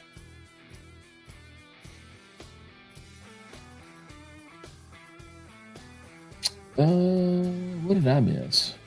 16 ounces of 162 fruit. What? Oh, okay. Quarter.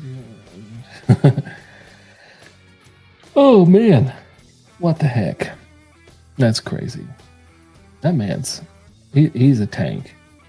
I'm not that much of a tank. I can drink, but I can't drink that much.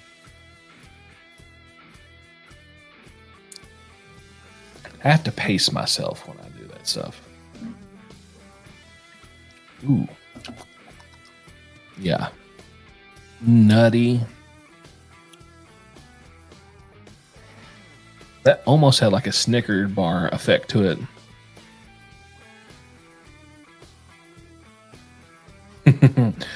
Rare breed and Blanton's and the high proofer. Good grief.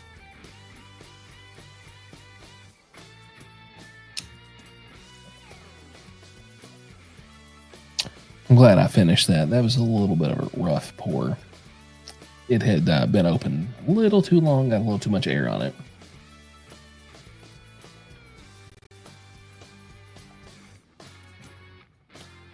All right.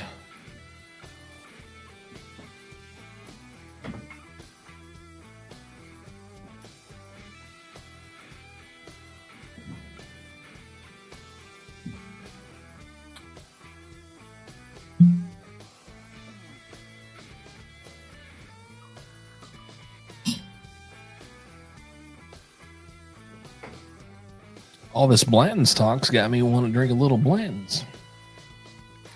Where you at, Newsy?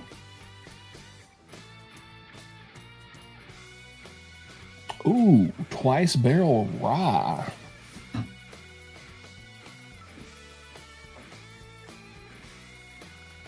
Is this the one you got? No, this is actually not the twice barrel. This is just the cash strength. I'm sorry, I'm an idiot. This one's 127 proof, barreled in 2010.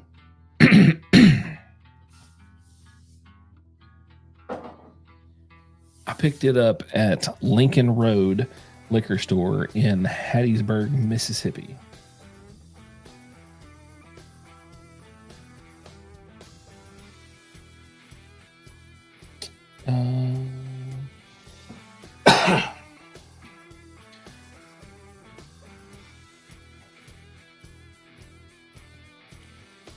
Where are we at here? Oh, yeah. Oh. Last month, so yeah. Yep. Yeah, Charles, I totally dropped the ball on that. That was totally not the right one. Thomas is larceny. All right, damn it. Gonna crack open 13 colony cash strength or go back to larceny. B524. I'm reading these backwards. Yeah. Yeah. Larceny is so good. I really enjoy larceny. Probably one of the more, I don't know, consistently good weeders.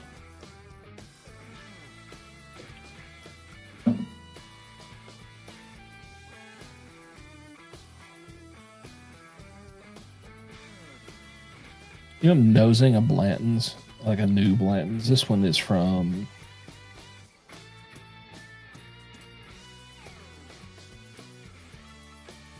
7/7/23. That's when the dump date is. So it's a really new one. There's just not a lot on the nose like the older ones. Like the ones I used to get in like 2006, 7, 8, 9. They were way better than these.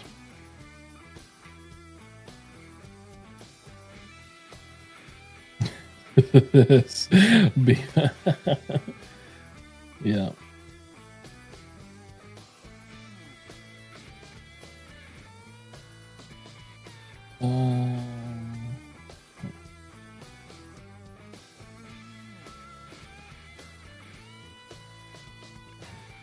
So I'm getting like a non-traditional Buffalo Trace note off these.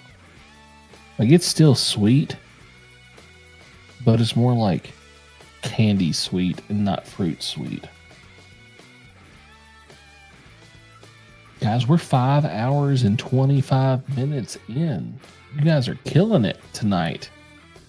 We still have 15 in here? Who the heck is in here? Let's see what this thing's got going on here. Let me refresh this. We still have 55 likes. Let's see. Oh, I clicked on the wrong button again.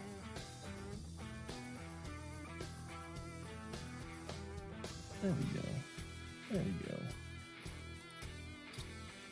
If you haven't liked the video tonight, go ahead and hit that like. If you are new to the channel, smash the subscribe. If this is your first time, let us know this is your first live stream tuning into. It's just me on here now. Chris has had to go to sleep because his ass has to go to work. But we are sipping strong and deep into the night. Who else, real quick, does anybody else watch other YouTubers' live streams? Who has a live stream longer than mine? Can anybody tell me? Is there anyone? Because I actually don't watch, but only one other. Well, I watch 2 other live streams from other people. Heck yeah, dude. First live stream, liked and subscribed. Appreciate the hell out of you, Charles. Thank you so much, buddy. Let me change music.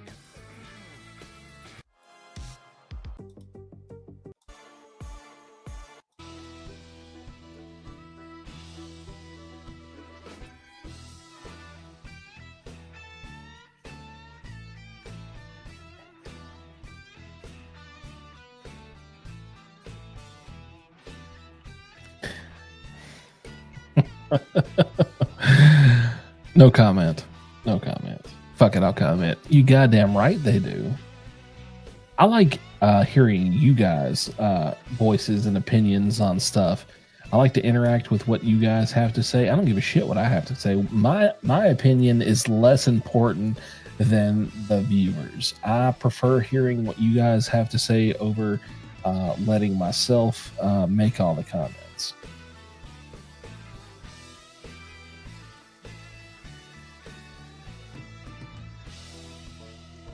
We didn't announce a campfire confrontation. We're trying to figure out this campfire thing. We want to do the campfire. Tell her. I'll tell her to her face. I'll just be like, "Excuse me, ma'am." We'll look her in the camera. I'm gonna go full televangelist, ma'am. I really appreciate the way Thomas conversates with us, and his opinion is very important. And I think you should take his opinion into consideration before you yell at him, because he has good ideas. How's that work? Do you think that'll get you off the hook? She's asleep as fuck. Oh man.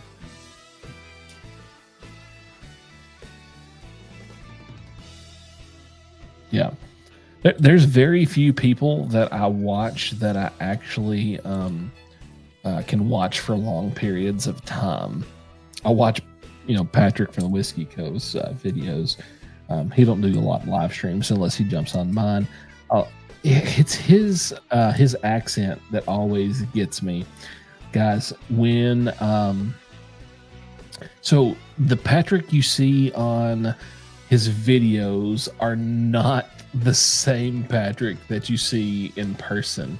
So he's fun on his video, but he is a blast when you're with him in person. Like literally, we were in Florida at the Airbnb, all standing around the kitchen counter, drinking, talking. No, out of nowhere, full conversations going. Mid conversation, he's like, "Going to the pub. Let's go, boys." Out of nowhere, we're going to the pub. So where did we go? To the pub. Luckily, the pub is in like the subdivision that we were staying in, so that was quite nice.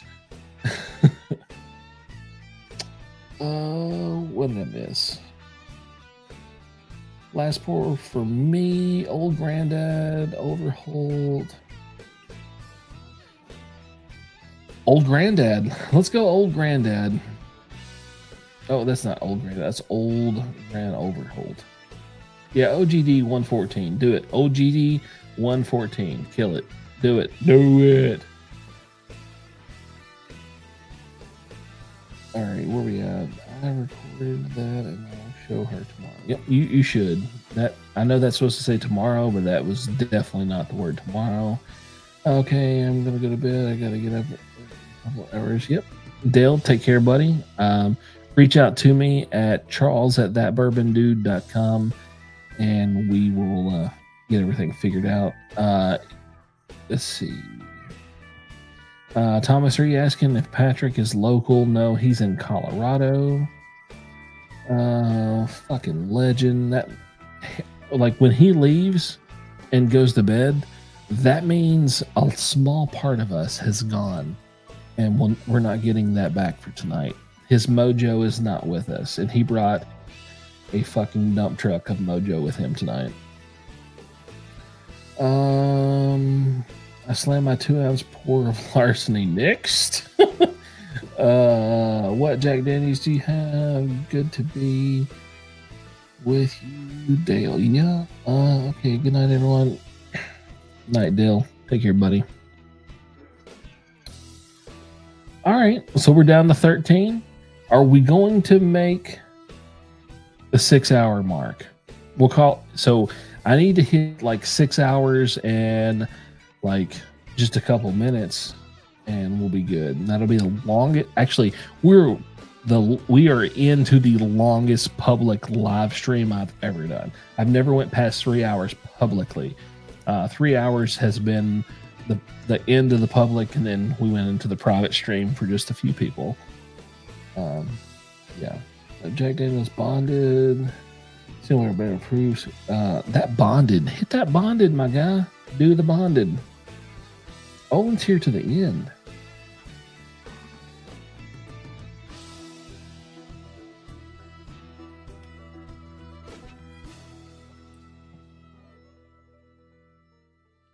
Trying to see these comments here. What do we got here?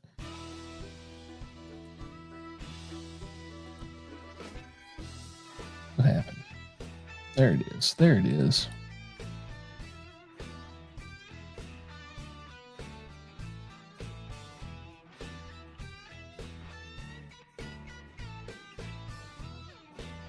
Guys, if you haven't checked out the merch, do it. Let me see if I can give you guys a little sneak peek of some merch coming.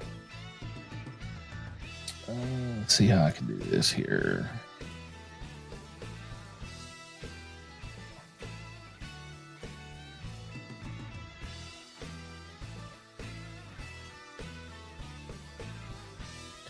Okay. Present. Screen share.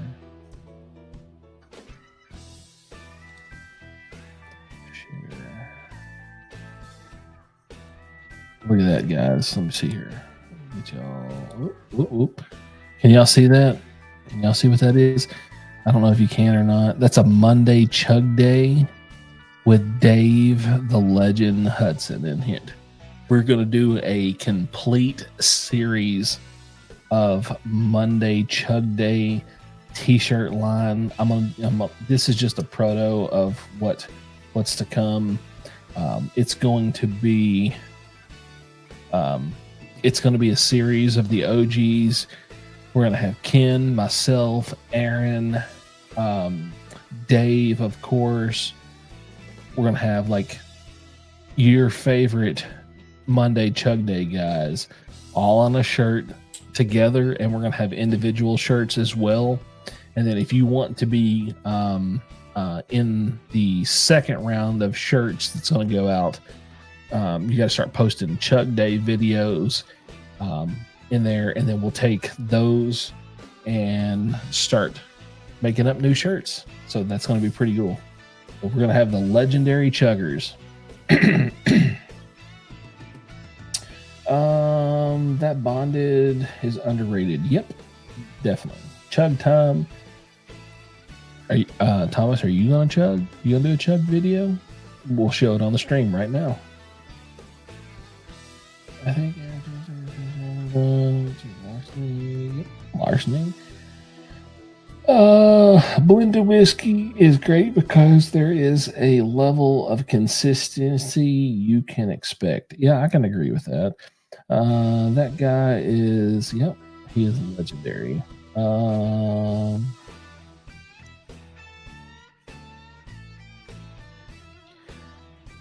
Don't be a Karen, Anita. Don't be a Karen. That is a great shirt.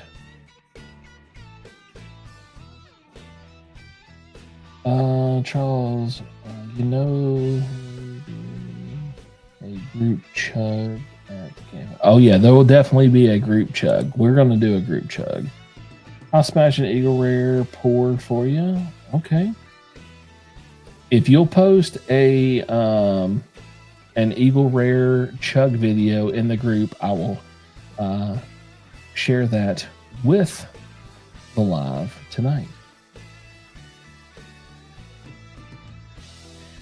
You can always pre-record your chug videos and then post them into the group at a later time. You don't have to have them like same night. I know people's schedules are much different than mine.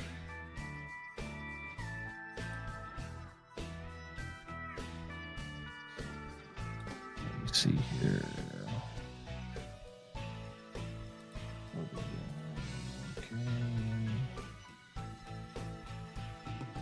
That move over here.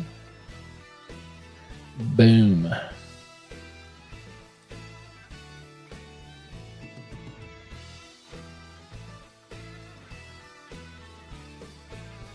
We got a lot of new people joining the group these days, guys. So I had it pre-set up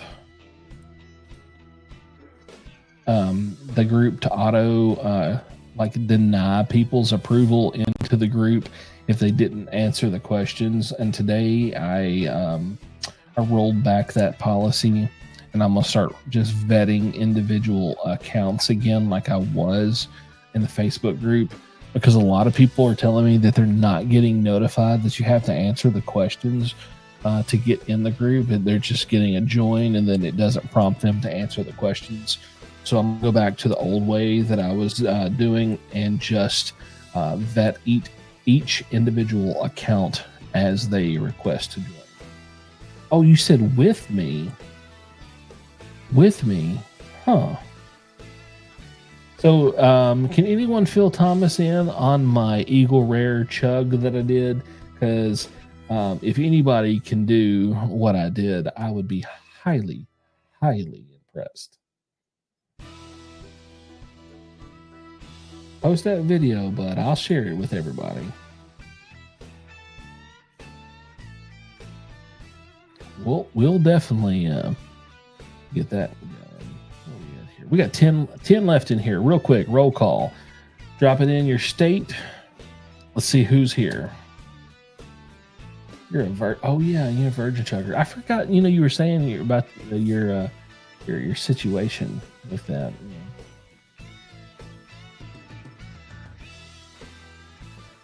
I did regret it. I'm not saying that I didn't. I'm just saying that I did it. All right, you got 1, 2, 3 checked in. We got 7 more. Who else is in here? Let's see who else. Even if you're just a lurker hanging out, drop your state. We want to know where you're hailing from.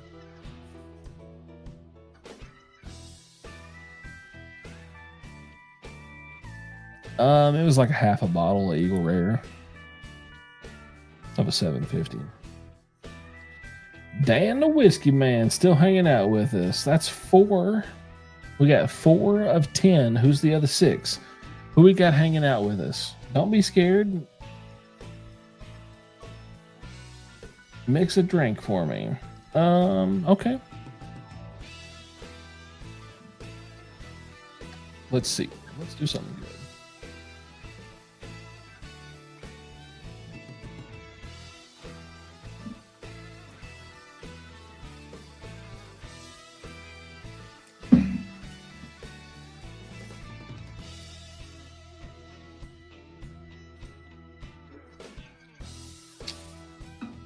Little 4 Roses and Pib Extra.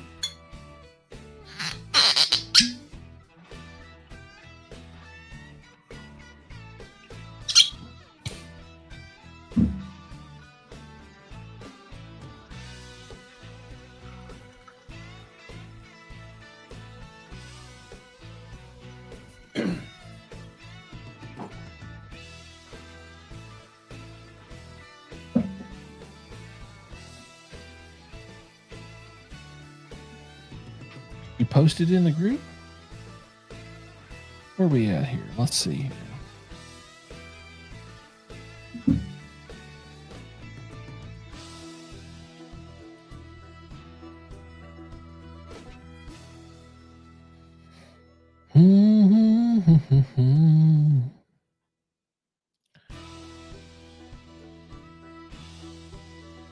Oh. Hang on, let's get this. Let's get this. Pause. Present. Screen share.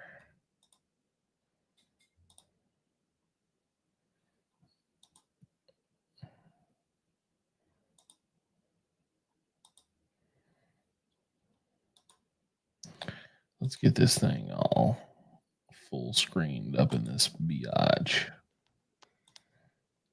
Look at that, boys. Look at that, boys. One more time for the crowd. Shebang. Nailed it. Nailed it. The man nailed it. Christmas tree and everything. Ooh, there we go. Last time I posted on Facebook, my monster catfish picture. Yeah, I remember that. Dude, I remember that. He has a freaking tanks. Oh no. No, no, no. Pib extra. Pib extra. Right there. Tips on chugging. Relax the throat. Relax the throat. Right here. No. Dr. Pepper is like my secondary. If I can't get a Pib extra, which I can only get it at one store within like 50 miles of me. So I have to go buy it there. Oh yeah, he posted. I don't really like Coca-Cola. I prefer a Dr. Pepper or a Pib Extra. Prefer a Pib Extra if that's my only option.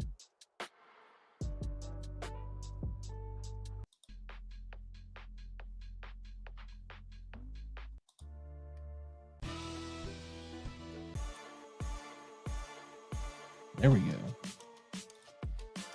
There we go. A little Branson, Missouri-ish.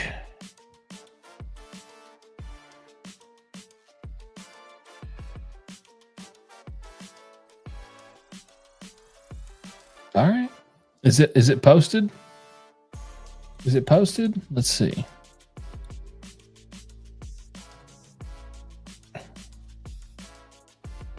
I don't see it posted. Where's it at? Where did you hide that post? It don't count if you didn't video it. That's like saying you saw Sasquatch, but you didn't video it. Oh man.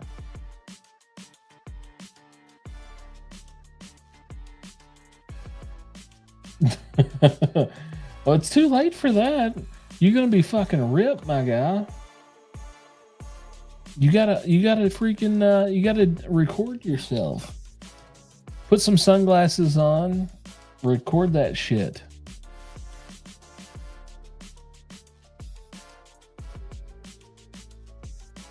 Oh, just posted Chug GTS. I did it.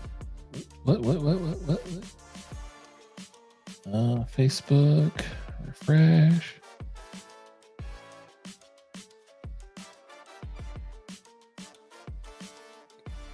Refresh this again. See if we can get this other video. There it is. There it is.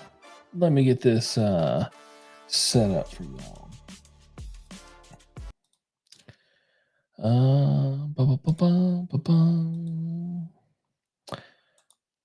Screen share.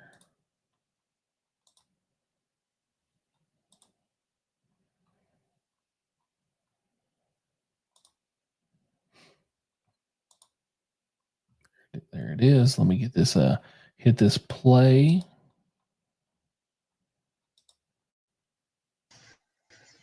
Hello, everybody. Welcome to Charles's longest live stream. And in commemoration of that, I am going to do a chug of regular larceny. Cheers, everybody. Oh, here he goes. Oh, look at them bubbles. Oh, yeah. Yeah. Killing it, my guy. Killing it. Heck yeah, dude. Super awesome. Who else? Did anybody else post? Let me hit refresh again. I don't want to miss anybody. Nope, just the two. Just the two. Just the two of us.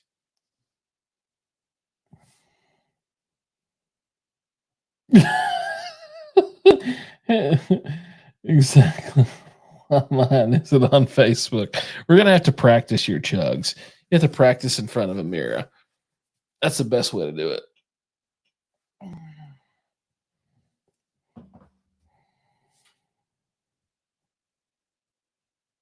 All right. Hey, I'll have you on. We'll do a best of 2024. We'll do a Do you want to do a live stream or do you want to do just a video?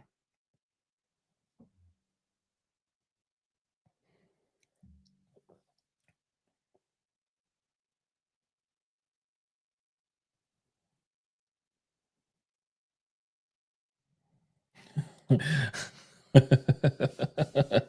you got to do what you got to do, man.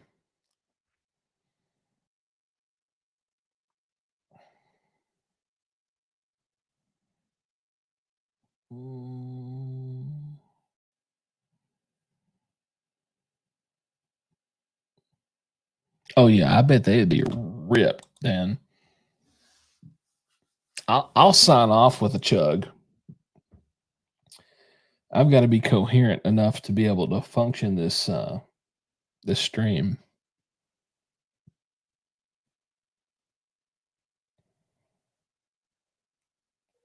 Dan, what are you going to post you a chug video? Are you even in the Facebook group? I hope you are.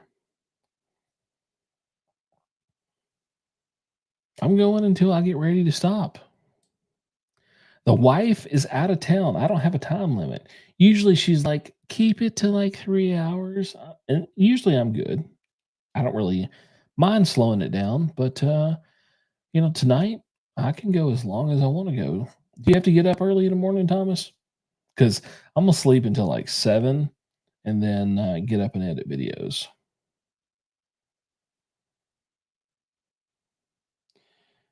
I refuse to get Facebook. Okay, I got you.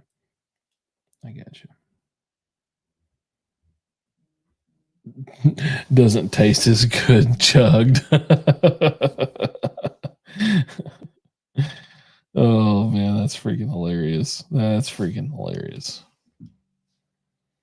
Probably sleep till 9. Yeah, 9's not a bad time. Get this music back.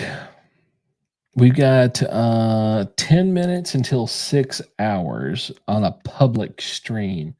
We're going to break my record by 3 hours on a public stream.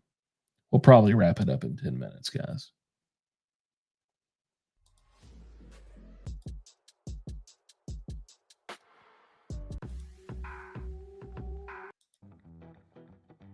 There we go. All right. One, what kind of camera do you use for your videos? This is a Sony ZV-E10 with a Sigma 16 millimeter. And then I'm using for audio source, I got a Rodecaster Duo with the Rodecaster mic. Yeah. I've marked my. Oh, what happened? Let's see. I'm going to end my drink by eating Doritos. I'm probably going to eat. The hell? Oh, I got a public sub to eat when I get off the stream. Egg roll doesn't taste good. Yeah, honestly, I think I'm about done for the night. Yep. So we got like 8.5 minutes, and then we'll call it a night. Juan, you considering doing YouTube? Is that what your question was referring to with the video, audio equipment stuff? It's the best way to get into 4K with a super sharp lens. So that's my best option.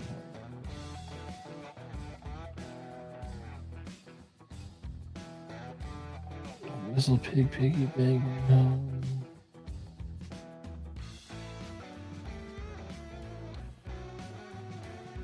I will let her know in the morning. Yeah. Macadoodles in Branson. I'm bear approved. I will sign off with a chug, promise you.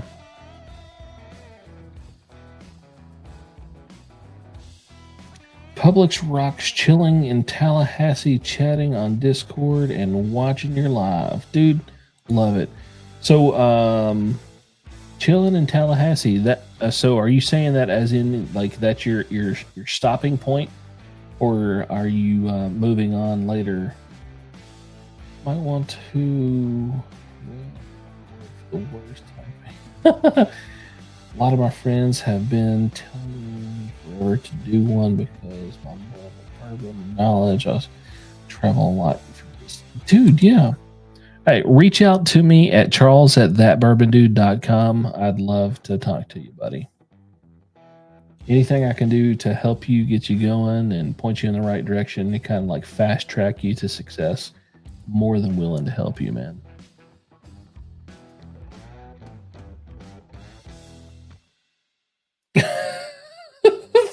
Thomas type is whack.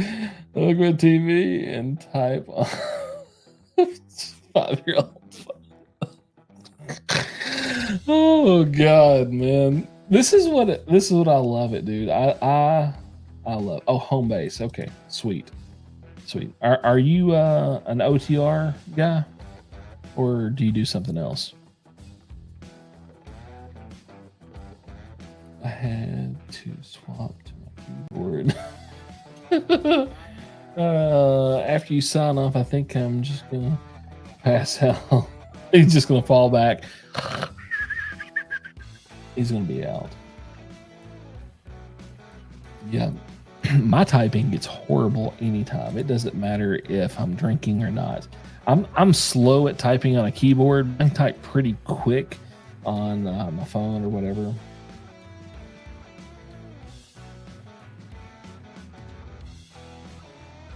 Yeah, dude, that's exactly right. We love to poke fun on here. Like that's what we do. Like all you guys that are still just kicking it with us tonight, y'all are what's like the reason why I continue. Like the first 30 people that was on here, or 40 people that come and go, they weren't here for the long haul. They just showed up to say hi and then roll out. The ones that are here at the end, you guys are the ones that makes me keep doing what I'm doing. Still got to drink my protein shake. That's funny. That's funny. Yep. Heck yeah. Where are we at here? All right, we are down to 4 minutes and 30 seconds to hit a double the maximum length of a public live stream I have ever done.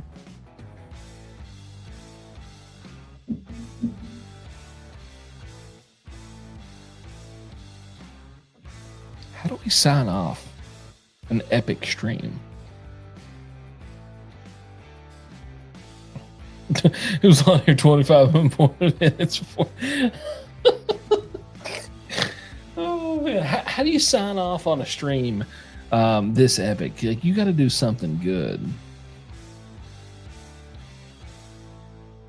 Killer. Oh yeah, I'm not chugging the King of Kentucky. Not doing that. I could be drunk as hell and I'm still enough to not do that. Oh, definitely not. I only have one hazmat bottle here in the house, and it's 161 proof. Crack a new bottle and sign off with that. GTS chugs. I can't do that. I can't do a GTS chug.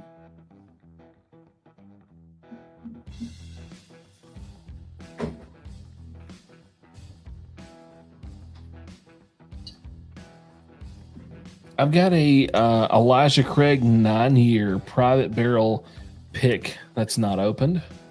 But that's not really like a good chug bottle, you know? I mean, it's 94. Yeah, 90. No, yeah, 94 proof. That really doesn't get me going.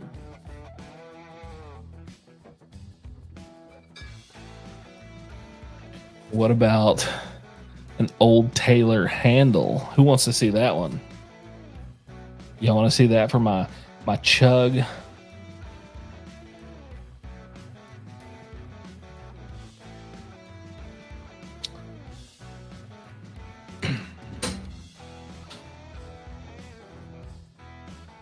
This is the 6 year too. Y'all want to see this one? You want to see something different?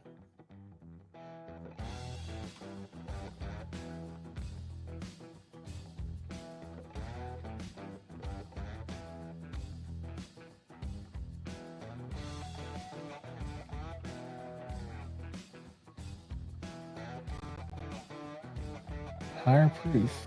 Okay.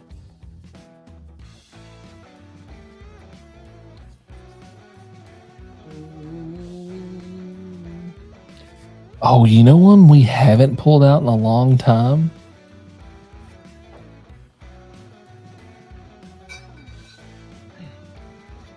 Who remembers this fresh crack? This is the night that Patrick, myself, Brothers Barrel, we all fresh cracked these and chugged them. Y'all remember that? This has been a sweet minute since I've had this thing. Yeah, the only hazmat that I've got right now is going to be 161 proof wide herb. Yeah. Me too, Stuart. Me too.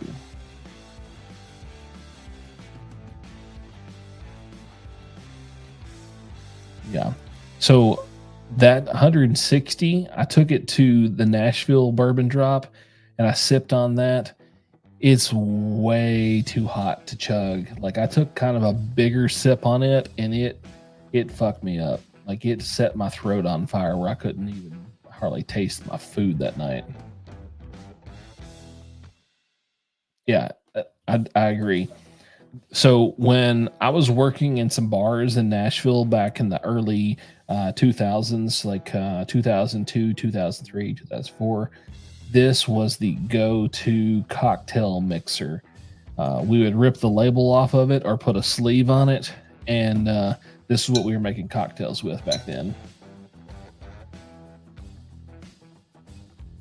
All right, we are 5, 4, 3, 2, 1. We are 6 hours in. We just officially doubled my longest private live stream ever. Congratulations to everybody that stuck with me through the entire time, dude. I'm so excited for you guys. This is awesome. So let's do it. Every respectable person out there needs this bottle. Cheers, everybody.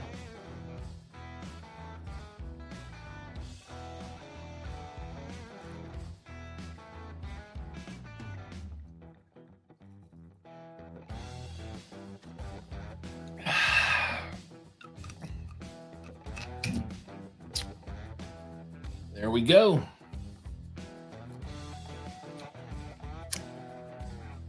Yeah, I'm going to pass on that 1792 foolproof. Woo-wee. All right, fellas, that's a night. Appreciate y'all hanging out with me. And we will see y'all on the next one. Later, guys.